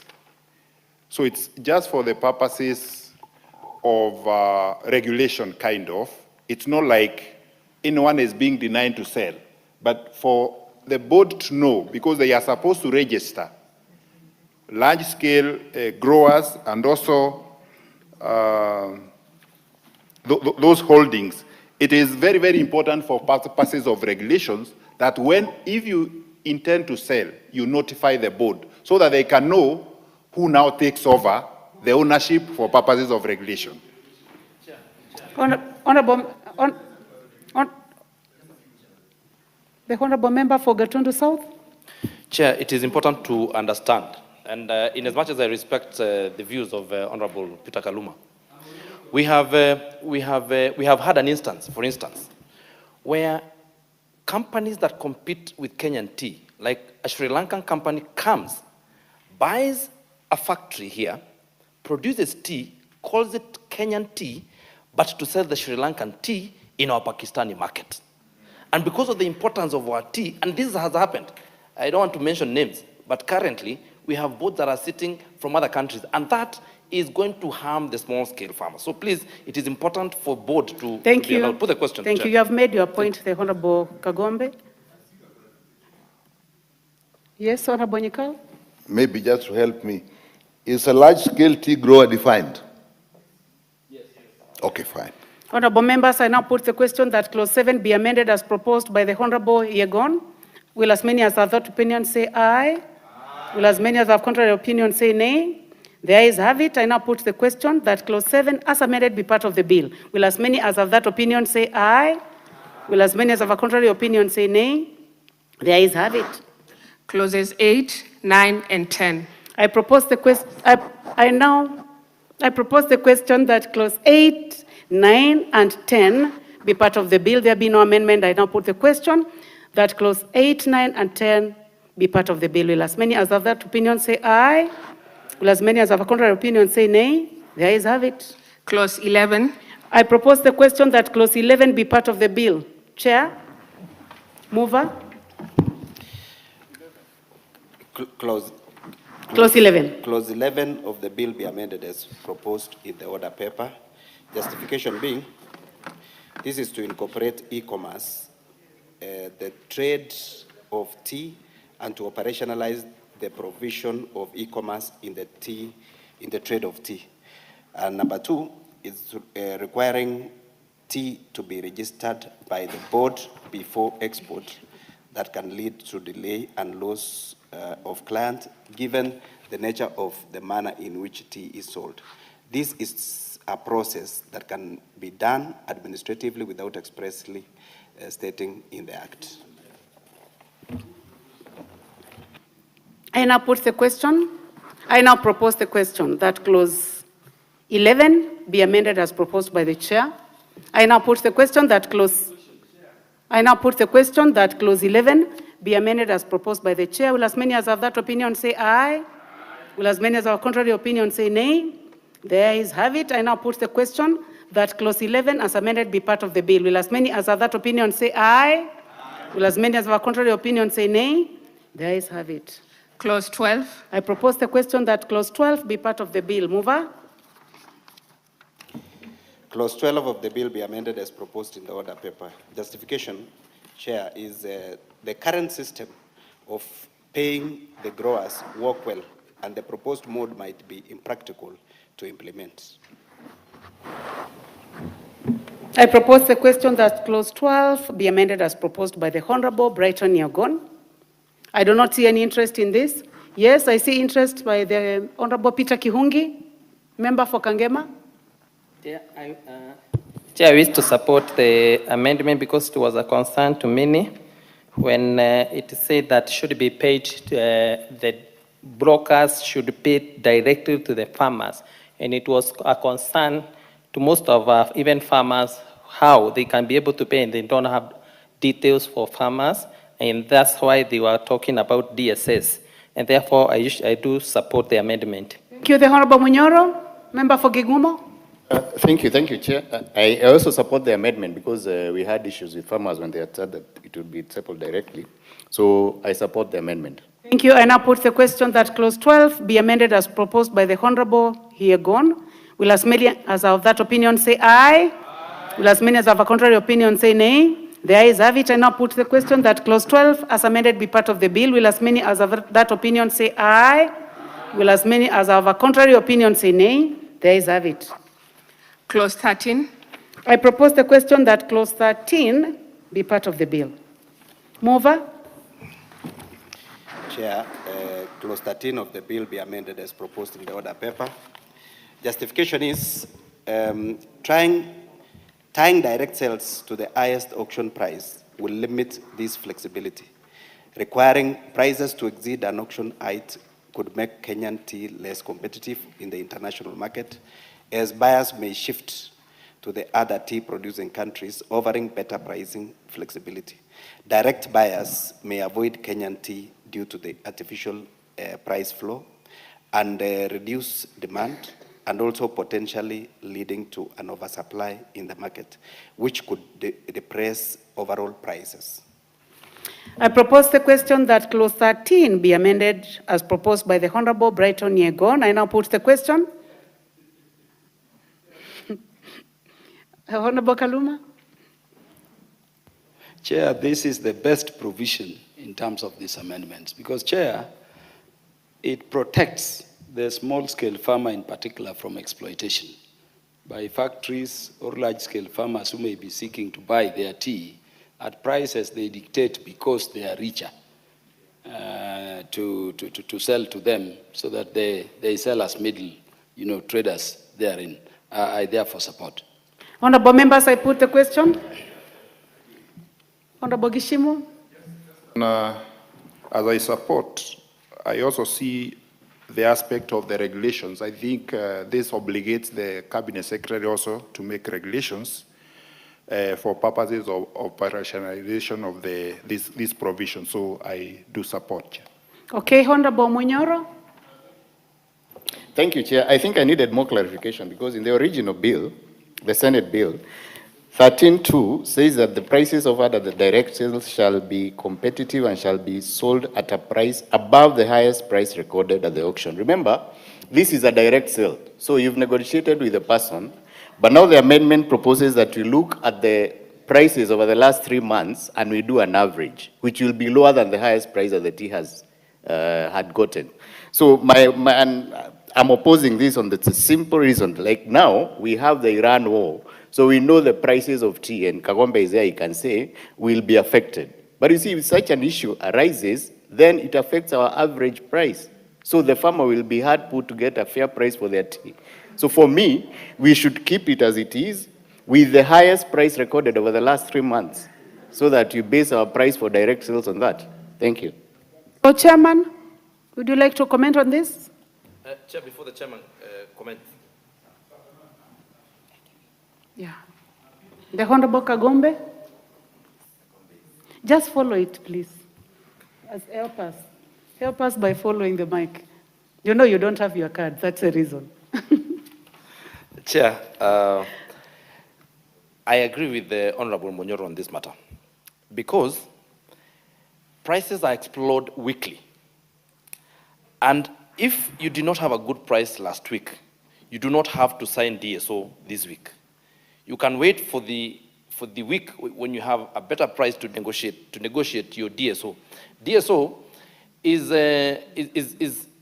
normally, a lot of times, you have plans that are you have what you call long-term contracts. So you only give the contract of the catalog that you have given the previous week. So I agree with him. When you go with the average, you are likely to lower and not go for the best. Because we're saying if in the last 3 months you have had $2, and there's a time you are at $1.8 and another one at 1.6, you can only do 15% above the $2. So you sell at a price higher than the highest that you had registered the previous time. Thank you, Chair. Okay. So essentially you are opposing. Yes. Honorable.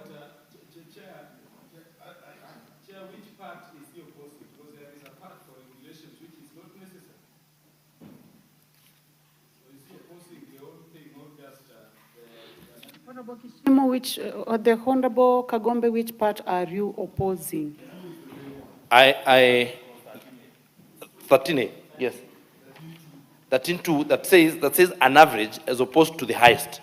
And if we drop that amendment, the import of that is that we remain as things are currently, that you sell at a premium of the highest price that you had explored the previous week.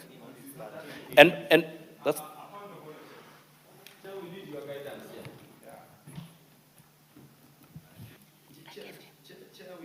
Yes, Honorable Kaluma. This being a committee of the whole house, you see, Chair, if we agree with Kagombe, which I agree with, because the provision that we are seeking to amend is better, and yet the one in terms of B should be deleted as proposed in the amendment.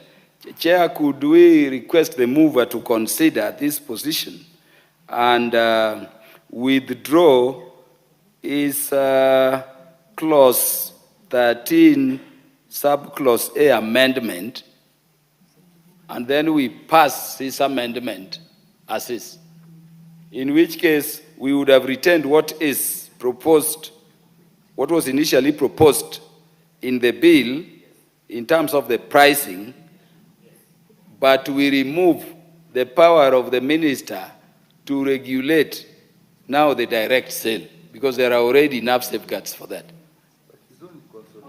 So then the meaning is this, Chair, if you can drop the first amendment, A, then we'll be able to pass B. So I give you a chance to now. Are you able to do that, Chairman? Mover, are you able to do that? Yes, Chair. So then you go on record saying that you drop clause 13A. Chair, I drop clause 13A. Thank you. Honorable members, I now put the question. We have agreed. So I now put the question that clause 13 be amended as proposed by the Honorable Brighton Yegon. Will as many as have that opinion say aye? Will as many as have a contrary opinion say nay? The ayes have it. I now put the question that clause 13 as amended be part of the bill. Will as many as have that opinion say aye? Will as many as have a contrary opinion say nay? The ayes have it. Clause 14. I propose the question that clause 14 be part of the bill. I now put the question that clause 14 be part of the bill. Will as many as have that opinion say aye? Will as many as have a contrary opinion say nay? The ayes have it. Clause 15. I propose the question that clause 15 be part of the bill. Mover? Clause 15 of the bill be amended as proposed in the order paper. Justification, Chair, is this is to provide incentive for value addition of Kenyan tea prior to export, branding and origin recognition of Kenyan tea, and include tea aroma, extract of tea, and decaffeinated teas, which are high value in the teas, to be exempted from the tea levy. I propose the question that clause 15 be amended as proposed by the Honorable Brighton Yegon, Honorable Dr. Nyikal, Honorable Peter Kihungi. I now put the question that clause. Yes, you may proceed. Okay, Member, thank you, Chair. I want to support. Member for Kangema. Yeah, thank you very much. I want to support the proposal by the committee because there has been no incentive for our factories to put more emphasis on value addition. And now, after realizing that they will be exempted from levy by adding value, and mostly by packing by less than 10 kgs is through value addition, it will give them more efforts and more energy to put more on value addition. I could seek our tea farmers, our tea management factories, to make sure they just take opportunity of this to avoid getting being charged the levy. Therefore, I support, Madam Chair. Thank you. I now put the question that clause 15 be amended as proposed by the Honorable Brighton Yagon. Will as many as are of that opinion say aye? Will as many as have a contrary opinion say nay? The ayes have it. I now put the question that clause 15 as amended be part of the bill. Will as many as have that opinion say aye? Will as many as have a contrary opinion say nay? The ayes have it. Clause 16. I propose the question that clause 16 be part of the bill. Mover? Chair, clause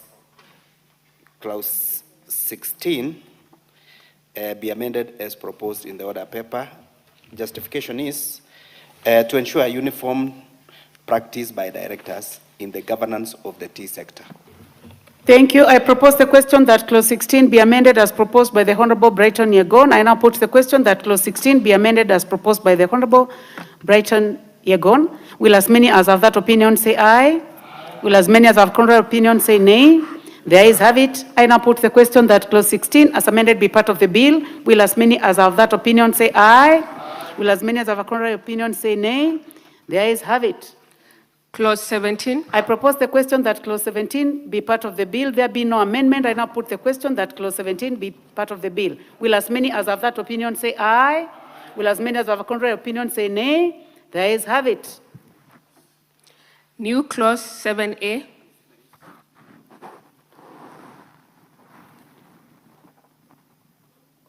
I call upon the mover to move the second reading. It's a new clause. Yes, I propose that to be read for the second time. New clause 7A be read for second time.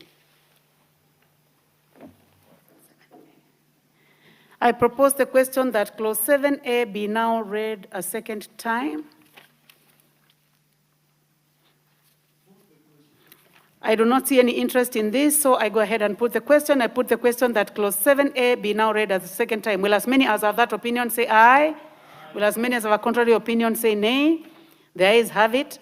I now propose the question that clause 7A, that new clause 7A be part of the bill.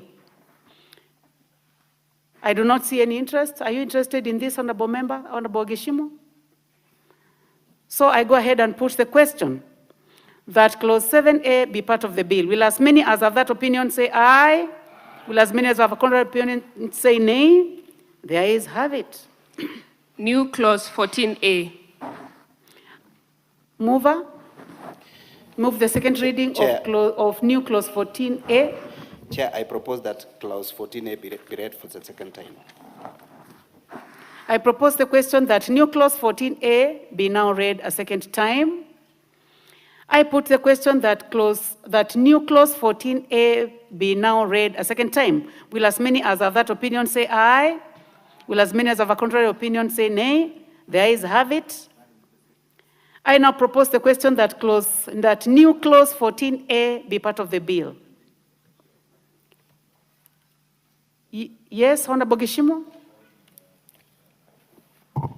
Chair, this is a very, very important clause because it seeks to safeguard the Kenyan tea and increase earnings for Kenyan tea, because we are saying anyone who seeks now to export tea, especially foreigners, they ought to value earn 40% within the country, and of course that will make the earnings for the farmers higher, to raise the earnings of the farmer, but within a span of 10 years. So I think these are good to, sorry?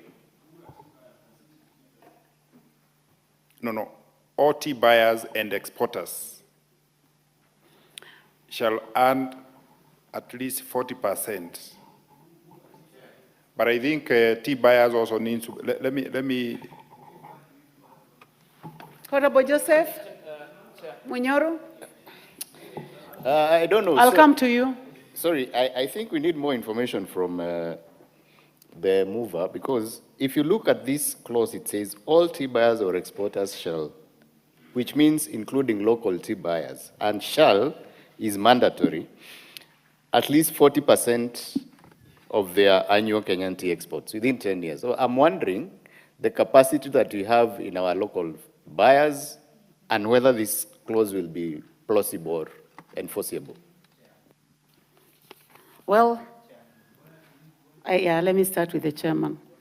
Yes, justification to this clause is that we want to increase the duration of value addition to 10 years and back to the date of commencement of business and not the commencement date of the act.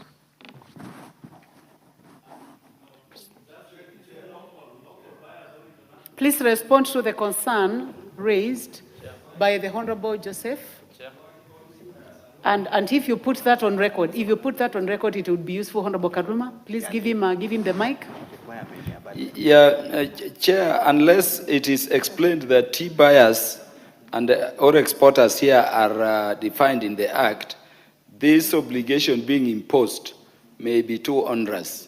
In fact, I would imagine that we should impose such an obligation on all importers of tea from Kenya, because our tea go out and then exporters or importers? Importers. I don't know. Let us confirm who the tea buyers here are. Okay, can we confirm that, Honorable Kagombe? Who are the tea buyers? That is what the honorable members seek to understand. You know, we have producers and we have buyers. Tea buyers have their agents here, but most of them are outside the country. And the actual thing is that they do value addition in their own countries. So the requirement of this segment was to require those people, before they remove the tea from the country, to have it value added. I have my own reservations about that. But now, what this act says is that, you know, this is an act of 2020. So we are changing from the commencement of the act and now to the commencement of the business. So that if you open a business today and you start being an exporter of tea, and you have opened your business today, then you have 10 years within which you'll be required to comply. As opposed to, if you have this business, this act came into effect in 2020. So if you open the business in 2029, then you'll only have a month or two to have established a factory for value addition. That is the import. So that the commencement of your requirement are pegged to your opening of the business and not when the act came into effect. That is what I'm saying that is what the amendment is seeking to do. Yes. Okay. So, honorable members, I now.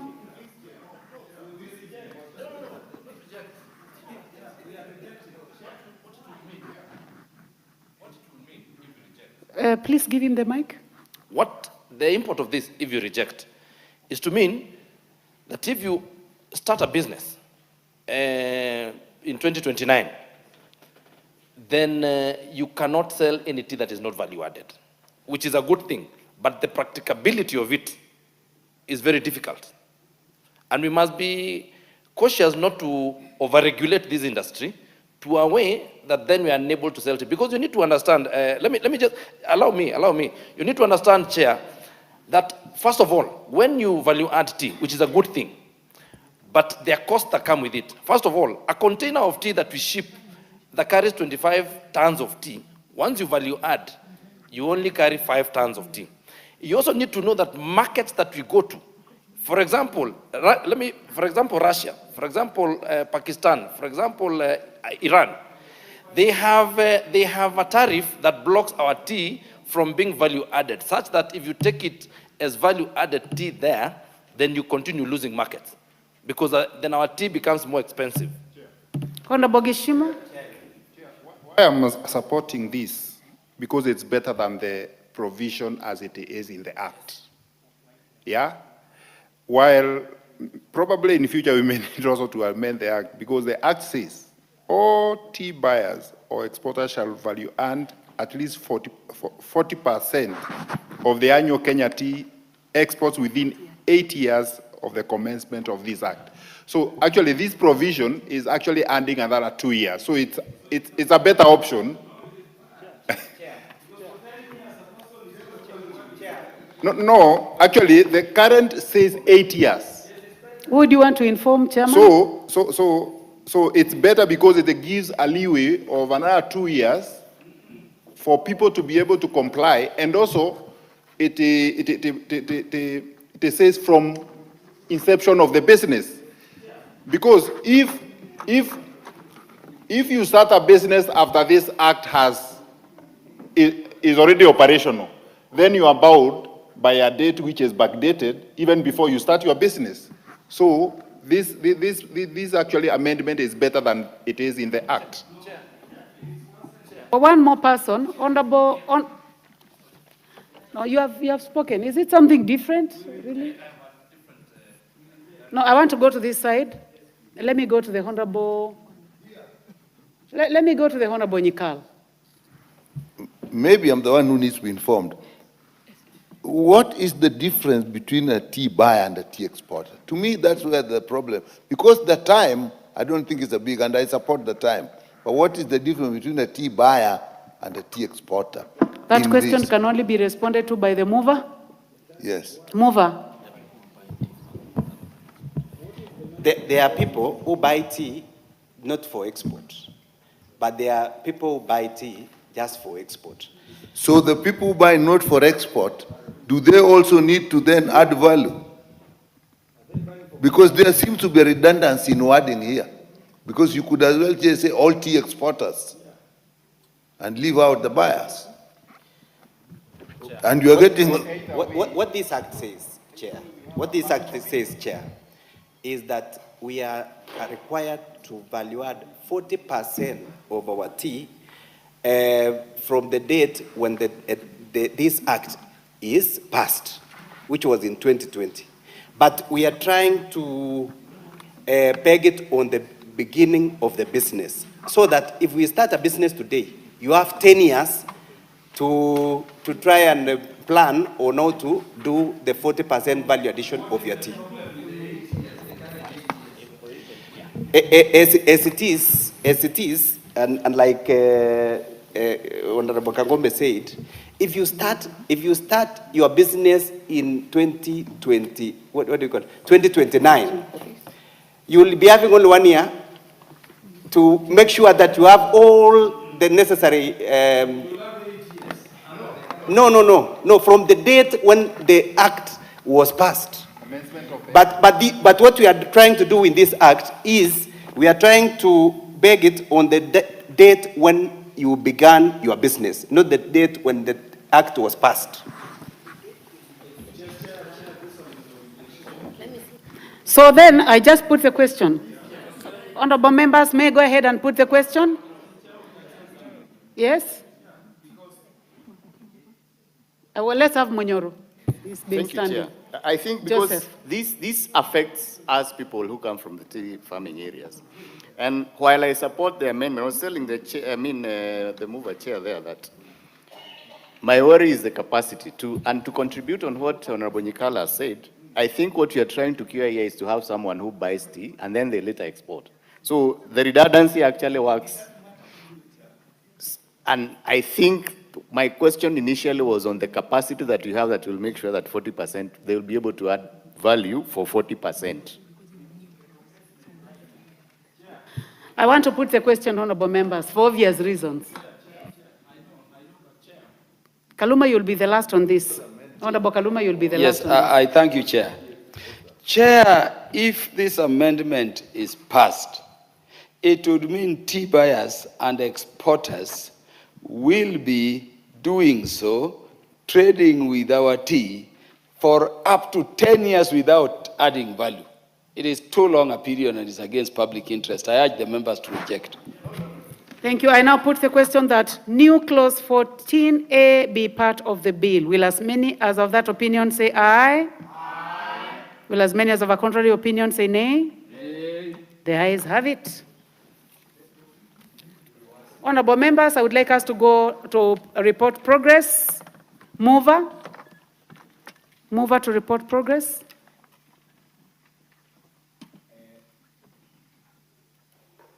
Honorable Chairperson, I beg to move that the committee do report to the House its consideration of the Tea Amendment Bill, Senate Bill number 1 of 2023, up to clause clause 14A, and its approval thereof with amendments, and seek leave to sit again. Thank you, Honorable Chair. I now put the question, which is that the committee do report to the House its consideration of Tea Amendment Bill, Senate Bill number 1 of 2023, up to new clause 14A and its approval thereof with amendments, and seek leave to sit again. As many as of that opinion say aye. Aye. As many as of a contrary opinion say nay. The ayes have it. Honorable members, Mr. Speaker.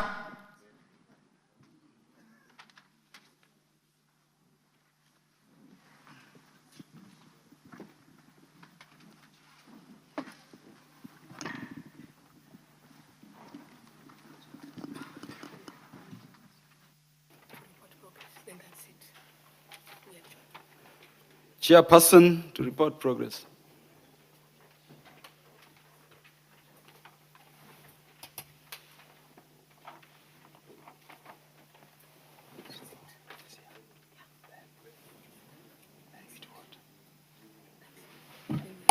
Thank you. Honorable Speaker, I beg to report that the Committee of the Whole House has considered the Tea Amendment Bill, Senate Bill number 1 of 2023, up to new clause 14A, and approved the same with amendments, and seek leave to sit again.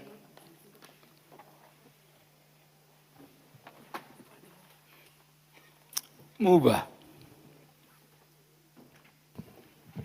Honorable Speaker, I beg to move that the House do agree with the committee in the said report. I also request that to second the motion for agreement with the report of the committee of the whole House. Aye, Brighton Yegon.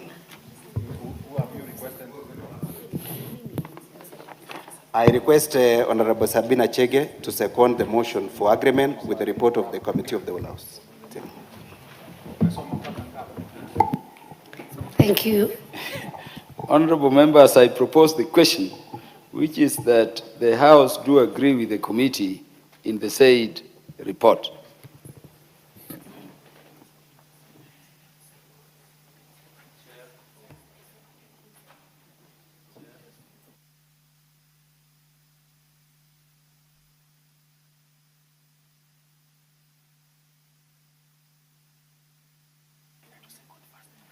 Was the motion seconded? Yeah, sorry, I expunged that part of proposing the question and direct that Honorable Sabina seconds. Thank you, Mr. Speaker. I second. Thank you, Honorable Sabina Chege. Honorable members, I propose the question again, that which is that the House do agree with the committee in the said report.